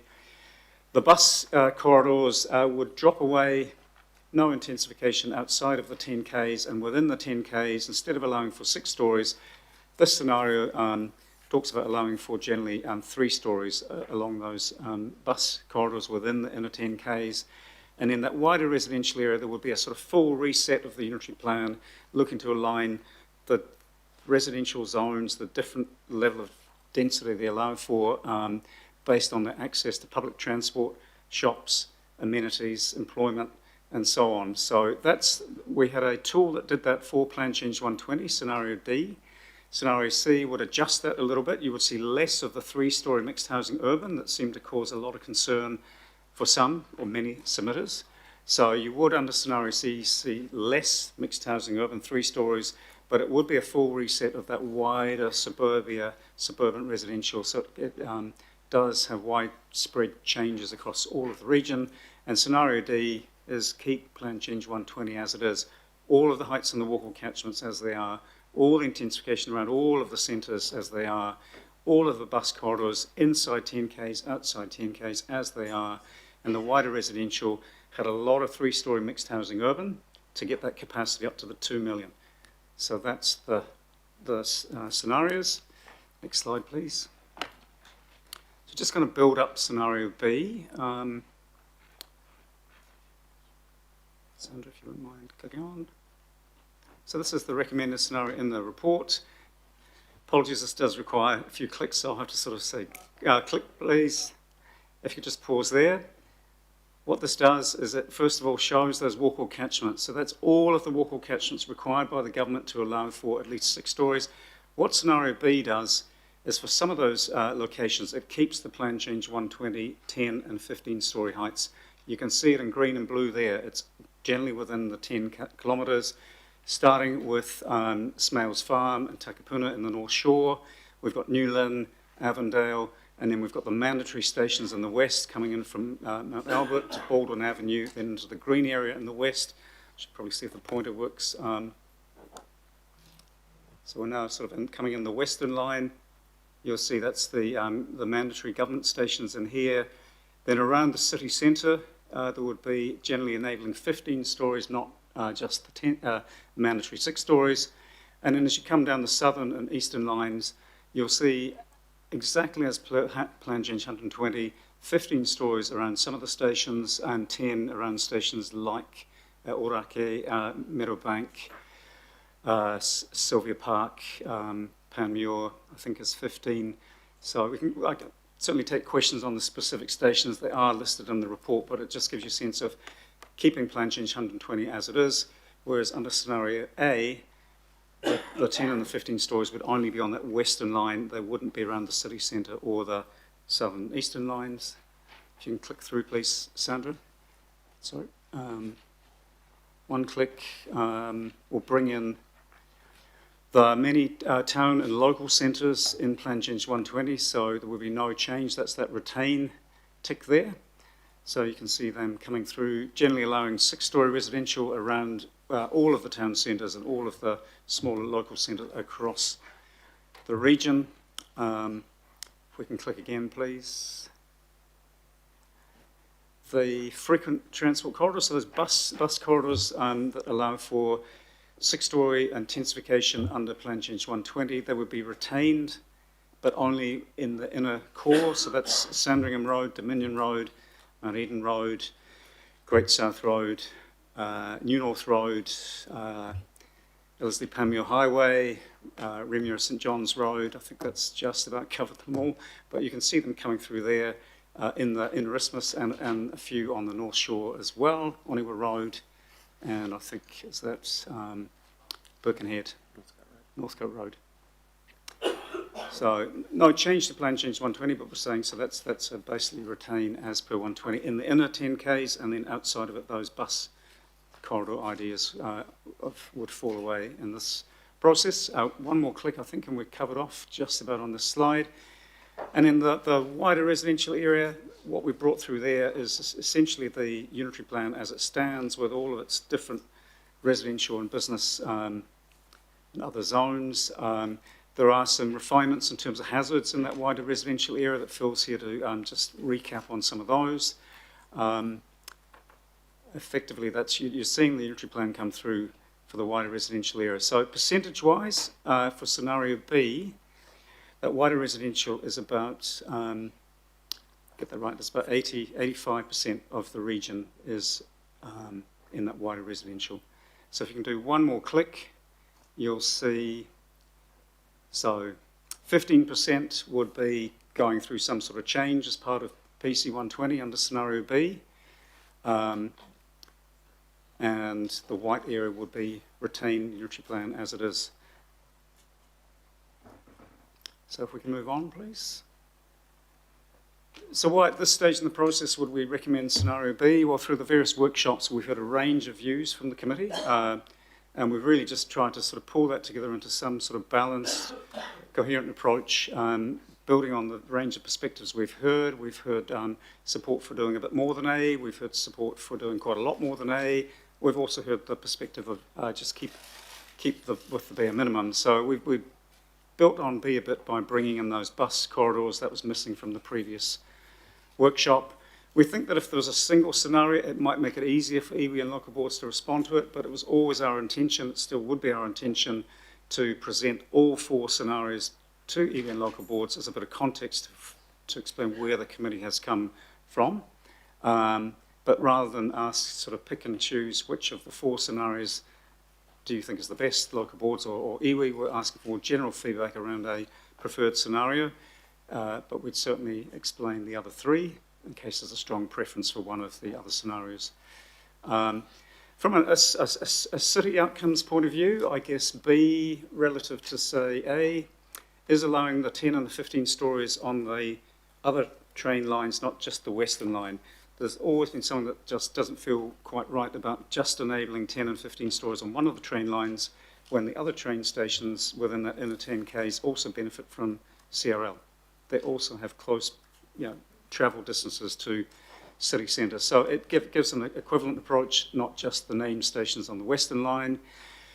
By including allowing for more development on the bus corridors in the inner isthmus, there are clearly some benefits in terms of investment in public transport, not just rail, but also buses, particularly in the inner part of the region. And I guess at a big picture level, it is housing in the areas of greatest demand in the region and in areas more likely to see increase in supply over time. So you heard from our chief economist, Gary Blick, in several workshops about how these scenarios might affect housing supply over time. So this is one that certainly, compared to, say, scenario A, does have some forecast benefits from Gary and his team's work around housing supply over time. So that's why we've recommended a slightly refined version of scenario B. If we just click through, I think at this point we've got Phil can just show you how the GIS viewer will look for local board and iwi engagement, and also for the public when you make a decision about where to head with this plan change. Right, kia ora koutou. So if decisions are made today to progress with scenario B, to engage with local boards and to consult with iwi, we've built a GIS viewer to support that. So I'll just give you a little bit of a demonstration today. This will be used by our planners through Hui and also going out to local board meetings over the next couple of weeks or so. So to just zoom into a particular location, coming into the Takapuna area, what we're looking at on screen at the moment is just the operative plan as it stands at the moment. But if we start to layer up in the same way that was talked through by John, and we start to actually build through, we start with our walkable catchments, providing for our walkable catchment around Takapuna, Smales Farm, and also bringing through the policy 3D areas that apply around Milford and Northcote. For this scenario, it doesn't apply through for other areas. Then we're dropping down into the frequent transit network corridor, and given we're within that 10-kilometre distance of the city centre, we're starting to show the spatial extent of our 200 metres out from those corridors. The next part of the build would be the height variation control, and this is important because if you take it back to seeing some of those build images where we had for Takapuna, the green area, it's important to convey that that doesn't mean that it's a 15-storey height right across the entirety of that walkable catchment. We've got a number of different residential zones in there, we've got open space zoning, and we've got our height variation control, which is our little blue outlines that we've got here as well. So you can see that for each of those, we actually label it, whether it be on the seaward side of Lake Road where we've got a 13-metre height, or whether it's on the city side of Lake Road where we've got the 50 metres or the 15 stories. And lastly, the build is to actually bring through what we've actually proposed as the zoning approach, and so that actually fills out all of those spaces. The last part of the equation is when we go in and look at the natural hazard type implications. So we've got our 5% annual exceedance and our 1% annual exceedance. So remember, our policy approach for natural hazards is that if we're within the 1 in 20 year flood areas, then we're looking to down zone to single house zone. And if it's just within the 1 in 100 or the 1% areas, then we're looking to hold at what the operative zoning is. And so you can see in the areas around places like Nile Road, where the actual mapping comes through there. So this view will be used to enable 4 local boards and iwi to be able to call on the staff to zoom into particular locations, layer it up in the way in which they prefer in order to support their feedback.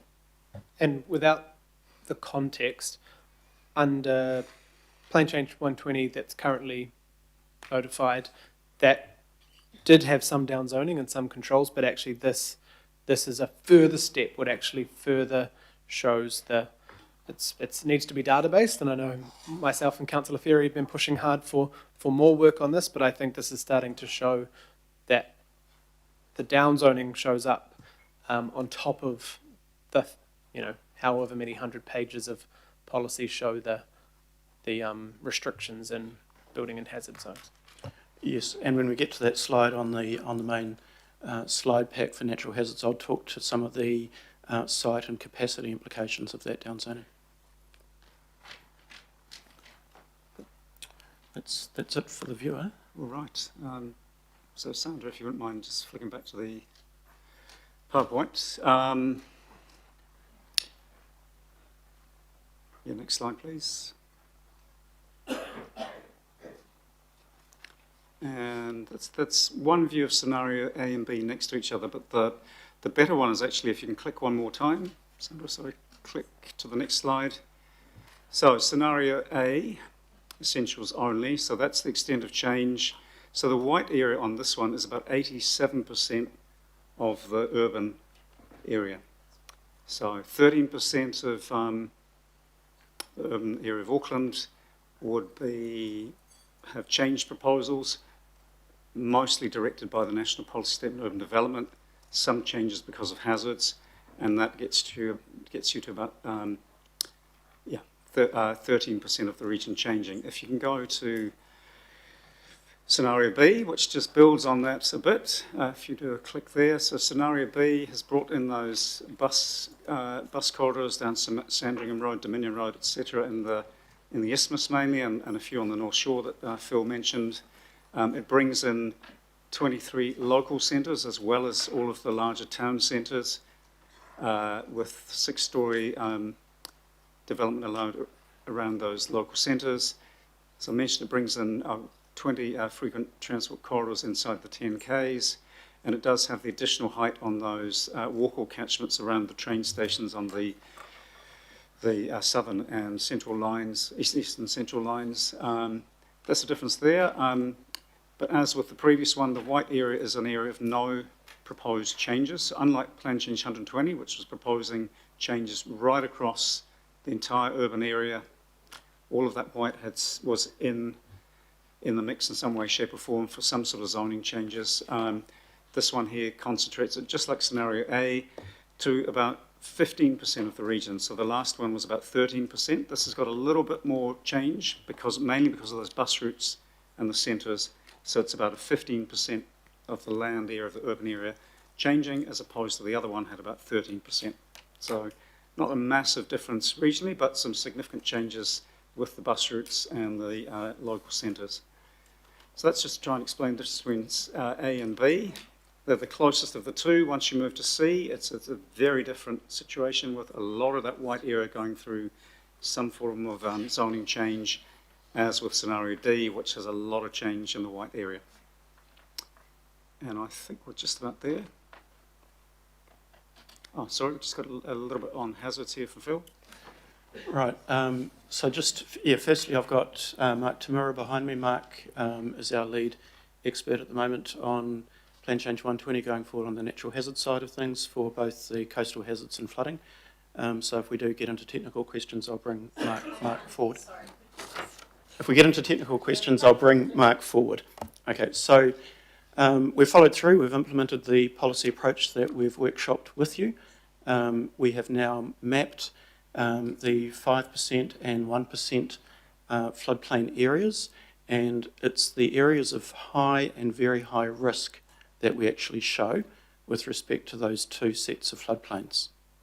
So those are what we see as driving the zoning outcomes, being what I just spoke to. So if it's an area of land, which being a site which is unable to take an additional building platform and is subject to the 5% AEP or the 1 in 20 year high or very high flooding risk, then it will get downzoned to single house zone or held at the single house zone if it has already got that zoning.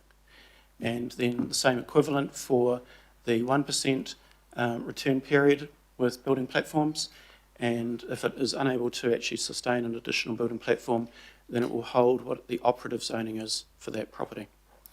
So what that equates to, given that flooding is the shift that we're taking, we're not taking a further shift from our landslide policy approach or our coastal hazard management approach. So from a flooding point of view, we're now looking to move from what was 1,875 properties, which were zoned to reflect flooding risk, to now have 7,753 properties. Now, that equates through to a plan-enabled capacity reduction from what we proposed within Plan Change 120 of 19,787. So broadly within the numbers that I spoke to you about back on the 10th of March. Against that overall plan-enabled capacity, we're looking at around about a 20,000 number, which is the result of our policy approach that we're taking for flooding. Beyond that, there's probably not too much to say. All of the rainfall data has been included, both for the rural areas and for the urban areas. I also understand that there have been some queries that have been coming through from some constituents with respect to climate scenarios. So I've been reaching out through to our Chief Sustainability Office with respect to this. So there was a guidance document 15 that was released and published to Knowledge Auckland last week. It's important that you are briefed on what that means and how that cascades through from our overall climate plan, through those guidance document materials, down into our LIM processes, down into our flood viewers, and down into the unitary plan and consenting as well. So I'll be working with Katarina Maki in the Chief Sustainability Office to try and work to find a time in order to give you a briefing, given the fact that that material has just been released by Council. Okay, Sandra. Process ahead. So here we are, 9th of June. Hopefully a decision on a scenario or scenarios for engagement. Then we'll have that engagement with iwi and local boards. We'll bring that back to you end of July for a decision on whether to amend PC 120 or not. You have the option of sticking with it as it is. But even if you choose not to amend it, this will still be an opportunity for submitters to add to their existing submission, join if they're not a submitter already. They could withdraw their submission. So it really opens up a brand new round of submissions once you make that decision, which you're required to do under the changes to the RMA. So then we have the submissions and submitters able to present before the independent hearings panel, who are, I think as you all know, have been appointed for quite some time now by Council and the Government to hear these submissions. We've got the 10,500 submissions already. They still stand. They can continue on, even if new submissions are made. Then we'll expect to receive the recommendations from the panel next year in time for your decision making by June, which is the statutory requirement under the Minister's direction to make decisions by June next year. So that's the process. I think that's the last slide. So we are keen to hear your questions. Thank you. Thank you very much for the 5 years of work and still a lot more to go. So thank you for responding to the constant change. You guys in your team have been doing your best to deal with all our questions and the constant changing nature and very complex nature of this. So I've got some questions so far. I'm sure there'll be more. Councillor Ferry, Deputy Chair. Kia ora. Kia ora, and sorry, I'm not able to be there in person today. Sandra, I don't know if you've had, I just sent you through an email with an image. It's going to be really blurry for folks, but if you could get that up, that would be really helpful, because I want to clarify something here. We're looking at, and apologies to staff, I've unfortunately been unwell since Friday morning, so I haven't been able to raise this with you before now, but I wanted to get a steer on, obviously one of my big motivations through this discussion has been the flood prone stuff, and I really appreciate the work that staff have done in response to my advocacy to go in and look again at what was proposed in the notified plan and come up with a new methodology and a new way of classifying it. Just looking at the scenarios at those high level maps, this is the area around what I've referred to as the Gribblehurst Depression. These are, you'll see that green space on the left, folks, that's Gribblehurst Park. And the area on the right, the main road, you can see there is Sandringham Road, and the area on the right flooded very badly in 2023. So I'm using this as an example, but I've noticed it with a couple of other flood-prone areas in my ward as well from looking at these maps. So what I wanted to ask about is noting that D on the right, with all that dark orange around that area, is Plan Change 120 is notified, and you've got the unitary plan as it stands on the left. it looks to me like in plan change in scenario C, which is the one that I was more inclined to support because of its comprehensive nature, but in scenario C, we've got some additional downzoning there to mixed housing suburban, the yellow one, compared to the unitary plan. And I've noticed this in a couple of other of my flood impacted areas too. Can you explain that a little bit more? Because conversations I've had to date have been that the new approach has been applied consistently across the 4 scenarios, and I can see that because that's the white bits, right? But in C, there appears to be additional downzoning, and I'd be really keen to support that because this is been from the start one of my big motivators with this is how do we make sure we are intensifying around the city centre, but downzoning where there is flood risk. So I suspect Phil and maybe Mark might be the right people to speak to this one. Yeah, through the chair, it isn't flooding that we're actually looking at as the cause of C and that downzoning. Right. It's that framework of urban accessibility, or the FUA. Right, And so it's how the that proximity, yeah. an accessibility point of view. So those MHS sites don't benefit from that degree of accessibility that the MHU ones around them do.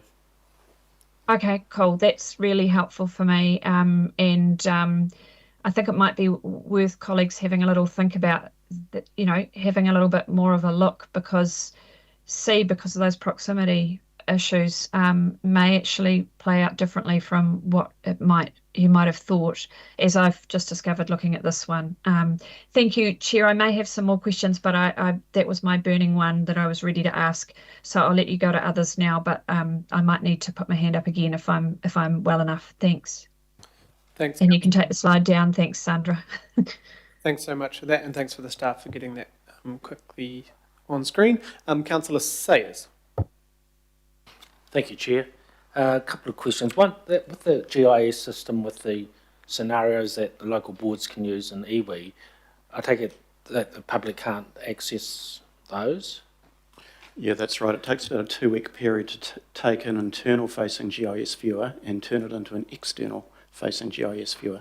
So, yeah, staff have specific logons that they can use, and they'll take those along to each of the local board meetings and hui to display. Yep. Thank you. So at the moment, if I'm getting a few queries from people saying, "Oh, how's my property being affected?" I just say, look, the source of truth is to go to our live GIS system. That's the current zonings. Well, there's also the PDFs that are attached to the agenda item as well, so you can zoom in quite effectively on those ones as well. Okay. In terms of floodplains, the formula, can I just confirm, the formula that's been used to produce the modelling, is that primarily, or is that driven by central government's data or modelling or formulas? And this is what I sort of alluded to by getting a briefing for you. It is actually quite a complex story to tell as it cascades down from the central government guidance documents through earth science, down into our climate plan, through into our guidance documents, and down into the flood modelling. So I think it's quite important that some of the changes of metrics that have been occurring around RCPs through to SSPs is talked through. From our point of view in the unitary plan, we'll always have what we call static definitions that are used so that you can get a site-specific assessment done by a hydrological engineer to actually prove whether you are or are not actually within an area of high risk or very high risk. We use the mapping as an indication, and we note that it's for information purposes and it's dynamic. So it's a duty of care or best endeavours to assist people in understanding, but we also note that that is always continuing to improve through time. And that's what's just happened recently with the ability to incorporate all of the new rainfall data. Thank you for that. That's helpful. If I might just ask a supplementary, I don't know if you can answer this question, but if they go through that, if a landowner or set of landowners affected by potentially affected by the maps go through the exercise of commissioning somebody to come and do a hydrological report on it, and they submit it, I guess, to council's planning or healthy waters. I'm not quite sure how that would work. But if there's a disagreement, so they do that work and they submit it to the Auckland Council through the right processes, and the Auckland Council says, well, we reject that report. If that scenario occurred, what options are there to try and find resolution or some sort of mediation point? Yeah, I think it's important to talk about the use of that type of report. In most instances, people are using that because they've got a building consent or a resource consent or a subdivision that they're in the midst of doing. And so that report is primarily for that, to prove or disprove whether they are or are not within a floodplain area. But your question, I think, is more about how can that type of report actually influence these regional data sets? And the answer to that lies in how we actually maintain those regional data sets. The exercise is a large one to go through to actually review all of those. The work that was done by Healthy Waters to support us in being able to actually bring this information in as part of PC 120 was an intensive piece of work by the GIS teams, both within our own planning and resource consents area and Healthy Waters, and was over about a 6-week period in order to actually do that. So I think it's best if we get our Head of Intelligence, Nick Brown, to actually talk to what is that regime of management of that regional data set of flood modelling, and how do these individual pieces of information actually flow through and get used. Okay, and if maybe I should have put it in a bit more context, and the Deputy Mayor might be interested. It probably boils down, like there's an area in Rodney, it's up north called Omaha. They're saying that the flood maps are wrong. They've gone and done the reports, and I think they're running into resistance from the council picking those up. So that was the context, Ryan. I should probably outline that for you. So do we still go through, Nick, you know, how do we get... Yeah, I mean, that would be a good case study to use. Yeah, thank you. Thank you. Councillor Turner. Thank you. The hazard maps, when we started this, we were talking about the fact that once they were published, they became active and people had to abide by them. That was correct, wasn't it, once they were published? So, yeah, when you use the word abide, I think it's important to understand that they are a regional data set and they're indicative. And so we use them in a way to identify the likelihood of the actual floodplain being in that location. But as I said, it's up to a site-specific assessment to prove or disprove that it is or is not actually within that area of risk. Thanks. But we also have a lot of talk about the engineering, the way we could construct our way away from problems, etc.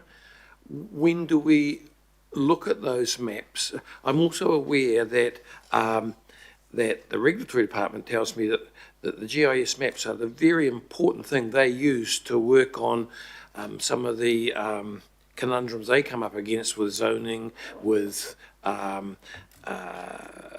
non-compliance complaints, with rebuilding and how that affects the consents.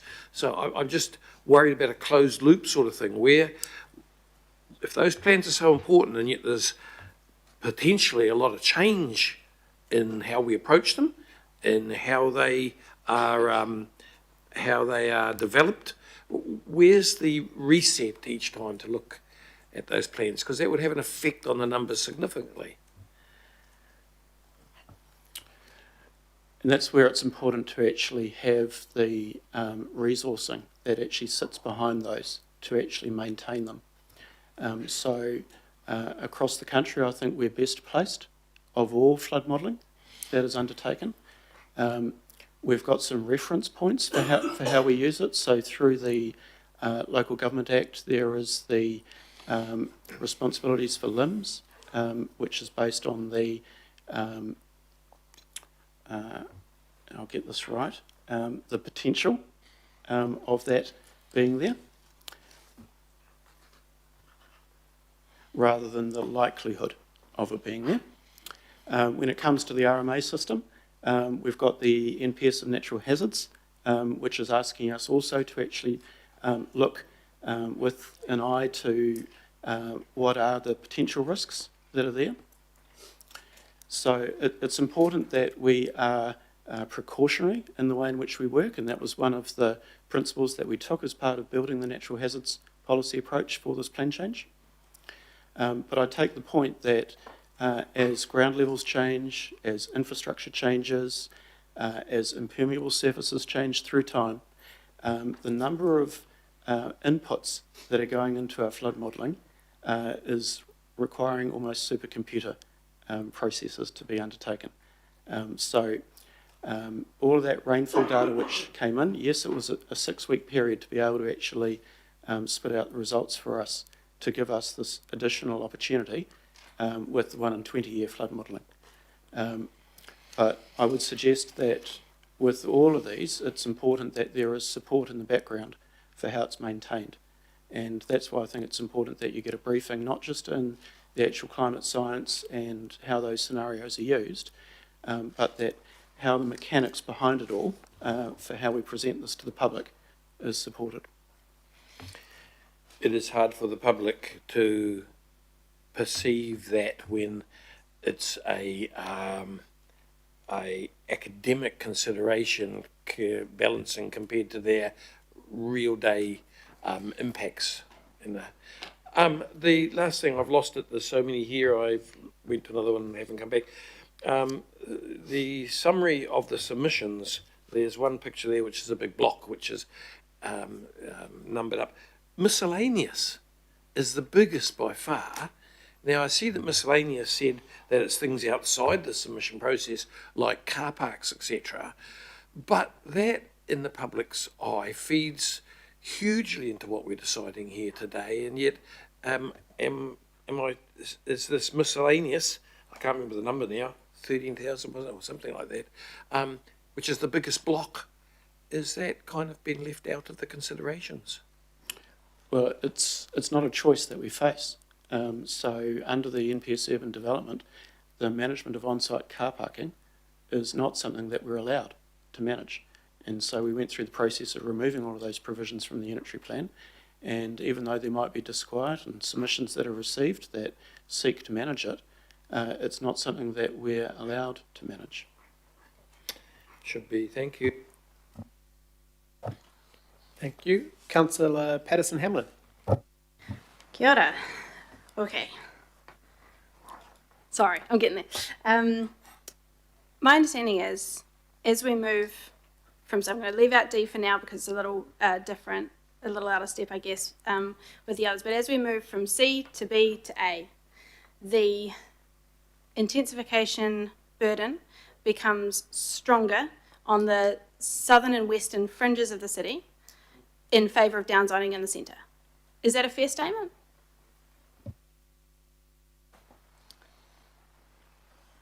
As you move from C to B to A, the burden stronger in the southern areas of the city. I think if we can bring up the map then. Yeah, if we bring up the map, so if you could just I'm going to phrase it a different way. Could you bring the mic a little closer? Yeah. Just it's hard Sorry. to... So best map would be the one with the 4 scenarios, if you wouldn't mind. Oh, sorry. We need to use this or not? No, I don't think it's the best idea because we're comparing different scenarios. So we need to go to the slide before that, please, Sandra. With the clicker just does not work. Councillor Short is going to support me, and perhaps Councillor Gillen as well. QBC, please. Yep. So it's got A, B, C, and D. Yep. So I'm holding B, Councillor Short is holding A, and Councillor Gillen is holding C. Now, Okay. I know he doesn't want to, but you can swap if you really want. My understanding is there's a lot more of the peach sort of outside the circle is as we move from scenario C through to A. So the west and the south, sort of down towards this way, and when I say west, it's sort of a couple of bits of Fo, but it's mostly Waitakere Ward, are taking on more of the intensification burden. They're taking on more of that infill housing so that the bits in the middle that are nearer the amenities do not have to have as much upzoning. Is that a fair assessment? I don't believe that's a fair assessment at all. I think A and B, so as you move from B to A, there is more intensification enabled in B in the isthmus than in A. So you're actually having potentially more development in the isthmus under B than in A. I think we're talking at slightly cross purposes here, because I think you're maybe talking about absolute numbers, and I think what I'm talking about is maybe spread of the peach and the orange. Yes, from the yes. So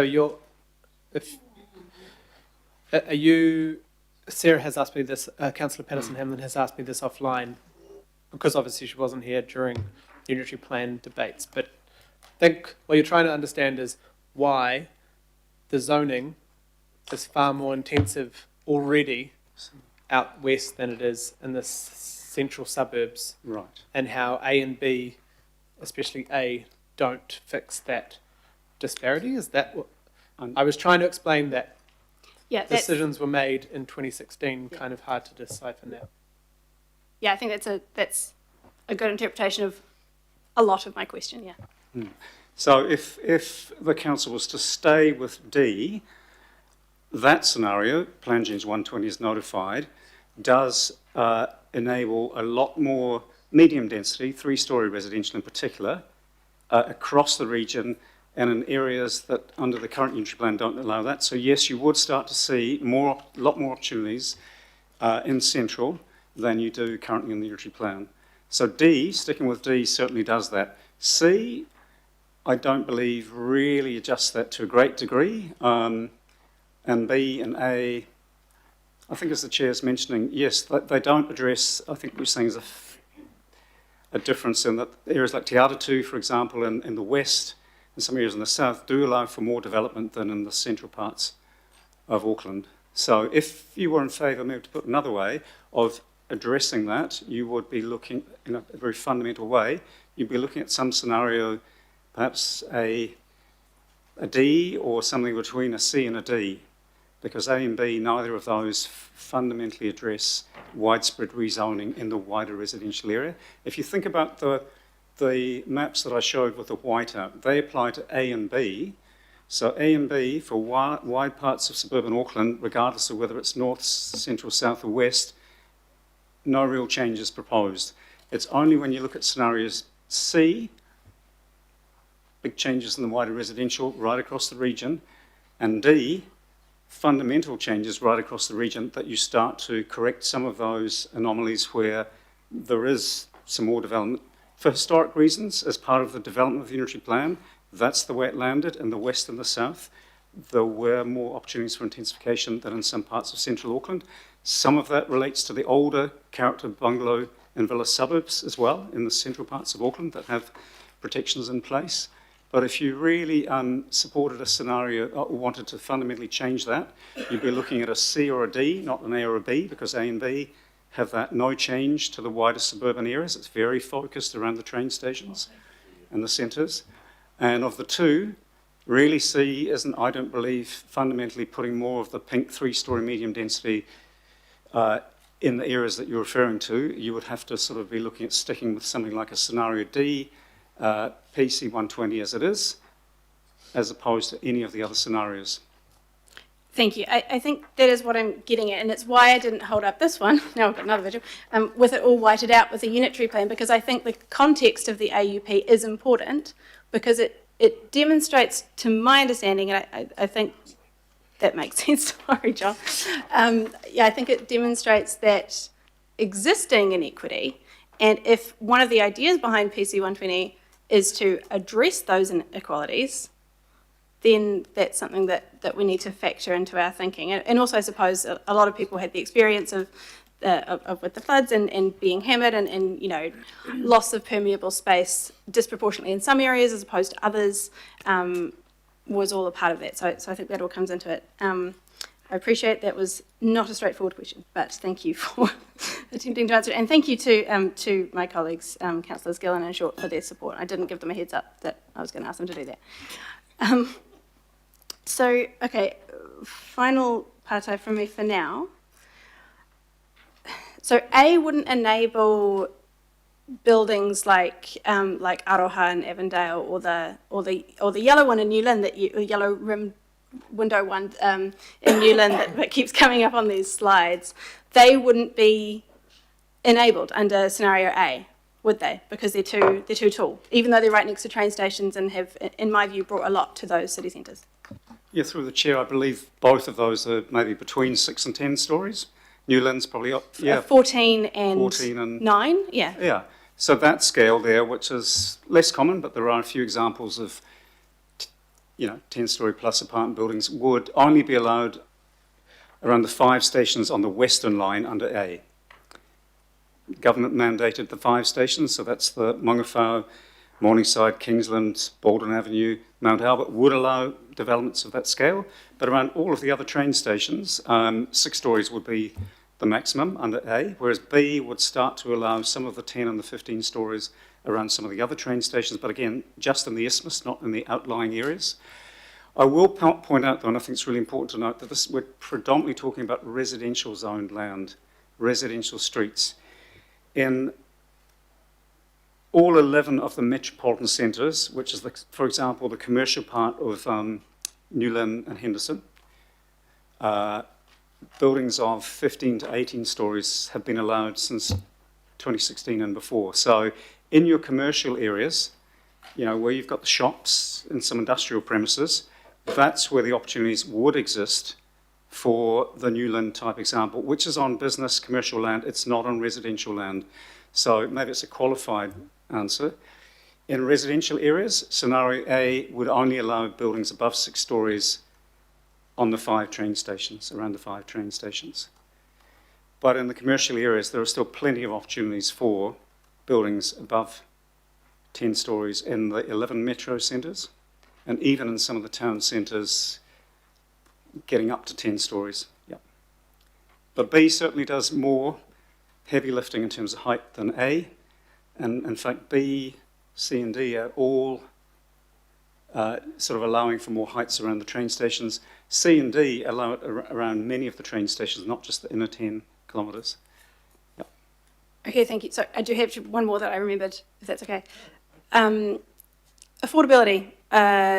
Could you talk us through the differences to housing affordability across the 4 scenarios? We don't have our Chief Economist Gary Blick here, but he has presented in a couple of workshops. He's here, so I think it's best that an economist who's been doing some modelling around this speaks to the affordability implications. So Gary, come and join us.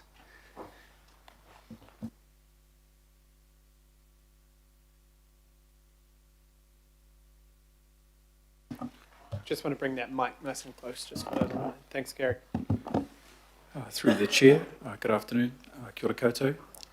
Thank you, Councillor Patterson-Hamlin. In response to your question about affordability, to support John and the team, we've been looking at a 10-year forecast of housing supply, so that is looking at how the market may respond to the enablement under the different capacity scenarios that John's talked through. That forecast is based on observed relationships we've seen over the period of the unitary plan between the level of enablement that we've got, as well as locations, their relative attractiveness and the degree of development intensity. And then we can vary the policy settings to see how supply might respond. So across the scenarios, we've got a sense of the general direction. We don't want to be putting so much weight on the precise numbers, but you can get a sense of scale across the scenarios. And then from the additional housing that we can see across the scenarios, we can draw on estimates in the literature about how house prices respond to a material increase in housing supply. So what I would say about it is that if your question is regarding affordability, we think under all scenarios we would have more housing than otherwise would be the case, progressively up through the scenarios, and that would be supportive of house prices in the future being better than otherwise. By better, I mean lower than otherwise. And that's not to say that we would expect house prices to fall, but that the rate of increase may be lower than otherwise. So in summary, in response to your question, by enabling more capacity, and it does depend on how much and where that capacity is enabled, we think it'd be beneficial for housing supply and for affordability. So, what's the difference between each of the scenarios for affordability?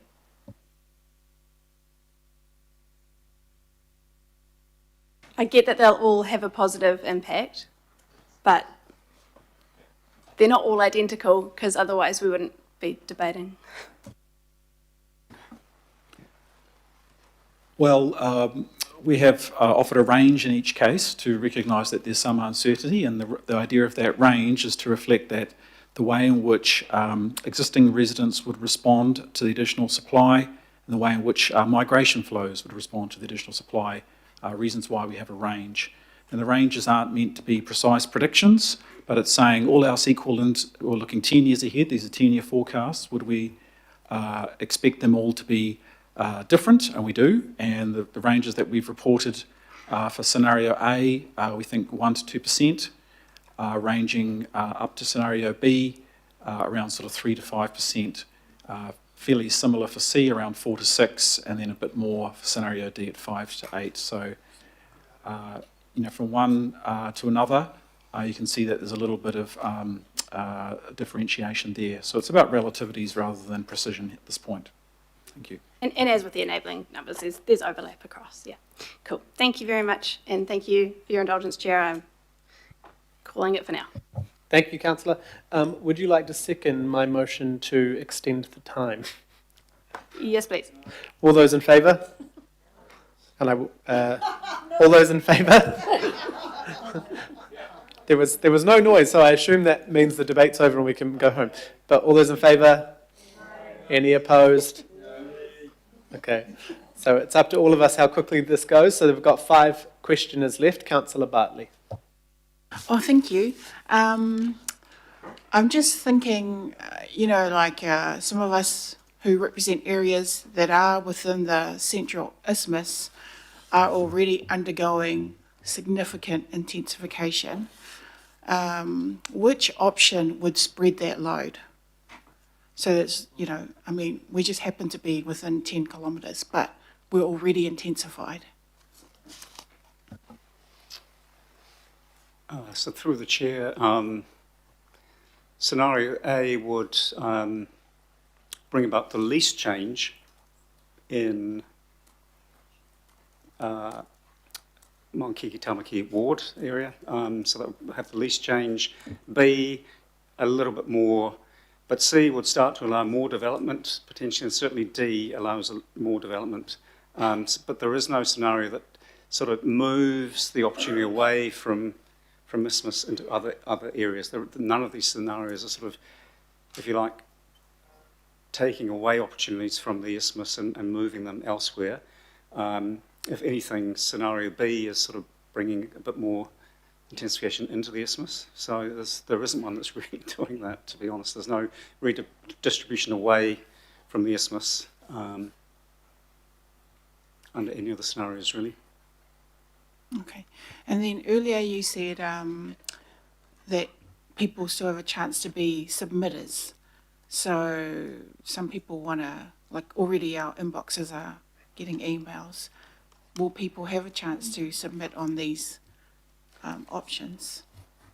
They wouldn't have a chance to submit on these scenarios because this is really you as a governing body with input from iwi and local boards working through to what ultimately a preferred scenario is, at which point it would go out to the public to make submissions and then appear before the panel, and then you're not making your final decisions until next year.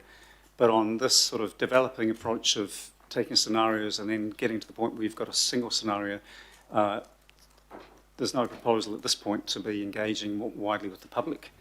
Their opportunity would be when you've made a decision in July to then make submissions.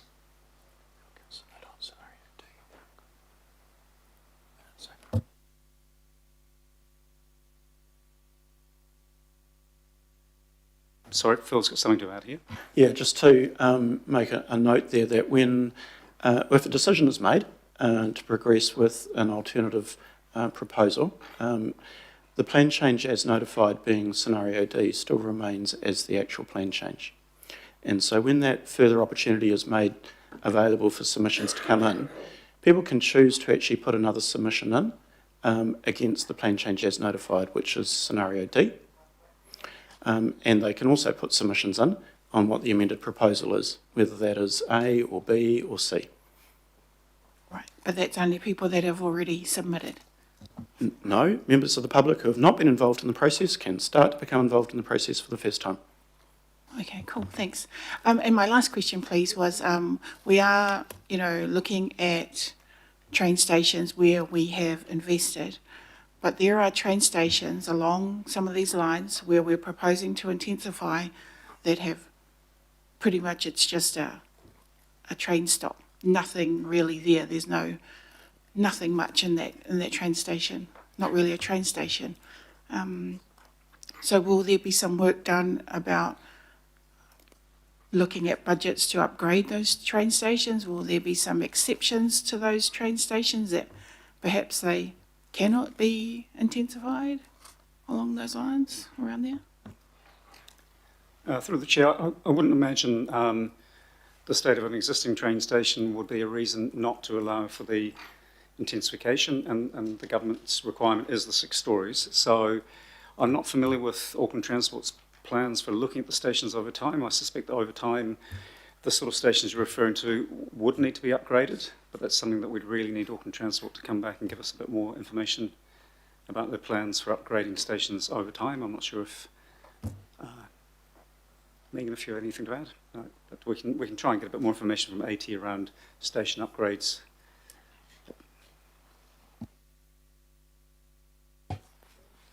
Thank you. Member Wilson. Thank you. I'm going to stick to the topic of the consultation you're going to have with mana whenua iwi authorities and local, specifically iwi authorities.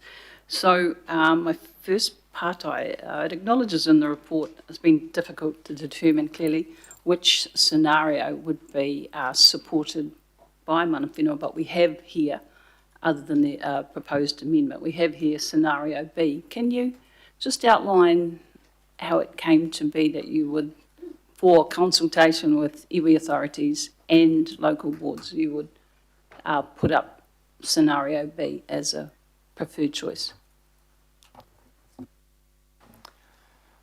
Through the chair, I guess the idea of having a preferred scenario is really to try and make it a bit easier to get some feedback on just one single approach.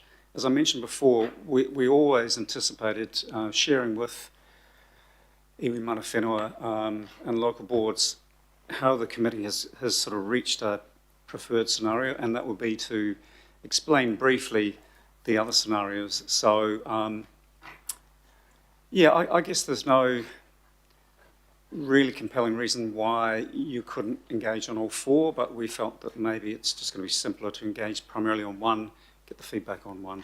But as I say, we do intend to explain all 4 scenarios and how we've arrived at a preferred scenario, or scenarios, depending on what you decide this afternoon. Thank you. Then it talks about attachment K, references the iwi support for intensification near centres and transport networks. But the support has consistently been caveated with heritage protection conditions. So my pārtai, to what extent has scenario B given operative effect to these conditions? So all scenarios continue to keep those protections that are in the unitary plan in place for things like sites and places of significance to mana whenua, the view shafts to the maunga, areas of protected indigenous vegetation, those sorts of protections in the unitary plan. All scenarios look to keep those in place.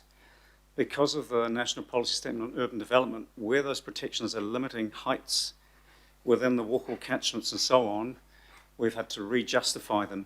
And so through the Plan Change 120 supporting material that went up for submissions last year, all of the justification for retaining those protections is already in there, and there's no proposal at this stage to change any of that. So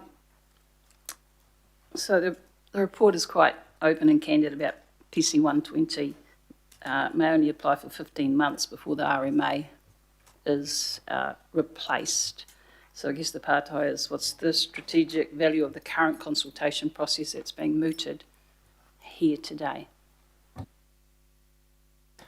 Yeah, this is something we have touched on in workshops, and we'd like to explore that a bit more with the committee during this engagement phase. The government's reforms, new legislation comes into place August, September this year, is what as we understand it. Under the bills that we saw earlier this year, and the council made submissions on the two bills, the planning bill and the natural environment bill, there is a requirement to do a new regional spatial plan and then what's called a combined plan to replace the unitary plan in roughly 2 or 3 years' time. And that's a whole new planning framework, a whole new legal system.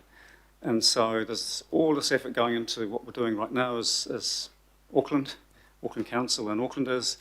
And so yeah, there is a big challenge with where does this all lead to if the council is having to do something similar again in a few years' time. So we'd like to explore that with you in a workshop because yeah, there is no simple answer to, there's certainly not an answer that once this process is finished, that's it for the next 5-10 years. It's certainly got more complexity than that, and we don't have an answer, but we can certainly give you some thoughts on that. That is an answer. I'll only be another couple of questions through the chair. So which scenario, well, comparison means that you're comparing it with another scenario, which I guess having one there is not the nature of a comparison if you're taking that to consultation. So that's my first point. But if that was the case, comparatively speaking, which of those or the combo of those gives you a better sense in consultation with mana whenua around matters that are significant, i.e. qualifying matters, and you touched on that, the maunga view shafts, to treaty redress and what the impacts will be, the matters that you understand and know that mana whenua are very passionate about.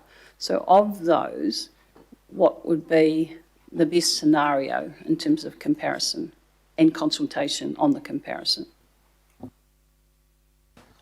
Well, just based on previous engagement, and certainly wouldn't want to preempt what we're going to hear through engagement over the next month or so, there were some concerns with Plan Change 120 because it still had the 3-storey medium density right across all of the suburbs. There are some places of significance to mana whenua, either through views or the whenua on that very spot that may not have protection in the unitary plan, but with that widespread rezoning across all of the suburbs, there were some concerns in the feedback from mana whenua.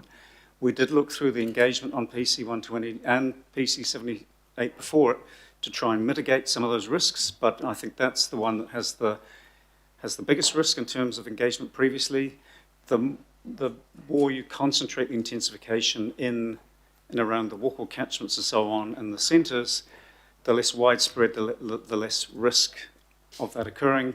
But I guess the safeguard that applies to all of them, as I mentioned, is that the protections in the unitary plan, the intention is they still have that protection under PC 120 under all scenarios. It's just, I think, scenario D, probably because it's so widespread and it's the land area it's covering, it has the biggest risk that things might not have the protections that they should have in place. Sorry. So would you say A, B and C are the ones that should be consulted with mana whenua iwi, or are you saying, well, what are you saying, I guess, in terms of a comparison of scenarios, which is what's the preferred, because then you know what of one you don't agree with, what would be the preferred? I think the preferred approach as staff is still to have a single scenario, but give iwi and local boards the full picture of how the committee has got to this point and seek feedback, not just on the single preferred scenario, but on any of the scenarios, really. So, yeah, I certainly don't think we should be engaging only on one scenario and not discussing any of the others. So they're at least there as an option for either local board to say, actually, I like that scenario D or that scenario C, and that's my feedback. You should be a diplomat. Thank you, John. He'd probably rather be one sometimes, I'm sure. Councillor Gillen. Thank you. My first couple of questions are along similar lines.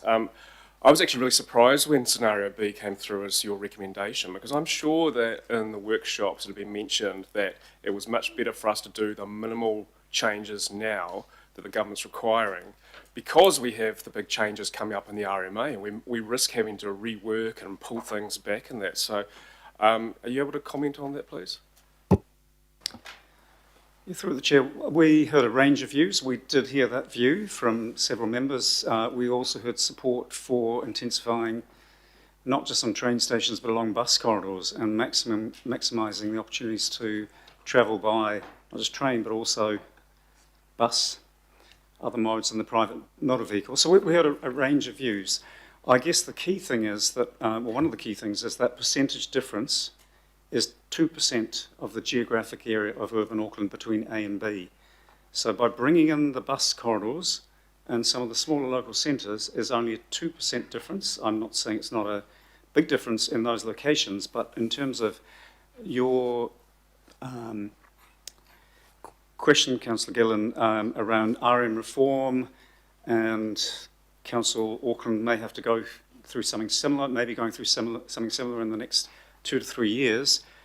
Both A and B are very much concentrating the change as opposed to C and D, which is much more widespread. So there is a slight difference between A and B in terms of geographic area, 2%, but once you jump up to C and D, you're up to 100% of the geographic area. Okay, I'm certain it was a staff member that has said it, not a councillor. But anyway, I'll move on to the next question. It says that scenario B provides more of a buffer for the hearing panel than scenario A. So I assume that's actually why you're going with scenario B. However, in attachment A, table figure 2, which goes into detail about scenario A, it talks about how in order to meet the minimum capacity that we need to, it's not mandatory for the council to achieve all the capacity through Plan Change 120. We can also use the capacity from Plan Change 78 metropolitan centres, it's already been approved, and the private plan changes that have happened since then. So there is reasonable certainty that the minimum housing capacity requirement for the AUP will be met. So I take that scenario A does have sufficient buffer for the hearing panel to utilise. Well, as you can see on the slide there, we're estimating 1.4 to 1.6 million. The latest information from our modelling team is that there is a buffer above the 1.4. It's certainly not spot on the 1.4. They haven't run the scenarios fully through the model. It takes about 2 to 3 weeks to run each of the scenarios. But we've got the latest estimates in spreadsheet form, which is 1.5. Roughly 1.5 million is with the latest changes.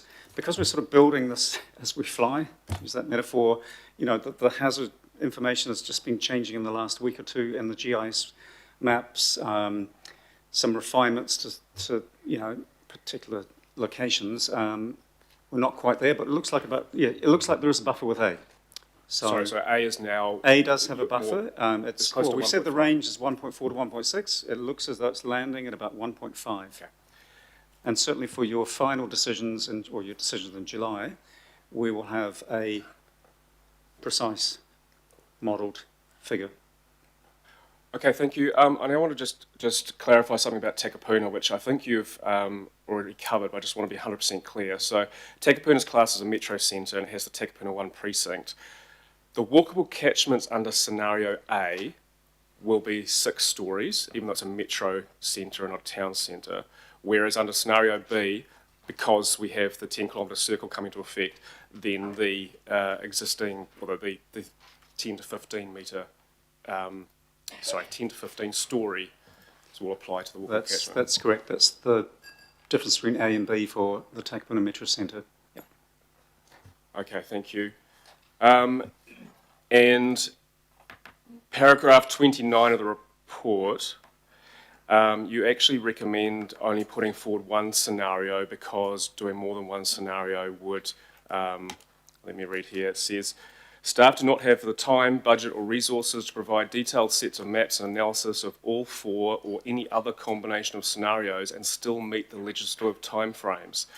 Are you now saying today that you actually can support more than one scenario because the chair's put forward two scenarios? Through the chair, because of this similarity between A and B, we now believe that by the first local board meeting next week, we would have A and B in the similar level of detail in that GIS viewer that Phil presented before, to build all of the changes, the zoning changes in C into a similar viewer would take us another 2 to 3 weeks, but we would certainly have A and B ready for next week in an equivalent level of detail for local boards. And I checked with staff yesterday because I said, what if we put forward A, B, C, because there were people at the workshop saying C, but they're very clear. If C was chosen, yes, they could do the maps for C, but A and B were the only ones that could provide two options because they're so similar. So we won't be precluding local boards and iwi authorities to comment on C and D, but to have that's why I've got F, which says note detailed maps and online map viewer for scenarios A and B will be available. So it means that people can do a very detailed view of A and B, but can only really comment on the high levels for C and D. Yeah.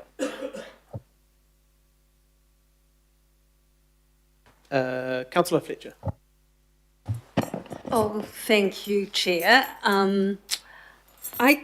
Before I get into the options here, I just need some context. So I've got some questions that I hope are okay, just so that I'm clear in my own mind. And while there have been workshops, today is about governance and it's about the assumptions that we're here to make decisions as regional councillors.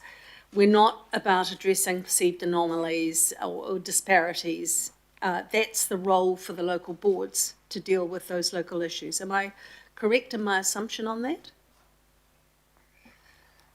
Yeah, I think that's a fair summary, Councillor Fletcher. Yep. So again, coming back to these assumptions, so the issues of affordability, proximity to employment, and all of these sorts of things are going to be common to the fore.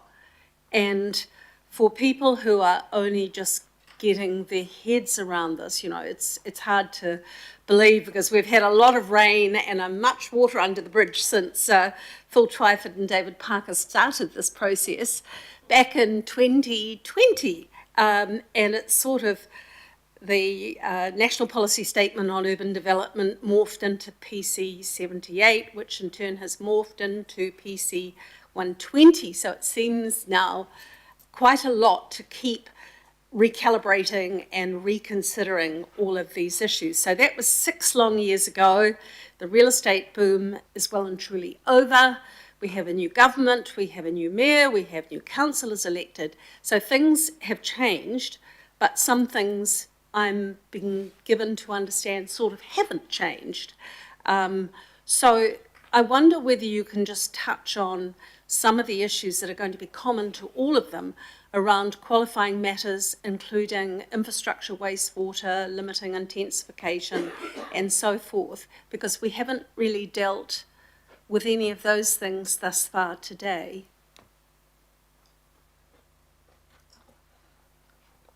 So through the chair, on the infrastructure question, I think it's important to keep in mind that this plan-enabled capacity of 1.4 million, 2 million, is never going to be achieved. It's a planning envelope, but it's the demand for housing, the market response, changes to population and so on that actually drive population increases and so on, and where the demand for infrastructure is. So there are parts of the region already, as we know, that Watercare is struggling to service any existing development. They are planning to invest in those areas to create more capacity. They are following this plan change very carefully. Even under the existing unitary plan without any changes, there will be some areas where the infrastructure is lagging behind. That's not new. That is something that does happen. But I don't want you to labour that too much on that specific issue, because we have heard regularly about this is zoning, this isn't about actual houses. But I'm interested in qualifying matters. We've got others, volcanic view shafts. If we go back to the AUP, we had issues like special character. And a question that I'd really like to put to you is, has there been the chance to have a look at these refined scenarios on whether there is the opportunity for the retention of any quality, special character, continuing on as qualifying matters, despite being in walkable catchment areas?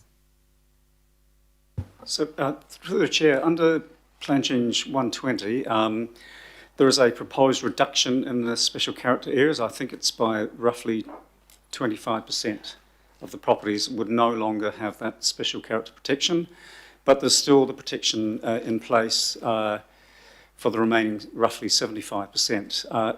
When we brought this matter to the committee a few months ago, there was a decision made to not make any changes to the qualifying matters, which includes special characters. So we are just guided by you as a committee. You've made that decision to retain the qualifying matters exactly as they are in Plan Change 120, and so we're not proposing anything different to what's already in 120. So the protection of the Maunga view shafts is as per 120. The approach to special character with the 25% or so reduction is as per 120. And you as a committee have given staff guidance that that's the direction to head in. I'm pleased to learn that, and I'm just trying to understand whether you intend to do further work in terms of all of these scenarios in going forward.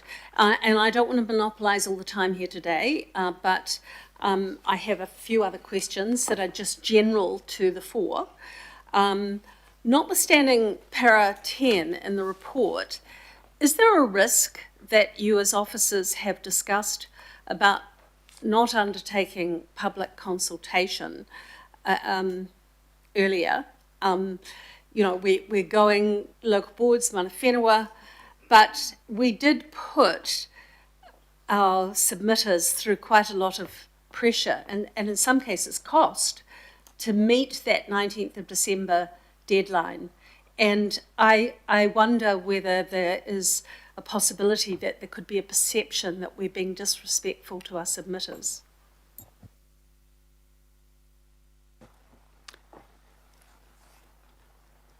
My question is, had the officers given consideration to that? Well, we have looked at the legal situation, and there is no requirement legally that... It says that in para 10, I know, but was there a moral obligation, or was there any discussion around that matter? Not in terms of... I'm happy to answer, John. Look, through the chair, we are trying to balance, again, continuing, as you say, this process started in 2020, so we're trying to balance time and kind of getting through this, in inverted commas, with still being open and transparent, particularly to ensure local boards and iwi have some ability to help inform and give you opportunities to hear what they think. And then there will be a public notification process, public submission process. But we don't think we are able to balance the time and speed and everything else with having a few months, because it would take at least 3 or 4 months to go through a kind of draft public consultation process. We do want to enable that once any decision you make to notify something, and we will go through that for a public notification process. So was there any discussion amongst officers that that government should be or have that drawn to their attention, that we might have needed more time to do justice to this, particularly in light of the fact, and I know you referred to it with Member Wilson and also with Councillor Gillan, but we know, I mean, currently we are required to go through a review of the Auckland Unitary Plan, but that might then be gobbled up by or morphed into something else. But we do know that there is legislation pending, so that we will have this process to go through potentially all over again. So was there any dialogue at all on this between officers and central government? Through the chair, we said, well, when this was, again, the kind of legislation was proposed and things, or the changes proposed, the final date of about June 2027 didn't seem to be up for grabs from the central government's position to change. So we did say that if this occurs and we have another minimum housing capacity target, and we have to go through all of this process, plus notification, plus hearings and submissions, that it will be very difficult for us to meet that time frame. But that time frame was not changed from the government. So that was the nature of the conversation. We obviously didn't get anywhere on that. Okay, no, well, it's just interesting because we get all sorts of information given to us, and I had a wad of papers that I hadn't seen before that were cabinet papers and correspondence from the Mayor's office and so forth, and maybe they'd been given to me and I just hadn't kept on top of my correspondence. I'm really not sure. But it does strike me as, given how we've had these 6 years, that we might have pushed a little bit harder to say, hey, let's do it once and let's do it properly. But you're saying, no, that there wasn't an appetite by the government for that. Okay, so what has the process cost us since 2020? And if we continue with PC 120, before we even start on the fresh process, what are the estimated costs of this? I'm just checking to see whether we've got that or whether we might need to come back to you on that. We don't want to guess, inappropriately on that. I think we just need to go back and check the numbers. Yep. I imagine the first process was 10 million. By December, we'd spent 3 million on 120. So I imagine all up it'll end up 20. I mean, if you're thinking about a similar process doubled. Tens of millions, yeah. Could be $20 million. About 13 million up to that point. Yeah. About 30 million. 13. Okay. But I think we should just... 13. Sorry? Say that Sorry. again. It was 10... Plan Change 78 that didn't get completed was $10 million. By Christmas, the actual dotted line advice was 3 so far for Plan Change 120. So that's 13 all up. But I'm assuming by the end of... If you just replicate 2 plans, one was 10, the next one should probably be 10. So you're talking $20 million by middle of next year. Utopia's expensive. So can you then help me, because I want to come back to these refined scenarios and put it in the context of the fact that we're probably going to have to revisit it all again anyway, which is, from my perspective, really frustrating. Can you talk about whether scenario A will be easier or less timely, less costly, less admin, or which of these is going to be, in terms of processing, the easier one? And also on that, I mean, if I come back to scenario A, it seems to have the ability to meet government's objectives with flexibility but without overreach. Can you just give me a bit of feedback on that? So through the chair, scenario A is the one with least change to the unitary plan, and therefore, if the council is going through another process similar to this in the next 2 or 3 years, then scenario A would be the one that would result in the least change. But there isn't a huge amount of difference between A and B. I'll stress that again. 2% of the urban area difference. So yes, 2% spatially of the urban area would be in B and not in A. So 2% of all properties in mostly residential Auckland would be captured by B, but not A. Once you move to C and D, very different. It's the entire region and potentially a lot of rework. So, but A is the one absolutely that has the least change and at the least risk of having to redo things. This does link into a decision you will also be asked to make in July around to withdraw areas of no change or to keep them still in play for the hearings panel and submitters. So there is quite a strong link to that decision as well. And we do intend to hopefully get a workshop with you before the July decision making, just to talk through the differences between withdrawing in part areas of no change or still keeping them in. But again, scenario A is the one with least change, so I guess scenario A would be the one with least risk of some form of reconsideration of the same matters in the next 2 or 3 years. Chair, I'll let others have a turn, but could I just make a request now that if we are to have further workshops, these are big and meaty issues and they are really complex. Could we ensure that the workshops that we have are perhaps longer in duration so that everyone can really do a deep dive into the areas of interest that they might have? I would really appreciate that. But I'll let others take a call now. Thank you. And just on the 2%, John,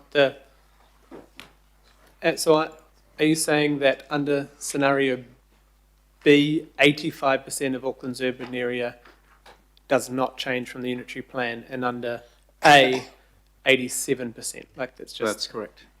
Okay. Councillor Henderson. Thank you. I've got a number of questions. I'll start with yourself, Gary. I've got a couple for you.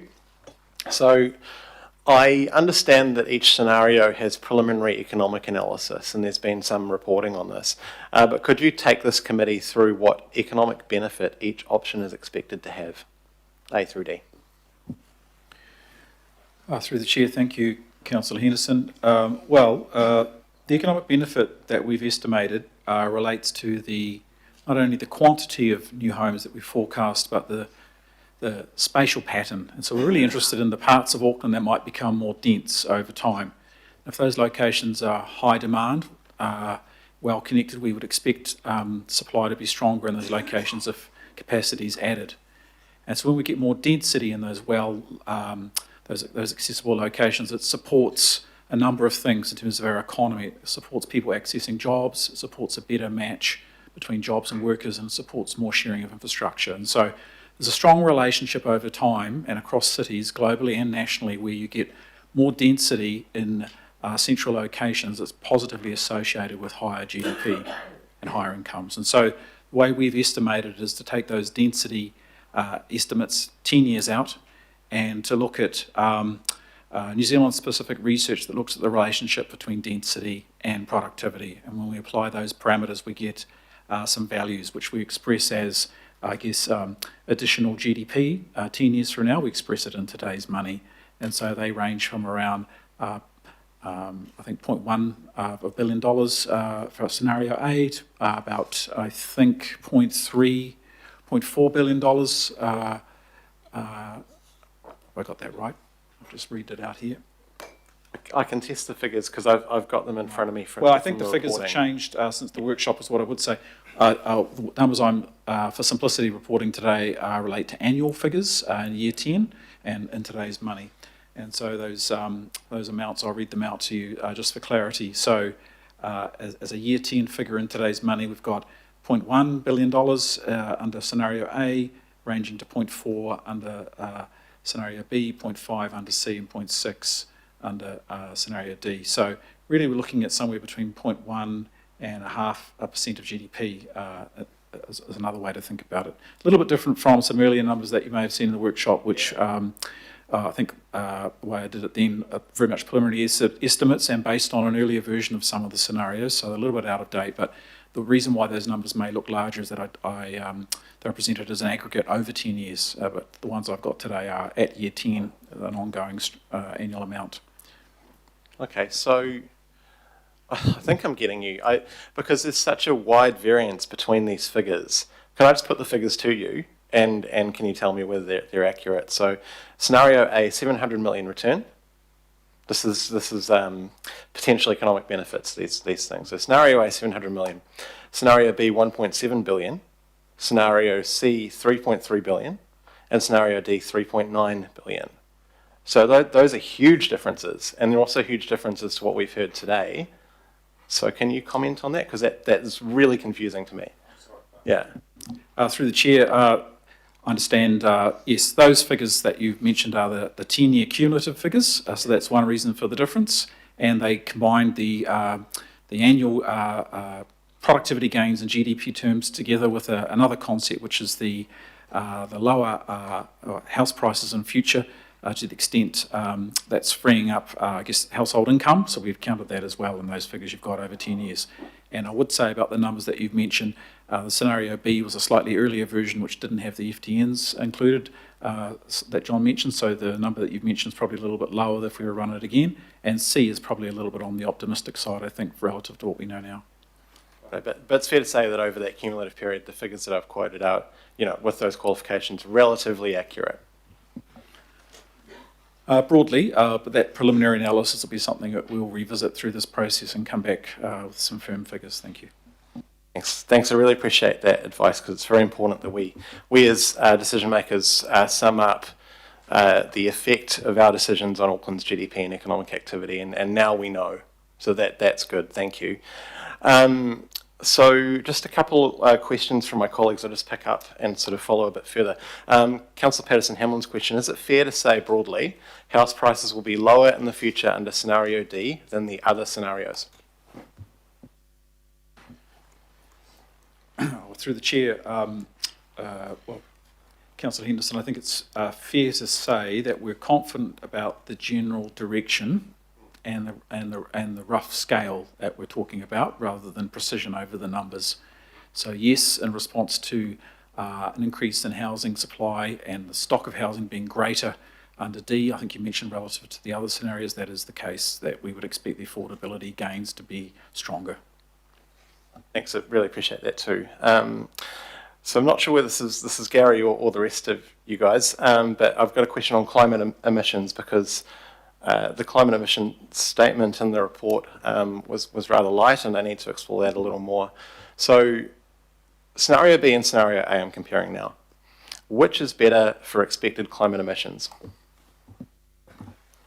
Through the chair, we haven't undertaken any detailed modelling of emissions, climate impacts. It will be an incredibly complicated exercise with some very, very broad assumptions around likely take-up of particularly the 6, 10 and 15-storey areas. There's a lot of uncertainty as to how many apartment buildings we're actually going to see over the next 5, 10 years in these areas that might be earmarked for 6, 10, 15 stories. So a lot depends on, will the market respond in a very different way to the way that it has historically to that opportunity for apartments? What will that mean in terms of mode shift, and therefore what might that mean in terms of emissions? But stepping right back and looking at it, there are some opportunities for more intensification along bus routes and more height along some of the train stations in B relative to A, and therefore B would have the edge in terms of climate over A. Okay, so B has it over A. Thank you. I've got two more cues. So I'm just thinking about Councillor Bartley's questioning around upzoning stations and bus corridors. Under B, wouldn't it actually take pressure off Maungkiki Tamaki as an example, because there's more housing opportunities closer to the city? So rather than putting more pressure on the ward, wouldn't it take pressure off the ward? Isn't that fair?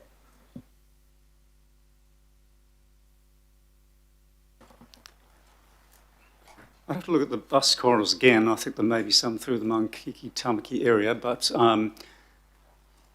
I suppose, yeah, those extra opportunities that you get for B around some of the bus routes not in Maungkiki Tamaki may mean that there is some development happening in those areas as opposed to Maungkiki Tamaki. So yeah, there may be a slight difference in terms of A and B, with B perhaps spreading the intensification more widely across the isthmus. I think that's a reasonable call. Thank you, appreciate that. And finally, looking under attachment C, where it's available, our vote on the principles back in the days. So could I firstly ask you, just as a general statement, how have you applied the principles that we voted through to this analysis and this advice today? They were the starting point, and they're present in all of the scenarios to differing degrees. Quite a few of the principles actually use the phrase as a starting point.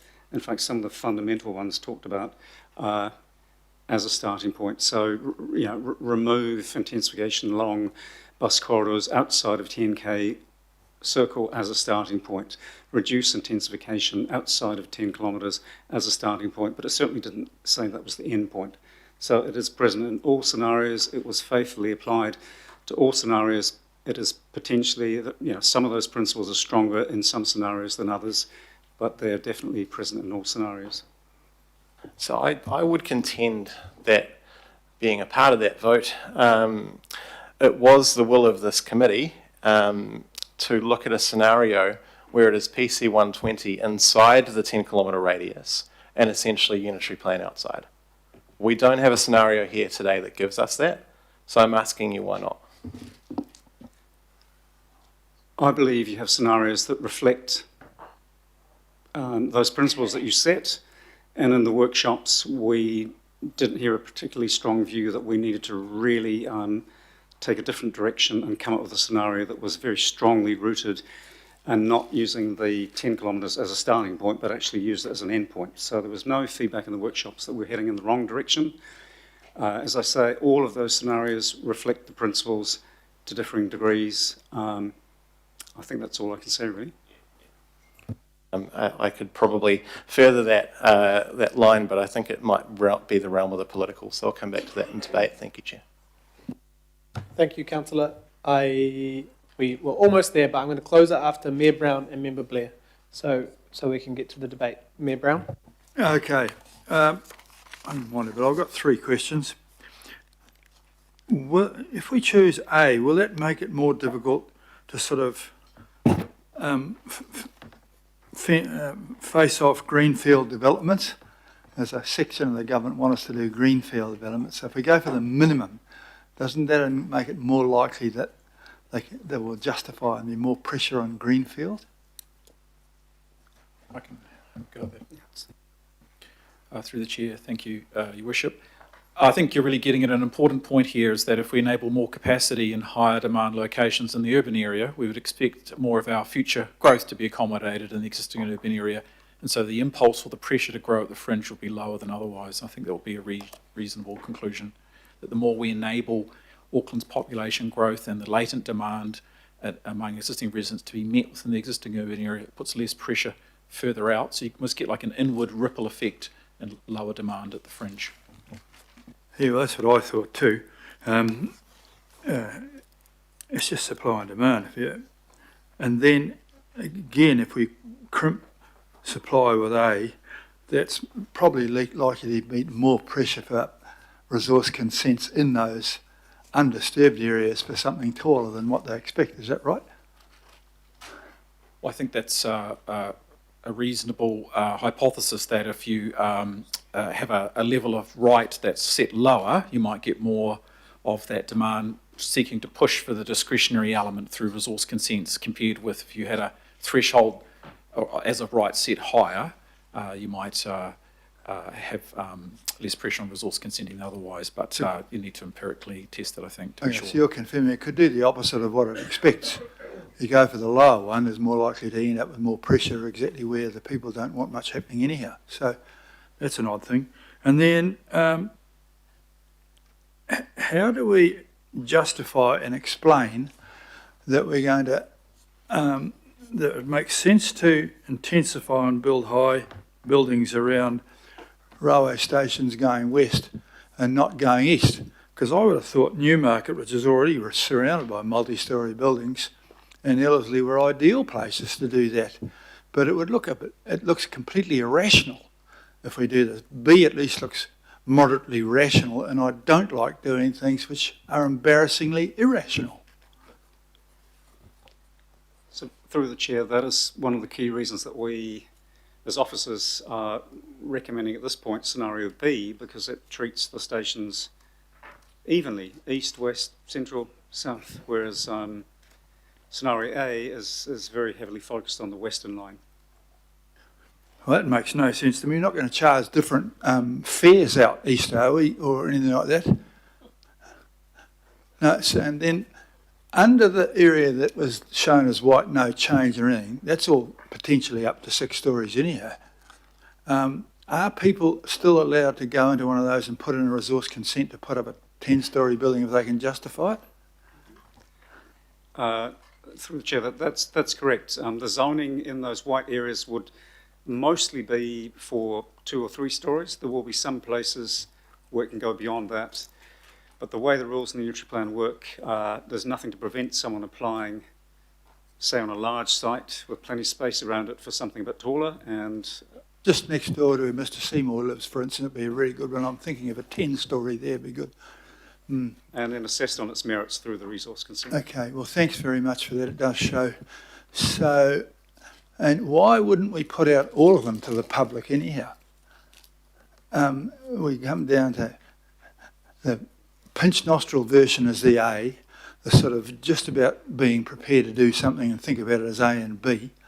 But are we saying that the public and the local boards aren't capable of understanding what C and D might be? Are we that clever ourselves, are we?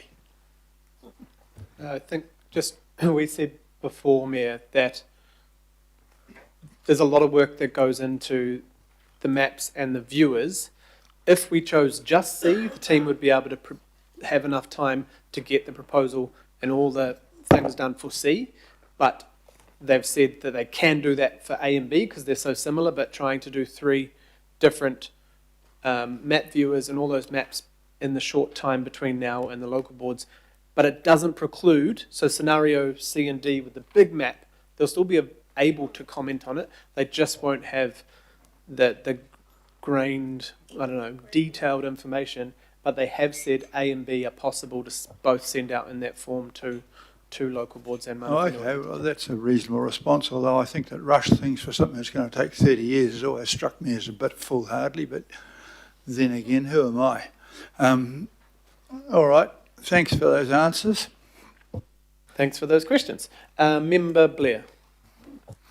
Kia ora, John. And tēnā koutou, acknowledge your team and all the hard work in what is a very highly politically charged issue as well. I just wanted a bit of clarity on which of the options would concentrate more of the floor area and development opportunity on the isthmus, the central isthmus, and the major transport nodes. Which is the best option that does that? Tēnā koe, Member Blair. B and C, there's a complexity there, so it's not that straightforward. So, but shouldn't it be? I mean, that's where the services are on the isthmus, and then the major transport nodes is where you should uplift the development east west. So B certainly more than A. So B is ahead of A because of the extra height on the train stations in the isthmus and the bus corridors in the isthmus. So B definitely more so than A. C spreads things evenly across the region, so not so much concentration on the isthmus. And then D, if you stick with Plan Change 120 as it is, it has those heights around the train stations and the isthmus and the bus corridors, but also outside. So I'm thinking it through myself. I think the answer is B. Of all the scenarios, B is the one that probably leans most towards the isthmus. I could add something. Gary? Yeah. Through the chair, kia ora, Member Blair. Thinking about it from a housing supply perspective, we have done some forecasting over 10 years of the take-up of these opportunities that John's talked about. And if we think about the 10 kilometre circle that's been referenced earlier today, sort of preliminary work suggests that of our 10-year supply, perhaps under the operative plan, we might see somewhere between sort of 10 to 15% of our growth being accommodated within 10 kilometres. Under scenario A, that would be up around 15 to 19, I think. And then under scenario B, getting up to sort of 24. And then I think C and D around 28, 29. So just with the extra enablement in those higher demand locations, especially those frequent transit networks, we expect to see through the scenarios a bit more than the 10 kilometres, if you think of that as a proxy for the isthmus, roughly. I hope that helps. Thank you. I will call this the last, so we're going back to, Councillor Foley hasn't actually asked a question, but Councillor Foley. Kia ora. Thanks, Chair, and thanks, team, for all of your hard work that you've put into this as well. I've read very carefully the report and the presentations and listened to what's been said as well, and I've made notes and tried to compare the differences between A and B for my Manukau ward. So I just want to fact check with you to make sure that I've got things right. So under option A for the Manukau ward, the Papatoetoe station, the walkable catchments around Papatoetoe, Puinui, Manukau Metro Centre, Manukau Otahu train station under option A, those would all come down to 6 stories, and also under option B. Is that correct? They come down to 6 stories. That's correct. Under both scenarios, they would both come down to 6 stories. Okay. The town centres, there'd be no change under both A and B. The big change comes in the local centres, what's proposed for the local centres. So under option A, all of those proposed changes would be removed, but under option B, for example, around the local centres like Dawson Road, Mangere East, that would go up to 6 stories. Is that correct?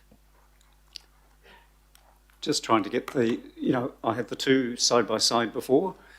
If we just look at that again, and I do have the full list of the local centres. That's seeing them side by side. So A on the left, B, you can see some of those small centres coming through with sort of orange and pink colours. And they would have the 6 stories around those local centres up to roughly 200 metres under scenario B, whereas in the scenario A, those smaller local centres would not have that 6-storey enablement. Yep. Right, thank you. And then in terms of the frequent transport network corridors, under A, the proposed changes would be removed, but under B, the proposed changes would be removed for corridors outside of the 10K distance from the city centre. So that would also mean that for my area, for Botany to Manukau via Ormiston, and also Papatoetoe Otahu Sylvia Park would also be removed. Is that correct? Through the chair, that's correct. Kia ora. So the main change for my ward is really the local centres. That's correct. Yeah, that's the main difference between the two for your ward, because you're outside that 10 kilometres. For the wards inside the 10 kilometres, you've also got the bus routes still retained, and so the bigger difference there. Yep.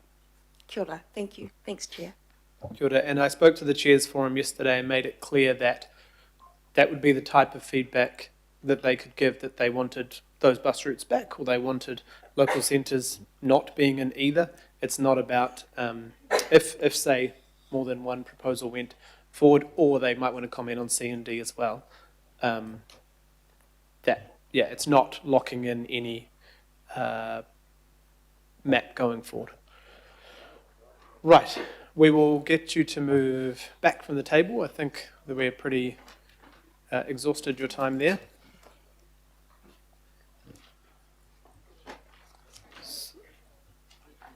So how we will do this, everyone, I'll just speak briefly to the item I put up.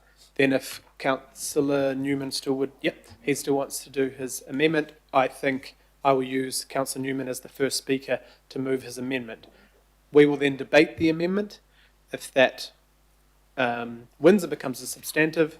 If that gets voted down, we move back to the substantive, which is the A and the B. Cool. Okay. Thank you very much. So just briefly, I had heard the feedback from many people through the workshops, and I do understand why the staff put through the B as the scenario. That did seem to be the kind of the middle ground between all the feedback that was coming. There was people saying C, people saying A, and then people wanting different parts of B and C across. I know that certain members, I think Councillor Fletcher, brought up the concerns around the fact the government only mentioned one line. Why was that in legislation, just the Western? So I think incorporating the other lines to try and match up was taken on by by staff. The bus routes have been something that I think everyone around here, last time we were at this table, was saying frequent bus corridors made sense. We're investing a lot of money in those. So I think that's why the officers have put that in there too.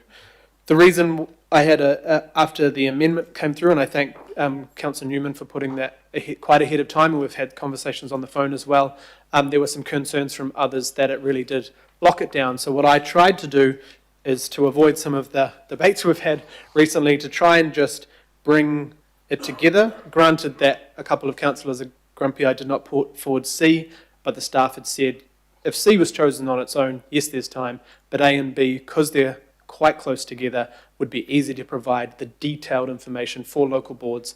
And I think that's the key for me here, that this is about getting local board feedback, iwi authority feedback on at least two options. These two options, A and B, could go forward. Doesn't preclude them talking on the C and D, but they won't have that street by street, property by property detail like the A and B.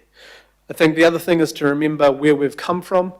You know, Plan Change 120 and 78 touched almost every street in our whole city. These two items, these two plans, it's 87% or 85% of Auckland's urban area that will stay as the unitary plan. Some people won't like that. Some people will obviously think their property should have been upzoned. We might start getting questions from that. People might be shocked that the last 4 years they've had the ability to build to 3 stories, and now they may be back to single house through both of these scenarios. So both of these scenarios really focused on where the infrastructure is, where the transport is, and it does leave most of those parts of Auckland unchanged.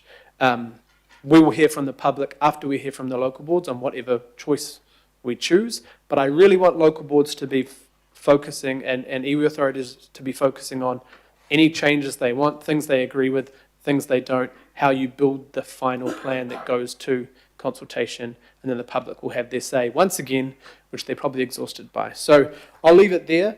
I will now go to the amendment, and then I'll ask Councillor Newman if he'd like to speak to his amendment. And so Councillor Winiata is seconding that amendment.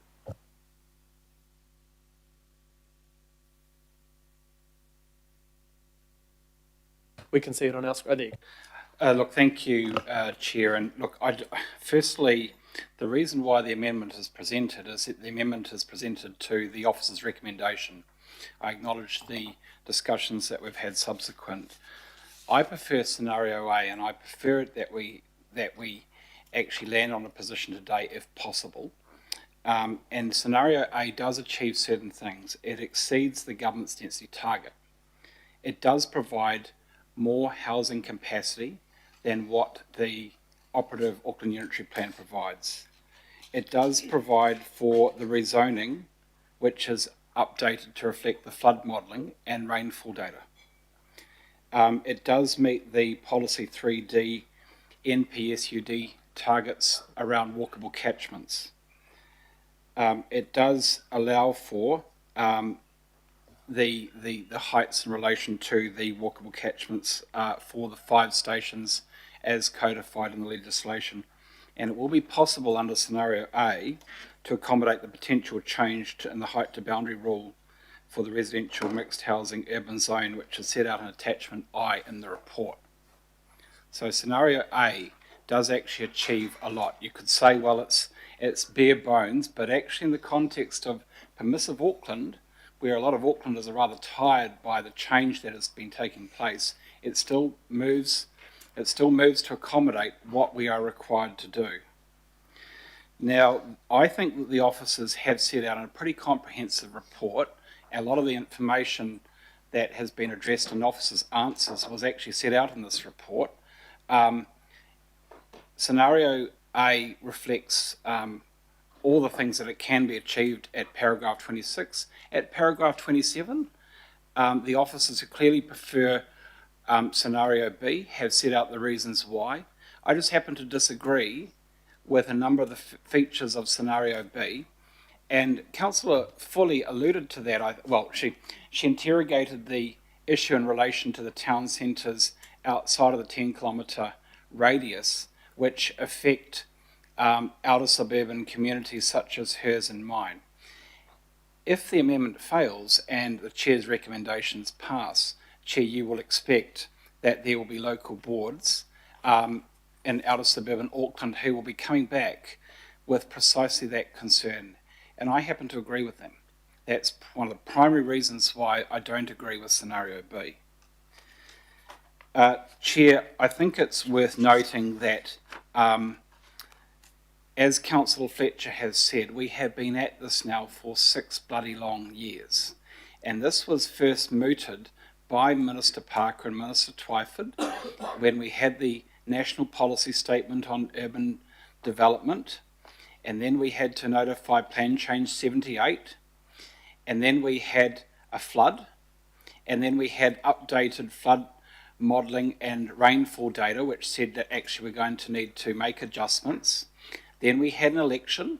Then we had an MP from Lower Hutt say that Auckland needed to dial up for 2 million.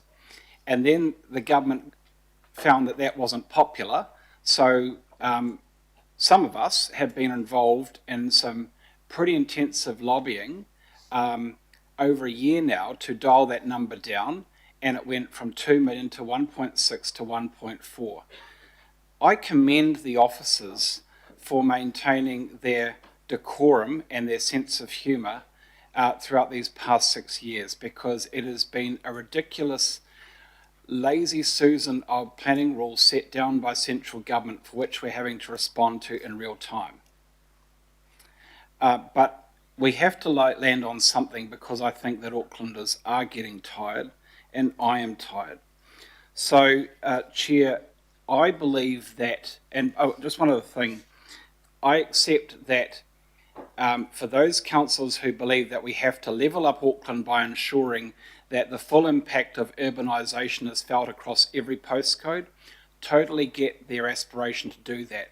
The reason why that hasn't happened is because some communities won the argument around special character area when we did the proposed Auckland Unitary Plan, which predates me, but that's what happened. And the only way to rectify that, if you're really askance at that, is to vote for scenario D. Short of that, some communities are going to be the so-called winners because they'll be less touched than others. But that's the reason why there is a disparity in urbanisation. I happen to think that the whole notion that we are here to try and engineer a more affordable housing market, that's not the issue here, because it's, yes, there's going to be a degree more affordability if you increase housing supply, but I actually think that the first thing is to think about whether we have the capacity to accommodate it, whether our infrastructure can cope with that, whether the rules actually allow for the sort of urbanisation that is going to ensure that our wastewater network can cope, that our drains can cope, that we've got the capacity within our, community facilities network, whether they can cope with the sort of urbanisation. Clearly, we are under pressure. The other thing that we're under pressure with is our community, because I believe that the planning of Auckland is now such that Aucklanders are utterly exhausted by what they have seen. And this is exhausting. And yes, we can have more submissions, but people are just saying, quite frankly, there's been so much that has happened. Most Aucklanders couldn't tell you what the latest scenario is that they're supposed to be submitting on. They're just exhausted. Who isn't?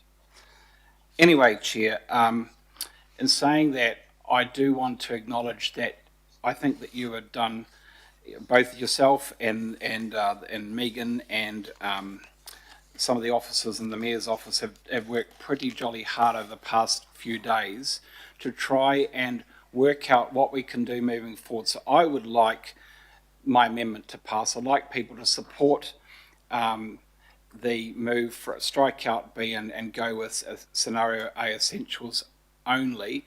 As I said, if that doesn't pass, I think that you will get further conversations, and you can expect that the town centres in the outer suburbs of Auckland will be the primary. It won't be the only issue, but it'll be the primary concern for which we will need to have some further discussion and further compromise. Because quite frankly, I do think I do think if you're going to look at change, the change really needs to be focused in that 10-kilometre radius. However, Chair, I think we could probably land this right now if we adopted the amendment as moved by me, and I look forward to receiving your support. Thank you. Kia ora, Councillor. Thank you very much. Councillor Patterson-Hamlin. Kia ora, yeah. For the NCEA generation, A isn't the top mark, it's the sort of lowest pass mark, and it stands for achieved. And I think that's probably quite a good description of this one. I mean, the good news is, as Councillor Newman saying, you know, no matter which 4 of the options we go with, the majority of the submitters have been responded to in the sense that PC 120 is amended, natural hazards better planned for, the CRL investment better recognised, and you know, they all allow for more housing, as you say, but there's so much overlap in those numbers that I think that the main question isn't really how much new housing, because you know it's an enablement anyway, but it's where and how. And you know, to deliberately shy away from a more equitable and you know, better served economically city, it doesn't make a lot of sense to me, which is why I'm not going to support this amendment. And you know, the 5% improvement, so broadly B, C and D all provide around 5%, with it, you know, 5% is in the ballpark of the housing affordability compared to A, which is 1 to 2%. And 5% might not sound like a lot, but for the average rated home with the average mortgage in this city, that's 2/3 of the total rates bill. Like it's a big difference to people's lives. You know, so yes. So, you know, and in terms of median house price and that as well, the affordability question, Auckland's one of the least affordable cities in the world. We know this. You know, we spent the morning talking about homelessness. We're very aware of this. Ratio of 3 on the house price to income ratio is considered to be affordable. A ratio of 9 is considered to be impossibly unaffordable, and we are sitting at 8.2. So to do less deliberately, to not give local boards and iwi the options of looking at potentially doing more, at least, it doesn't sit well with me. And I think A is a wasted opportunity. And if we do go with A, I think we need to have some really serious conversations, because A, as I've said earlier today, you know, it actively decides to push more of that development impetus onto the south and west, and where we have fewer pools, less green space, fewer amenities, longer distances to employment, less FTNs. I think there's got to be some serious questions about where we're putting our investment as a city if we're going to deliberately make that choice. And I've read through maybe 500 or 600 of the submissions, not all 10,000 yet, sorry, but probably a statistically significant sample. And whether they approved PC 120 or declined it, or as the vast majority did, approved it with amendments. And I was actually surprised to see there's a few of those amendments were please upzone my area. The thing that kept coming through, the consistent thing that kept coming through, was we understand Auckland needs more housing, but we want the intensification to happen where it makes sense and where the infrastructure is. In my view, the further towards D we get, the more that is true, and A is a wasted opportunity. So I won't be supporting this amendment. But thanks everyone for all your mahi. Kia ora. Kia ora, Councillor. Thank you. Councillor Watson. Thanks, Mr. Chair. I'll only speak once on this, so I'll have my piece now. Boy, what about that old saying, more haste, less speed, is it? And someone just referred to the tortuous experience submitters in Auckland has generally have been put through over the last 6 years. We've gone from plan changes that were notified, that were partially withdrawn, that were enabling 2 million dwellings, then they were getting reduced a couple of months later from 2 million to 1.6, from kind of 1.6 then a couple of months later to 1.4. Hardly the most coherent planning preparation you'd have to say. And unfortunately, you know, our people, our residents have got caught up in that. But the one thing that process, that tortuous process has done, is made it quite clear, if we look at the course submission feedback, of what Aucklanders want, and way more than double wanted the plan change declined or amended, as opposed to accepted without changes, with or without changes, in fact. 56% as opposed to 23%. So Aucklanders have already told us in that course data which way they are leaning, and it's pretty clear it's to the lower option rather than anything that's higher. And while all this notification and withdrawal and increase and decrease have been going on, what's actually been happening on the ground? Well, latest census data shows that more people in Auckland now are growing up in joined dwellings such as apartments, flats and units and townhouses. Numbers rose by 34,000 between 2018 and 23. That's nearly a 70% increase. What's more, Auckland Council's own housing updates show attached homes have also made up the majority of new dwelling consents in recent years. In March 2026, just this year, 35% of new dwellings consented across Auckland were houses, 9% were apartments, and a whopping 56% were townhouses, flats, units, retirement village units or attached dwellings. That's 65% going into increased intensification. So despite all the theoretical and ideological enabled capacity, what's happening on the ground is huge intensification around Auckland, east, west, south, north and anywhere else. And all you have to do is hop in the car and drive around and just have a look at the apartments, the townhouses, the higher-rise buildings. It's already happening. That's a product of the existing unitary plan. So the kind of notion that just pick a number, 2 million, 1.6, 1.4, that's actually going to significantly impact what's already happening in the ground is a bit fanciful. I wouldn't mind so much, and I say this every time, if there was a real impact on affordability or home ownership. But no, it's not. The last decade hasn't done that at all. Home ownership has plummeted. So from a high of 75% in the mid-80s to barely 59% now. So we're on our way in Auckland, which is the most unaffordable city in New Zealand, to nearly just 1 in 2 people owning their own home. So this enabled capacity or intensification hasn't shifted that dial at all. In fact, it's gone backwards. And part of the reason it's gone backwards is because people haven't really taken into account the kind of historical background to the situation that has been around for well over a decade now, and that is really the disappearance of low-cost housing in New Zealand, but particularly in Auckland, where in previous decades nearly a third of our housing stock were in the lower quartile. So that was low-cost housing, but good quality housing. That was enabled by government policy. So we have this charade now of successive governments talking about zoning, as if zoning is in effect an affordability measure. It's not. It's almost an excuse for non-action, because back in those days when we did have plenty of accessible, affordable, low-cost housing, we had governmental policies that helped. People could capitalise on their family benefit. They could get a mortgage at just 3%, which was nearly half the rate banks were charging, and repayments were set in relation to people's ability to pay. So none of them are doing that.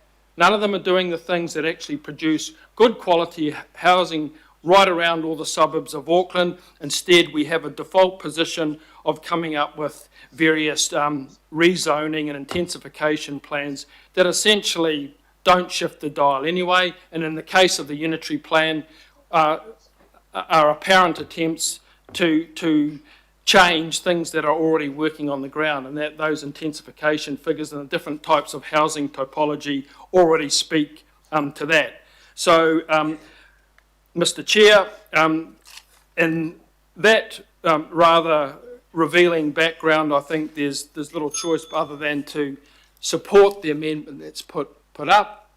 It's what our submitters thus far have told us, Aucklanders have told us in their various submissions, and it's one that will even increase the theoretical, with emphasis on theoretical intensification numbers that can occur over and above what's already enabled by the unitary plan.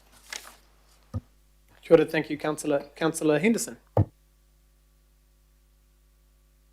Thank you, Chair. Regrettably, I'm here once again to say that the culture of this council continues to be to try and do as little as possible when it comes to housing, when it comes to urban planning. I don't understand why we have these conversations all the time and we don't see enabling housing as an opportunity, as a chance for more economic activity, for diverse, beautiful neighbourhoods that more people can enjoy. However, we continually do, or try to do, the bare minimum to introduce council red tape, to introduce made-up rules that restrict growth in the places that are best capable of supporting them, and to lower aspirations for Auckland and for future Aucklanders. That's what we do here at this council, over and over. I want to remind my colleagues, and we heard this today through the questioning, the economic benefit of each scenario is as follows. Scenario A is 700 million. This is pretty good. But scenario B is 1.7 billion. Scenario C is 3.3 billion. And the economic benefit of scenario D to Auckland is $3.9 billion. I didn't know that our economic shape as a city was so good that we can leave all this potential economic benefit and this GDP on the table. This is not just theoretical. This is people's jobs. This is people's businesses. This is people's livelihoods. We could be improving if we did our job by improving our planning and bringing people's homes closer to where they work and study. House prices in Auckland are still rated as severely unaffordable. And we've heard today, scenario D is the best to lower house prices and make them more sustainable. We've heard today as well, from a climate perspective, scenario B is much better than scenario A for lowering climate emissions. We've heard at this table previously the broader health impacts of our air quality, the premature deaths that are caused in this city, or significantly contributed to by the air quality of Auckland. To adopt a sole situation of scenario A completely ignores all that advice, completely ignores it. Now, I do agree with the mover that Aucklanders are exhausted. I'm bloody exhausted because I've made the same speech about 50 times here. But I'm frustrated and I'm exhausted with a process that has had constant political interference, especially this year in the run-up to the elections. Our targets have been repeatedly watered down or dropped without any principles toward long-term planning. It is short-termism. It's looking for the next election. It's something that the city has done over generations, and I think it's a disgrace. City planning is about a long-term roadmap to make Auckland better over generations and to remove that kind of short-termism. That's the attitude we should be having. I would rather, just in line with my questions, have received a scenario, by the way, where it was PC 120 inside the 10 kilometre radius and AUP outside. That's what I voted for previously. Under attachment C of this report. That's what I was led to believe. That's also what my constituents believed too. The south and west of this city deserve more fairness in this planning process. Lastly, I've received plenty of correspondence from my constituents asking for fairer planning rules for the city, and I thank them for reaching out. Fairer rules that take into account the views of future Aucklanders, not just current ones. There was one I was reading that was begging me to vote for option D today, begging me, because they want their kids to stay in Auckland. And it's horrible that we're continually part of a process where we're allowing people to leave and they don't see a future in the city. Young people, they don't want to set up because it's so unaffordable. I want to tell those people I tried my best to convince my colleagues at least. But in the meantime, it's appropriate at least to give an option alongside option A that is reasonable. That gives a choice for local boards and a voice for their communities in this process. I don't want to shut down that voice. So I urge my colleagues to vote down this amendment and stick to the recommendations. Thanks, Chair. Kia ora, Councillor. Thank you very much. Councillor Gillen. Thank you. Thank you to Councillor Newman and Councillor Winiata for putting this forward. I know that the Chair is trying to find a compromise solution by suggesting endorsing both scenarios A and B. But I do think we need to be very explicit with local boards and iwi on which direction we're heading in. My strong preference is that we make the regional decision here and choose one scenario so that the local board feedback we receive concentrates on ironing out any local anomalies and ensuring that local context is incorporated. If we confuse the matter by including multiple scenarios, we might not get those nuances, and instead the feedback will be on why one option is preferred over the other. So that's one reason why I'm supporting the amendment, because it narrows it down to one scenario. The other reason I'm supporting the amendment is because of the difference between A and B for the North Shore. In many parts of Auckland, the differences between scenario A and B might not be too different. I'll let others speak to their wards, but for the North Shore, the on-the-ground differences between scenario A and B are significant. And most of that is due to the 10-kilometre circle that unfairly treats the North Shore as part of the CBD. For example, in Takapuna, the walkable catchment that stretches up Lake Road to Hauraki Corner will be 6 stories under scenario A, just like many other centres around Auckland. But under scenario B, thanks to the circle, much of it will be 15 stories. On the Kaipatiki side of the North Shore, under scenario A, the increase in intensification and heights is limited to the town centres where most people would expect it to be. But under scenario B, thanks again to the 10-kilometre circle, the orange terrace housing and apartment zone will be applied to the whole of Oniwa Road, Makoia Road up to Veron's Corner, then all of Birkenhead Ave and Glenfield Road. And it will also take in many of the smaller side streets. Local residents may be aware of the many issues that residents of Zion Road and Birkenhead have had with inappropriate large developments. Well, under scenario B, that will be replicated on many other unsuitable roads, like Domain Road, Capilano Place, Corrigan Ave, Felstead Street, Bellevue Ave, the northern part of Chelsea View Drive, Greendale Spur, Kitawao Street and all of its side roads, and it goes on. And this is irrespective of current traffic issues, on-street car parking issues, infrastructure deficits, geography, or the need. What is particularly unfair, though, is under scenario B, this treatment is not being applied to other equivalent suburbs, just the North Shore due to the 10-kilometre circle. And of course, all of this is completely unnecessary to meet the government's requirements. Like many around the table, I've received a range of feedback by email, comments, in person, and from local representative groups on the 4 scenarios with varying support for each of them. However, by a long way, the overwhelming feedback that I have received is in support of scenario A. And when I also take into consideration the original Plan Change 120 feedback, where 56% opposed what was in it, and most of the rest wanted changes, and then I also take into consideration the direction from the government, who of course have been driving this whole thing, when I consider that they intentionally reduced the capacity we need to meet from 2 million down to 1.6 million, and then again down to 1.4 million, due to the feedback that they received directly from Aucklanders. And when I take all of that into consideration, I also think about the upcoming RMA changes and how we're very likely to be dealing with even more radical changes to the unitary plan.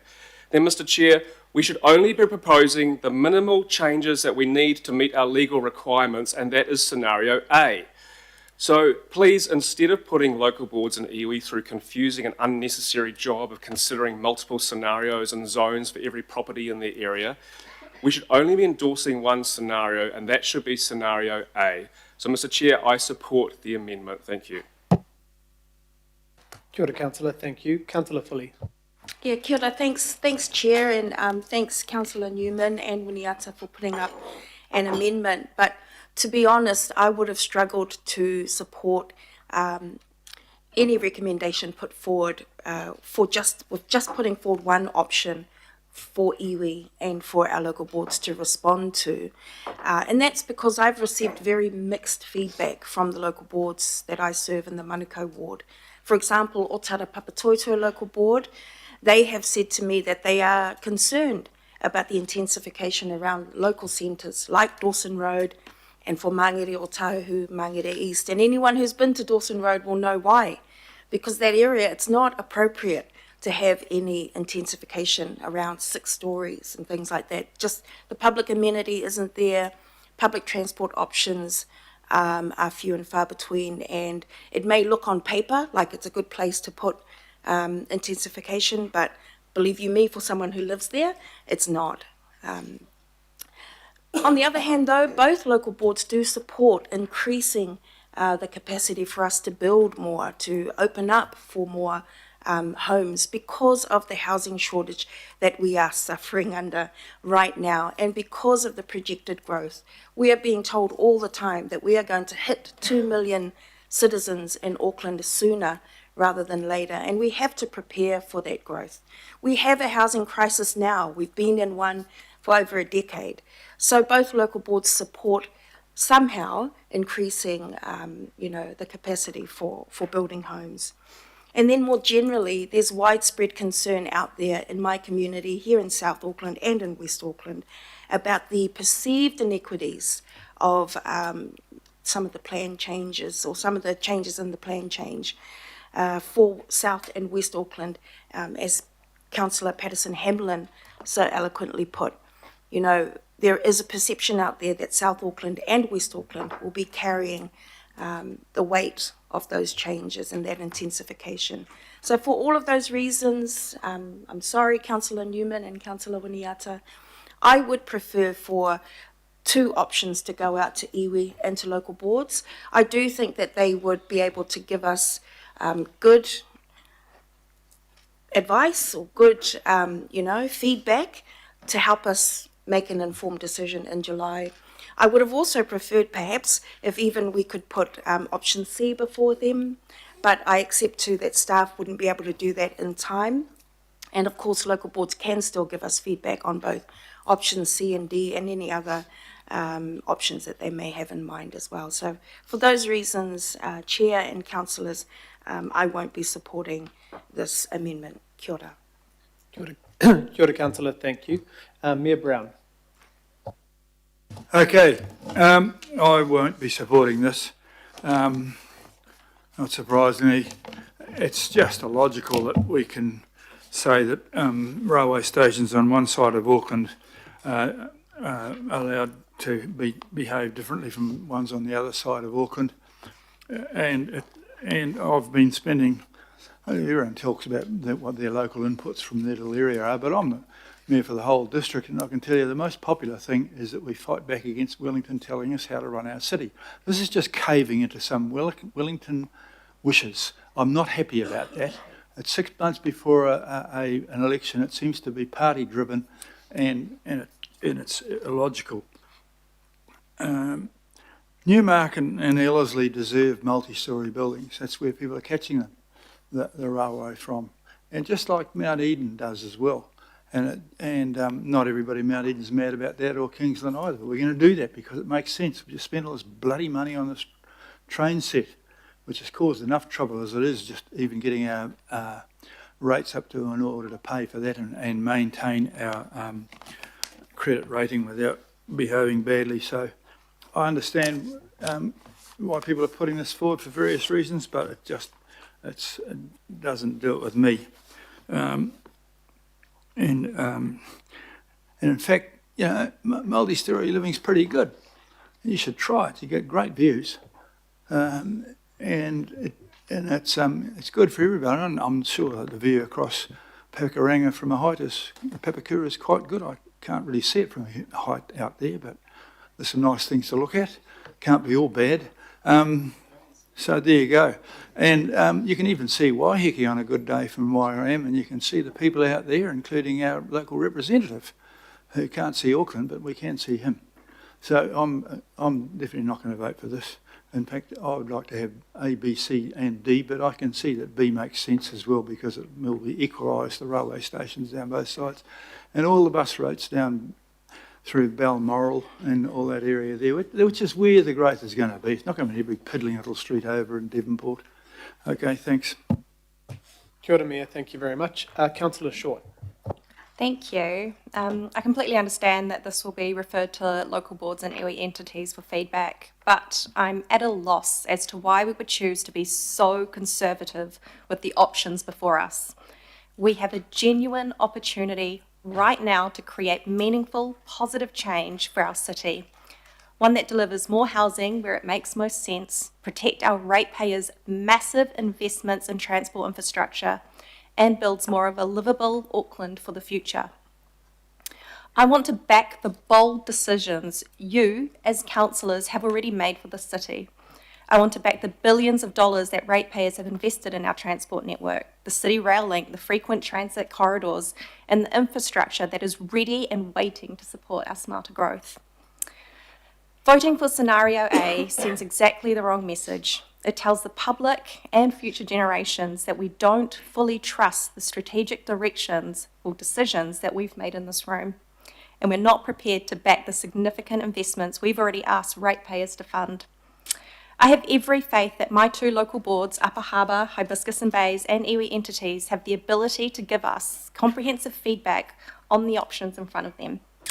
We can and should do better. Let's support, thank you, Newman. Let's support a scenario that properly integrates housing with transport, maximises value from our existing infrastructure, and shows real ambition for Auckland. Sorry, Newman, and sorry, Winiata, but I won't be supporting your amendment today. Kia ora, Councillor Short. Thank you very much. Councillor Lee.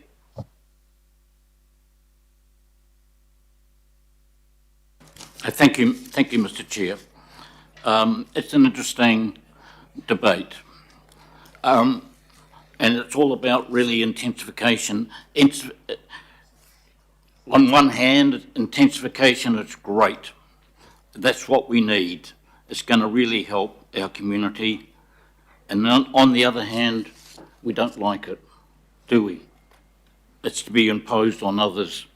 That's the problem. That's the credibility gap here. However, that being said, the factor that is really missing from this debate is the people of Auckland, what they want. We do live in a democracy. We do have obligations under the Local Government Act, and we swear to uphold our obligations as the right to be sworn in as councillors. And under the Local Government Act, we have to consult on significant decisions, and we have to take seriously what the public's view is.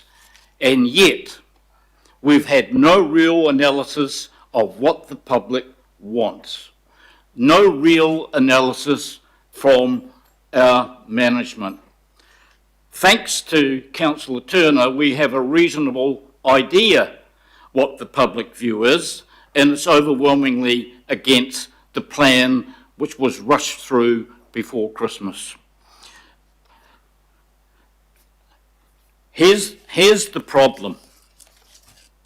How can we make a sound decision if we have no real analysis of what the public wants? We've all had our feedback, and it's pretty clear, but all the same, it's a curious and glaring omission from this bureaucratic process that we demanded the public submit before Christmas, rush it through, rush in your submissions in haste, and yet all those months later, still no real objective, no scientific analysis of what those 10,500 or so submissions actually asked.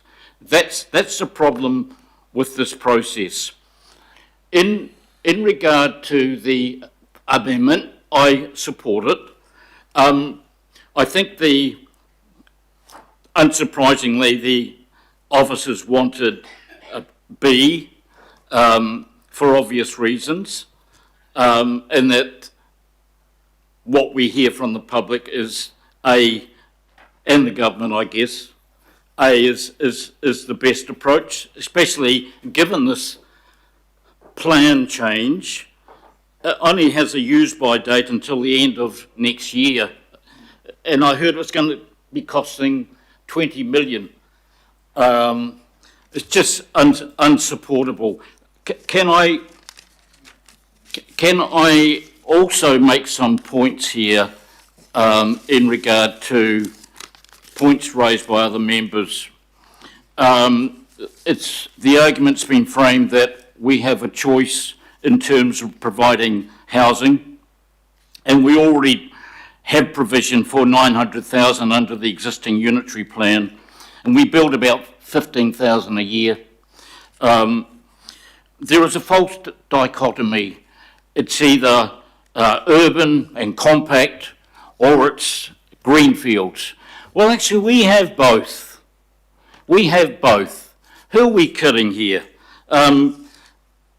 Just in the Greater Whitford area alone, there's planned to be 15,000 dwellings out in the rural fringe, and that's going on all over the region. So let's put aside the false dichotomy. High-rise said intensified is more climate friendly. Well, that goes against the latest research, which talks about the urban island effect, that high-rise intensified cities are much more warmer than low-rise cities.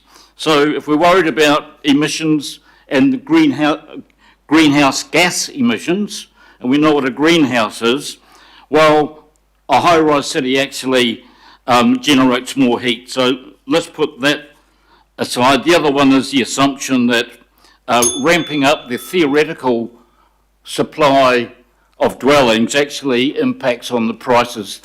That's gobbledygook as well. The facts don't support that at all. We're talking about one side of economic supply side and ignoring the demand side. So the recommendation that the amendment plans to change is really having a bob each way, having A and B and passing the buck. We are the governing body. We are the people elected to make these decisions on behalf of the people of Auckland, not really the local boards, not really mana whenua. It's up to us. The buck stops here. And A is the approach, is the option we should be supporting, because that is the option, I would say, supported by the overwhelming majority of our fellow Aucklanders. Thank you. Kia ora, Councillor. Thank you very much. Councillor Turner, I'm sorry we're still interrupting your birthday. It's okay, and I just made it home. And I've been listening the whole way, and thank you to everybody who are putting all your effort and energy into this. I will be supporting this amendment. We didn't hear today that this was going to make a guaranteed economic return of X amount per scenario. We were told that was expected, could happen. The analysis had led to believe. We didn't hear that that climate change was going to be fixed by this.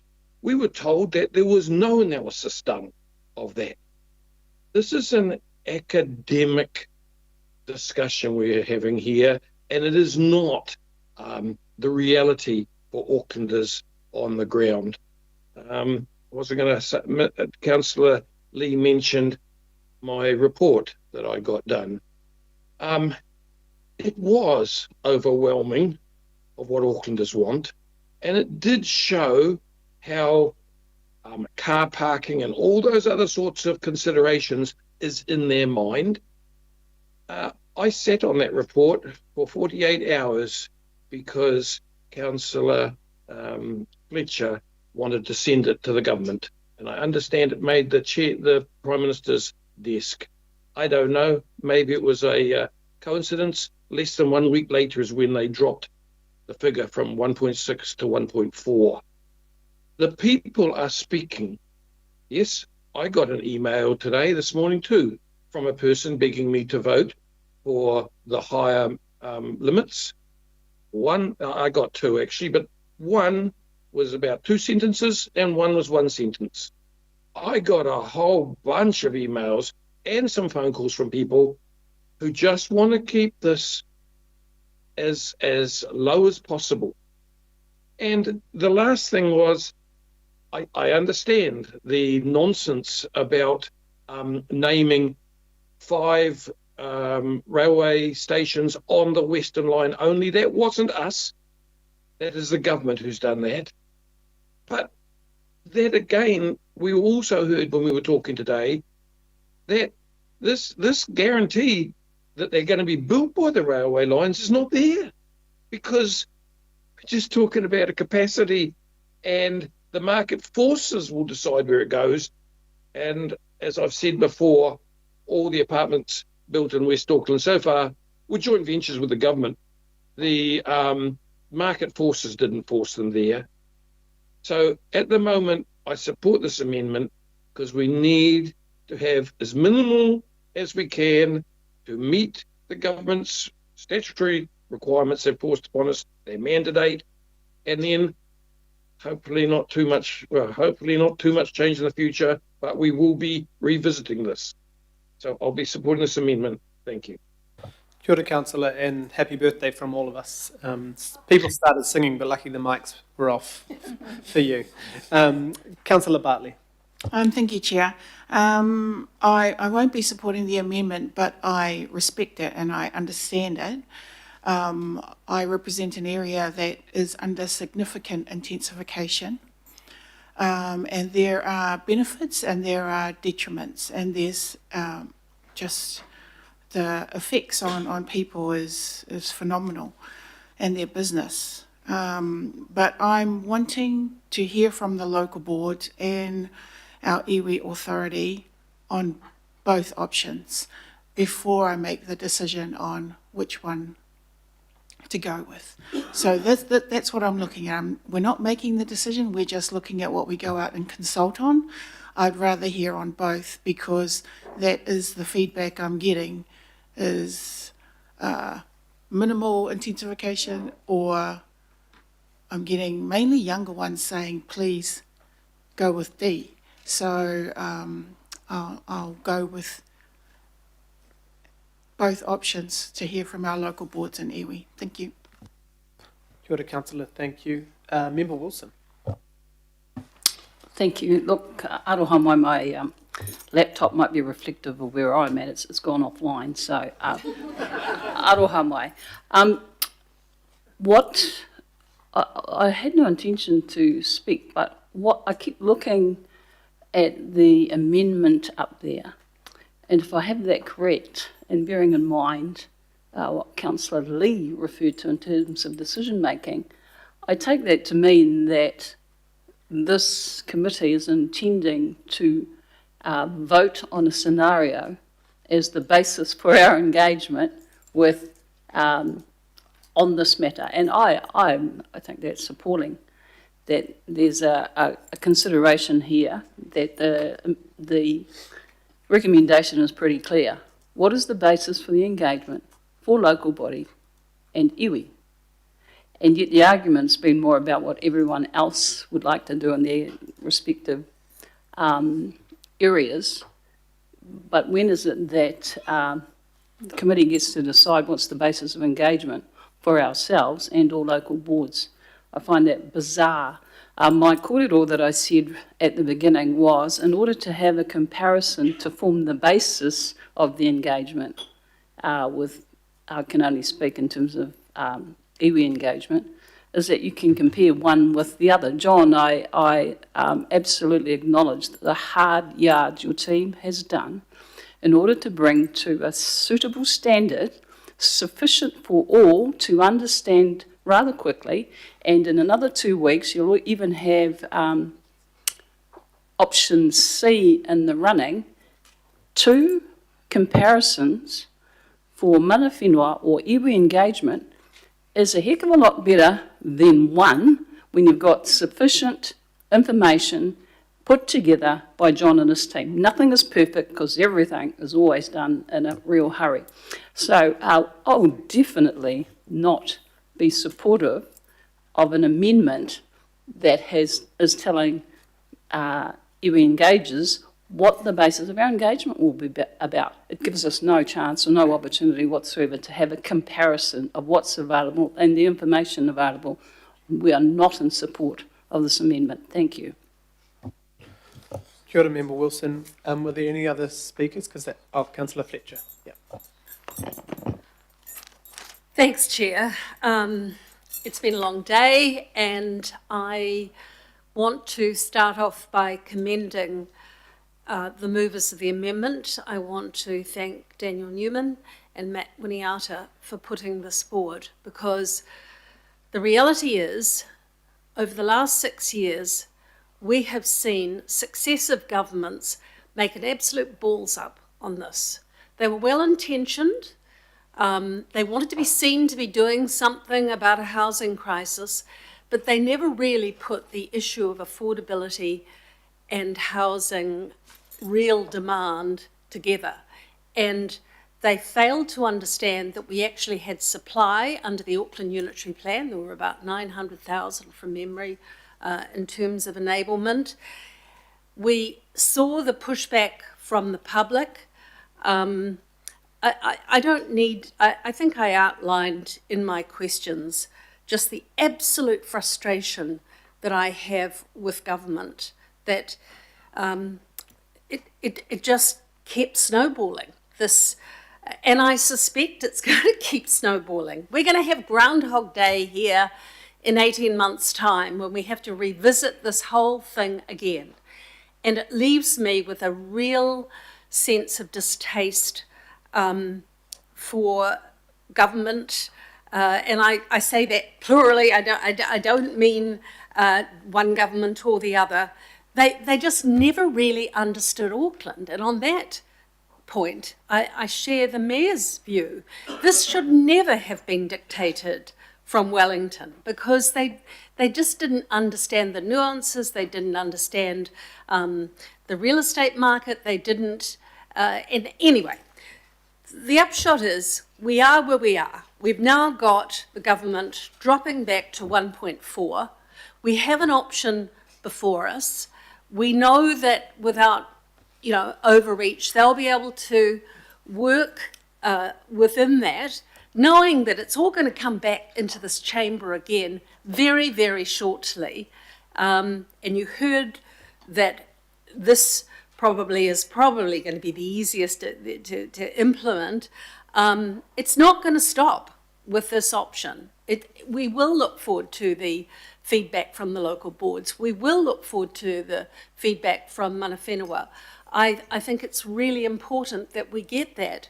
But I feel that the public are going to feel betrayed because they really haven't been heard. So in the midst of this mess, and I can only view it as a mess, I think that this is the only sensible outcome, and there does need to be clarity around for the local boards to be able to submit to us, and for mana whenua too, if I dare say that. I think to start again on all of the different options would be overwhelming. But the public have got a right to know. For most families, their home is really important to them. And they've made huge sacrifices to get submissions in. They've made, many of them engaged lawyers. They took on board all sorts in the good faith that the plan as it was proposed was going to continue. And of course, what we've seen is some capitulation on that, which from my perspective, I welcome. But I think that this is the only reasonable outcome. And I hope that as we progress this, I'd like to think in Auckland, we have a beautiful city. We've got interesting history and the character villas and these sorts of things reflected in part. We've got other parts, we've got manga, it is fantastic. And if we could just stop beating up on each other and government beating up on us, we could probably have our cake and eat it too. We can accommodate the growth that is coming our way. And we don't need to destroy the history of our city in the process. I am quite accepting of the fact that we have made massive investments in infrastructure, and we do have to optimise those investments. But let's not throw the baby out with the bathwater. Let's try and do this sensibly. And right now, at this very moment in time, we don't have a housing crisis. Go and talk to any real estate agent in Auckland right now and find out whether there are properties, a glut of properties that are available. This is not like you have the sense of urgency that you have to act right this minute for something that's going to last you for 30 years. This is only going to last you for a year at best. So I think the amendment put forward by Councillor Newman and Councillor Winiata is the right way to go, and I will be supporting it. Thank you. Thank you, Councillor. Last speaker, Councillor Ferry, on the amendment. Kia ora. All right. I've got a bunch of small points and then I got some big points. so I'm going to try and run through the small points fast. The housing affordability stats. A long time ago, it feels like Councillor Patterson-Hamlin shared them, but we've had a couple of people more recently say that the unitary plan hasn't moved the dial on housing affordability, but in actual fact it has. So it used to be worse. So in 2023, we had a median of 10.8. 2024, 8.2, 2025, 7.7. 2026 now it is 6.9. Still severely unaffordable, but less severely unaffordable than it was and heading in the right direction. And there's a whole lot of academic research that shows that that is a result of the upzoning that happened through the Auckland Unitary Plan. I don't think it went far enough. None of you will be surprised to hear that.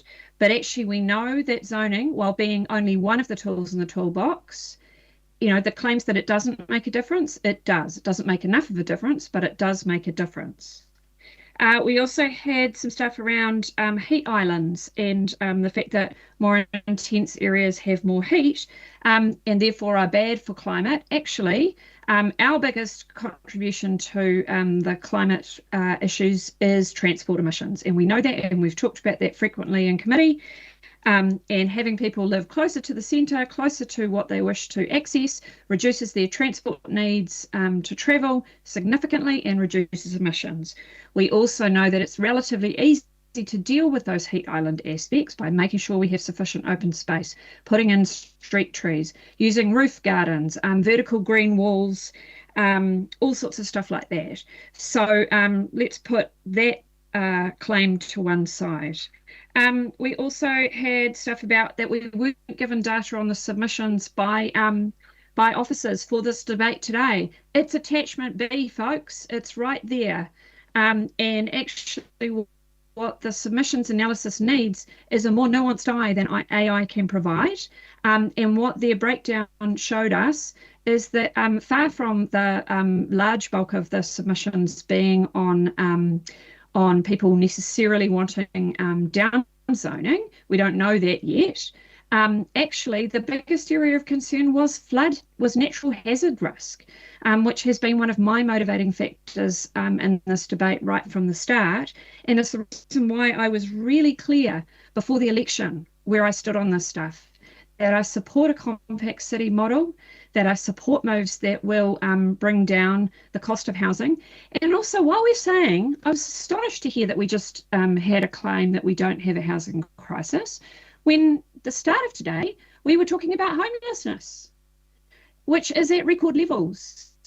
And the OECD data is very clear that actually we have a major issue with housing affordability for the people on the lowest incomes. New Zealand is one of the worst performing OECD nations for the percentage of their income that our poorest people have to spend on housing. Routinely over 40 to 50% of our low income people are having to pay what's called an overburdened amount on their housing costs internationally.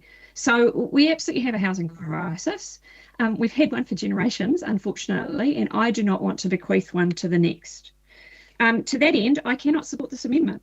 This amendment locks us into the old patterns. I prefer that we were doing actually something between C and D. That's not on the table, and I get that.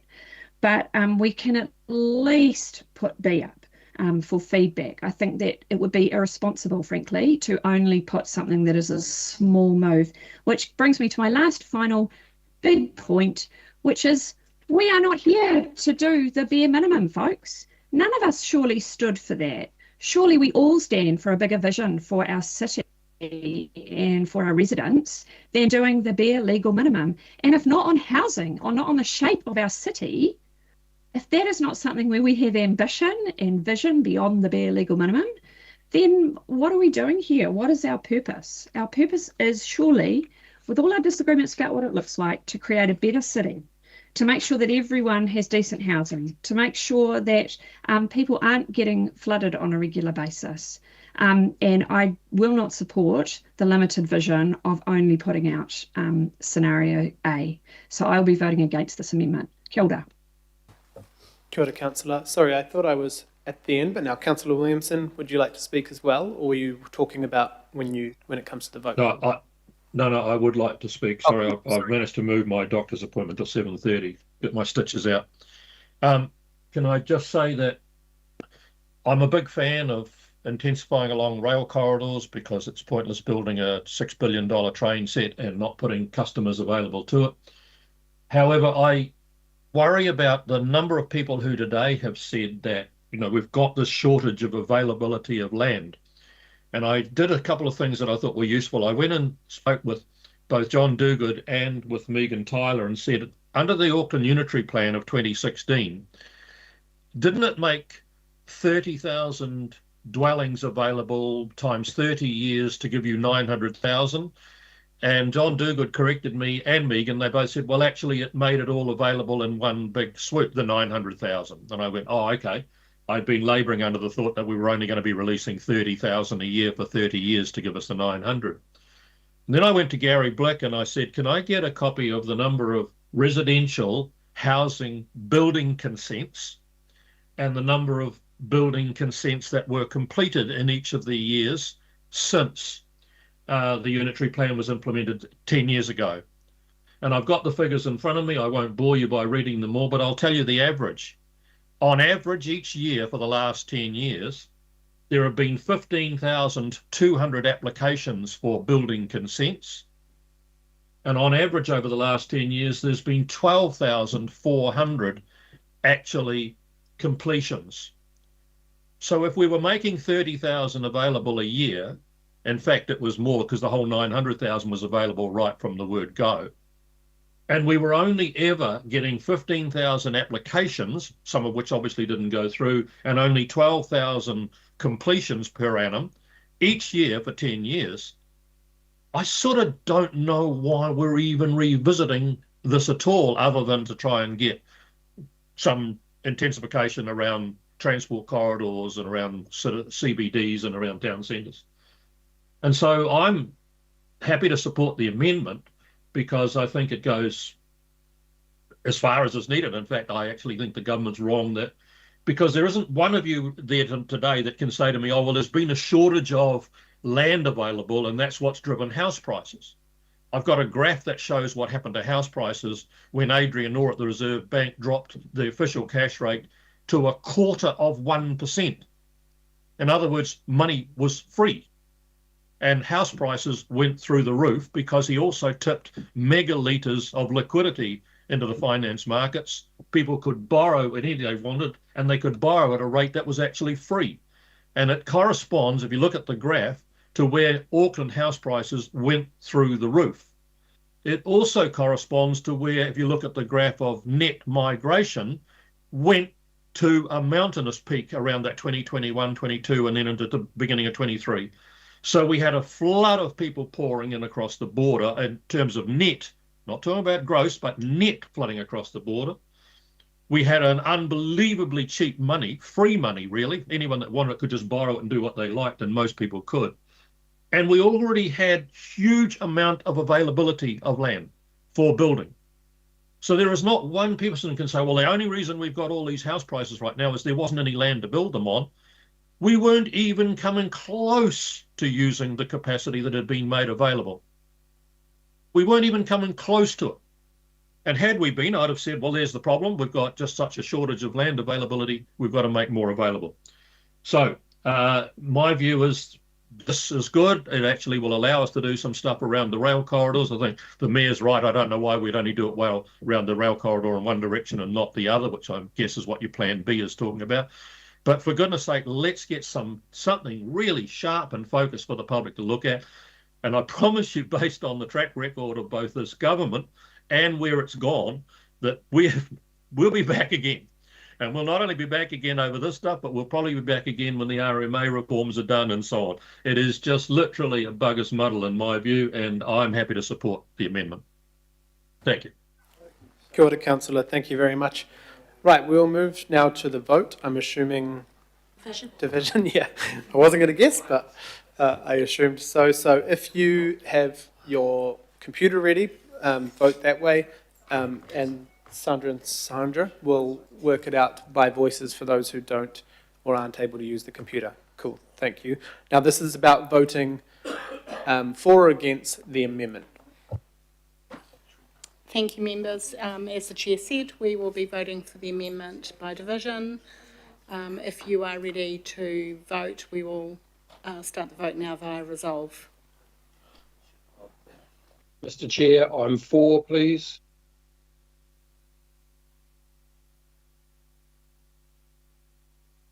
And I apologise, I did ask the Secretary that I could do mine by voice, but I have now been able to get back onto the computer and use Resolve.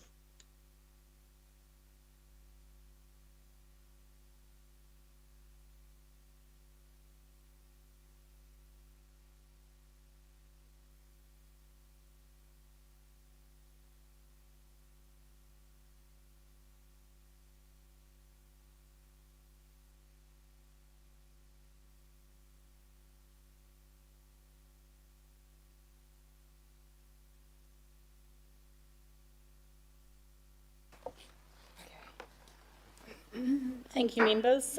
So the result of the amendment is a tie, 11 votes to 11. So that gives the Chair a casting vote. Does that include Ken Turner's? Because it's not showing. Yes. Yes. We need them casting vote. All right. Well, I will vote in favour of the resolution that gives local boards and mana whenua entities a say on both options. So, however on can.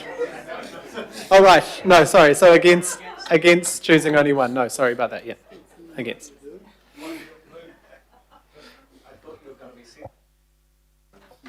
So thank you, members. That amendment is lost.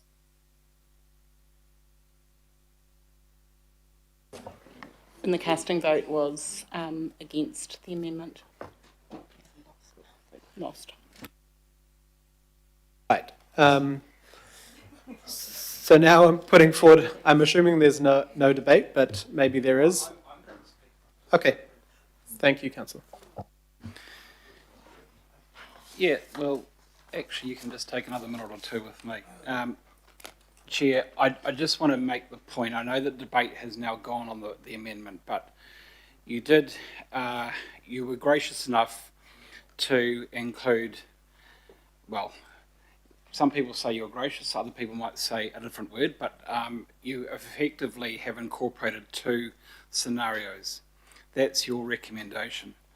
I would make the point to colleagues, and I guess maybe for Member Wilson, that the first time that we're actually getting 2 scenarios here for consideration is right now. That the officer's report includes a recommendation for consideration based on 1 scenario only. 2 scenarios here.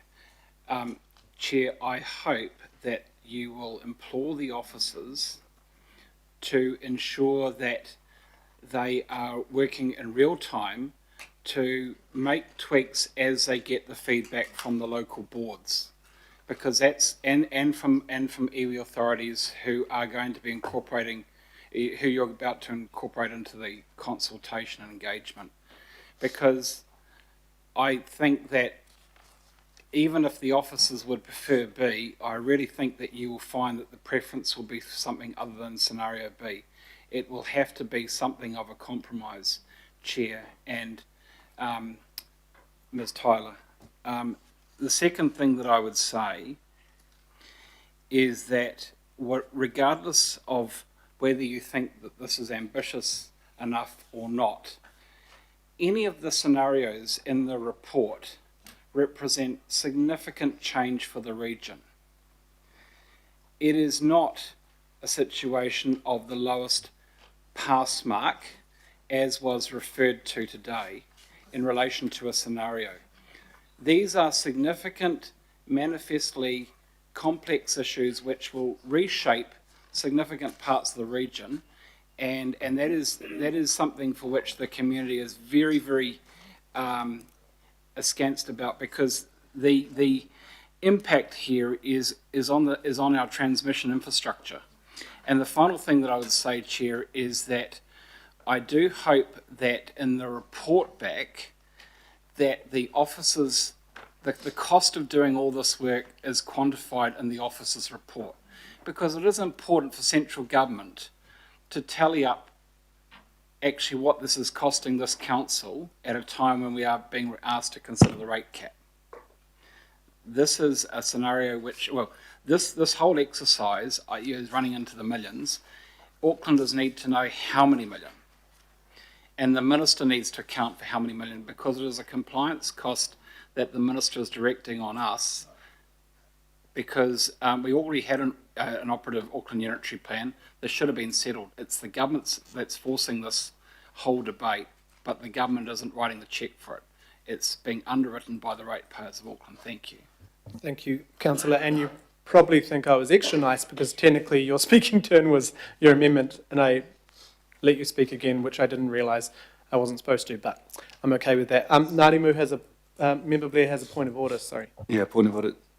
Chair, I think my vote was recorded incorrectly, so I was logged out for some reason, probably the length of the meeting. But I did say I vote against these fellas, which was, yeah. Yeah. So can I just have it clear from... Four. I know, but can we have it just clarify what that means, that I didn't need to use my casting? Can I have... No, Edwin. Against the men. Yeah, but it's quite an important detail that... I know, there's a note going in the minute. Well, I don't know. It does seem... Yeah, I know, but it was actually, the vote was 10-12, not 11-11, so I wouldn't have had to use my casting vote. I think it's an important distinction. It's fine. I think we should go back to the verbal voting when it comes to the division, actually. Yeah. Thank you. Right. Speaking to this, Councillor Filipaina hasn't spoken all day. Tēnā koe he mana, and tēnā koe te katoa. Look, I didn't speak at the amendment because as it's now shown, it's 10, 12. But Chair, the reason I'm speaking here is to acknowledge the work that you've done to get us to this position. In the previous item, I heard a few of the councillors in particular mention it's good to go out to our community, get their voices. I also heard a few people also mention that, look, we should just have one option. It's easier for our local boards and iwi or mana whenua to do that because it's just so hard. That, from my perspective, is a load of rubbish. We should be going out, and I'm glad that this option is now the substantive, because we should never ever underestimate the local boards and their knowledge, nor should we underestimate mana whenua and iwi around their knowledge in regards to things, in particular the Plan Change 120. So, Chair, I acknowledge you for the work that you've done to get us to this compromise. It is better for us to get it out to our community, both options, and let them come to us to tell us, here is what we think about those options. Kia ora. Kia ora, Councillor. Thank you. I have no other speakers, so I think we'll just move to the vote. All those in favour? Aye. Any opposed? Thank you very much, everyone. Now we'll move, we'll actually just... Chair, I tried to abstain on that vote because I would have preferred, obviously, Councillor the amendment. Fletcher would like to abstain. Thank you very much for that, I think, really good conversation from everyone. I think we should just have a 5-minute break, especially for our staff, and then we will go to the next lot of plan changes. Thank you.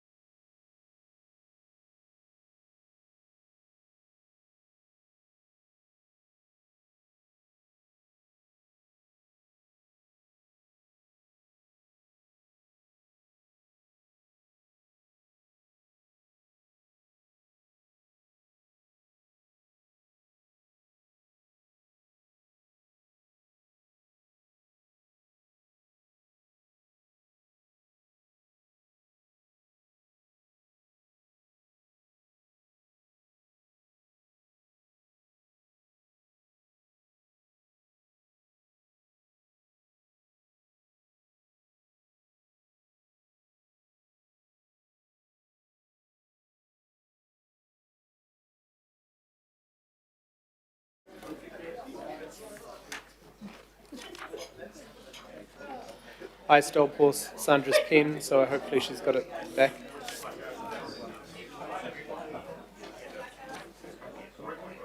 Right, now we go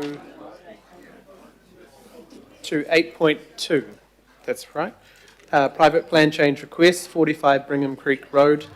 I think we're going to take it as read, unless there's anything that anyone wants to say. Sorry we've left you till almost Shortland Street time. So are there any questions from this, on this one? Yep. Member Blair. Not so much a question, but just noting my people of Te Tau, Ngāti Whātua ki Kaupara have been absent in this process, and that has been our fault, not anything to do with the landowner or the developer. But yeah, in time, my Ngāti Whātua ki Kaupara, Te Tau people would be looking to engage in that area, again, along with our relations from Te Kaura Wāmaki. Kia ora. No questions? Oh, sorry, Councillor Watson. Councillor Watson. Yeah, well, if you read this, there is a bit of a balancing act that's going on here, which is kind of repeated throughout the report along the lines of while infrastructure constraints and out of sequence timing and inconsistency with the structure plan provide a basis for rejecting the request. The scale of the private plan change is relatively small, and there are interim solutions and infrastructure solutions that may be capable. There seems to be a lot of ifs and ands in this. I look, Auckland Transport, while issues exist, they consider that these issues can potentially be resolved. Okay, they're not saying they're being resolved. Watercare continues to oppose the request. So just in that balancing up, the fact that it's a kind of what we think we call a small site, should the smallness or otherwise of the site be a factor in this? Shouldn't we be looking more closely at the identified reasons for acceptance or rejection? I'm just a bit uncomfortable with the fact that it's kind of, the issues are raised, they're not categorically addressed, and there's a notion, well, it's just a small site, so what the hell type of thing. So if I could have a response on that, I'd appreciate it. Thank you. Through the chair, there's certainly issues associated with this private plan change, and the applicant has provided a great deal of technical information, and what we've heard from all of our specialists is that those issues are best considered through a full merits assessment where there's a hearing and submissions, and both the council and any submitters can attend to those issues. One of the things that often happens is that in terms of these matters, it's best to go to a hearing where it's uncertain so that the commissioners can fully consider all matters and all evidence, if that helps. Okay, so thank you. Just a quick follow-up. I guess, this is basically 10 years outside of the time frame that was signalled in the structure plan. I guess from a lay person looking on, there's almost a notion if you've got the money to get all the reports and do all the investigations and process the plan change, you can get a result, whereas obviously any number of other landowners are not going to have that resource. So I'm thinking in terms of what do they frame it, of reputational risk, or what is. Do you see any danger in that of other, because there have been other people around this area saying they want to develop their land and they've had to abide by the structure plan and everything. So I just put that to you. Is there a risk there that people see the big players getting treated differently? Through the chair, if I may again, we've certainly seen large development companies bring forward private plan changes in Whenuapai.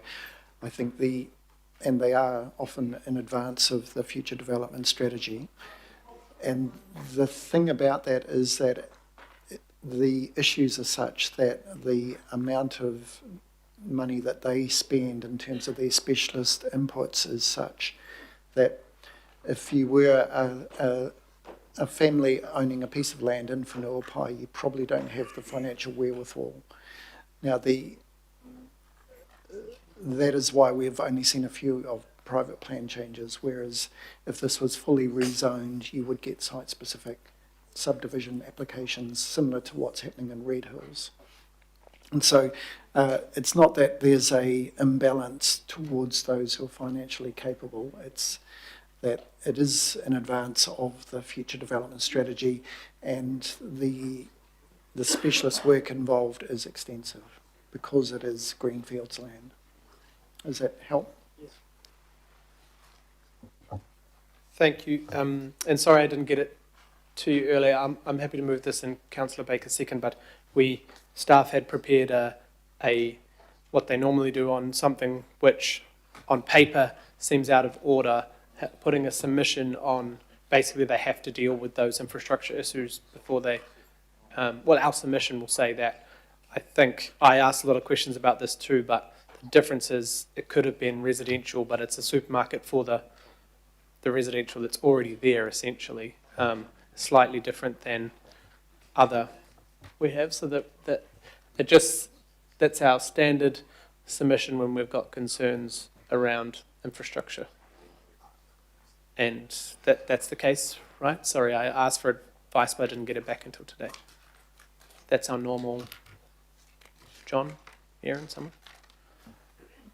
That's correct, Chair. In situations like this, where things are out of sequence with the future development strategy, the committee normally makes a submission to keep that as a live issue.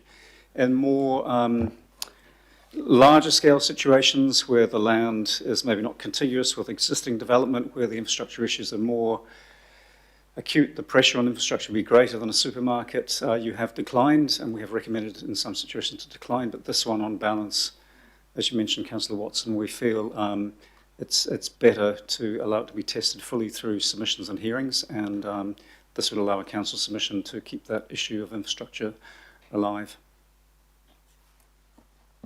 And sorry about that, I should have got that to you earlier, I just didn't have a chance, Councillor Watson. Any other questions? Right, anyone like to speak to this? All those in favour? Any opposed? Councillor Watson would like to abstain. And I'd abstain too. Oh, and Councillor Ligon as well. Right, the next ones are make operatives. I won't assume we're fine. 8.3 though, Councillor Alf would like, and he said that he won't speak long, but just a brief comment if he still wants to, as this is the final, it's just a general make operative, but it is the final piece of the unitary plan. Councillor Alf. Tēnā koe he mana. Look, I just really wanted to speak to this because it's a longer journey than PC 78, PC 120, and very briefly just want to acknowledge all the staff, councillors, haukura, who have been involved with the Auckland Unitary Plan, started with the independent hearings panel and then the committee. But Chair, because of the time, I'm just going to leave it at that, acknowledge everybody. And hopefully if this goes through, it then becomes, the AUP then becomes operative in full. I just want to mihi to everybody, so kia ora. Kia ora. And I'm happy to second this one. Are there any other questions? All those in favour? Aye. Any opposed? No, perfect. 8.4, the Brightside Road, Gillies Ave one. Are there any questions?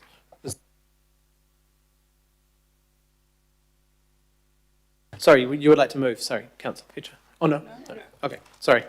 I got that confused. I'll move. Anyone like to second?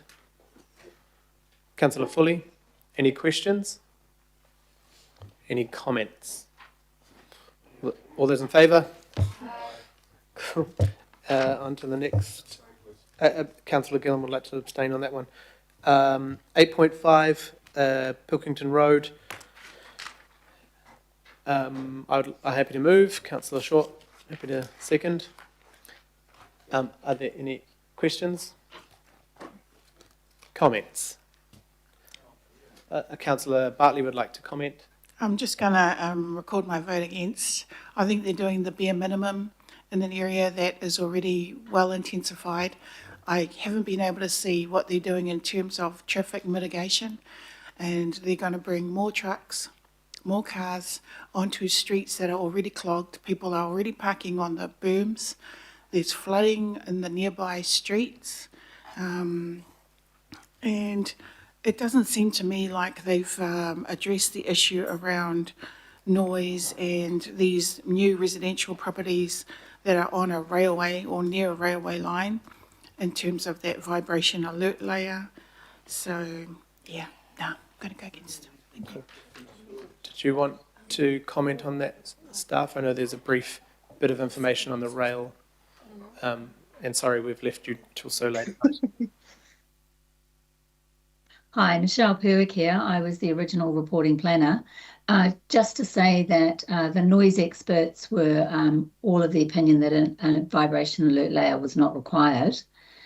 The development of the residential development, which is the most likely outcome, the buildings are subject to a restricted discretionary activity for any new buildings. And the flooding and land use has all been taken into account as part of the stormwater and future plans. And that's where we arrived at with the applicants and the various submitters, including Watercare. And do you just want to speak to the Environment Court outcome on the, I think it was the appeal? Yes, so it never went to the Environment Court. It was settled through mediation, and a consent order was agreed by all parties.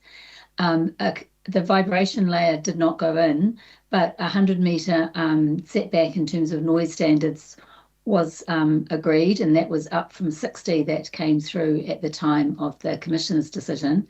And also a building setback of 5 metres as a restricted discretionary activity was also approved to provide an additional buffer between the railway and any development that happens for residential purposes. Kia ora, thank you. So I think that was all the questions and comments, and yeah, just obviously Councillor Bartley would like to vote against, but I understand the process has been as thorough as possible as these things go through mediation. But thank you for the work on this. All those in favour? Councillor Gillan would like to abstain, and Councillor Bartley would like to oppose. Any other opposition? Right. On to, thank you, on to, is it 8.6 now? Pukakoi. Councillor Baker, would you like to move? I'm happy to second. Are there any questions on this? It's another make operative, so the end of a process. We don't have much choice apart from approving. Anyone like to speak to this one? No? All those in favour? Thank you, and thanks for staying on, Katrina. Sorry, there were no questions. Councillor Gillan would like to abstain. Status, update, action on decisions. Sorry, I didn't read that correct, but would anyone like to move? Yeah. Councillor Foley and Councillor Baker. Any questions, comments? All those in favour? Any opposed? Perfect. The forward work program, I'll move. Oh, sorry, Councillor Henderson would like a question, and I think Councillor Burns seconded, maybe. Councillor Henderson. Yeah, just a really quick question. I noticed the aquatics program business case listed as coming in June, so just wondering, is that coming in July?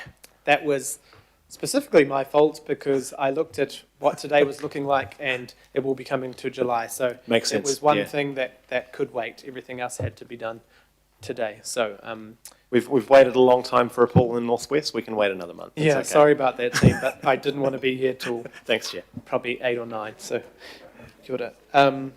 So all those in favour? Any opposed? No. summary of information. Sorry, 8.9. I'll move. Councillor Patterson-Hamlin really wants to second that one. All those in favour? Right, we have a procedural motion that goes into confidential. We have one issue of confidential that we have to do today. We can't push it on, so we will. Did someone second that? I can't even remember. Councillor Henderson has seconded that. All those in favour? Any opposed? Cool. We're going into confidential. We will just give we have to have 5 minutes to get. Back on a different line.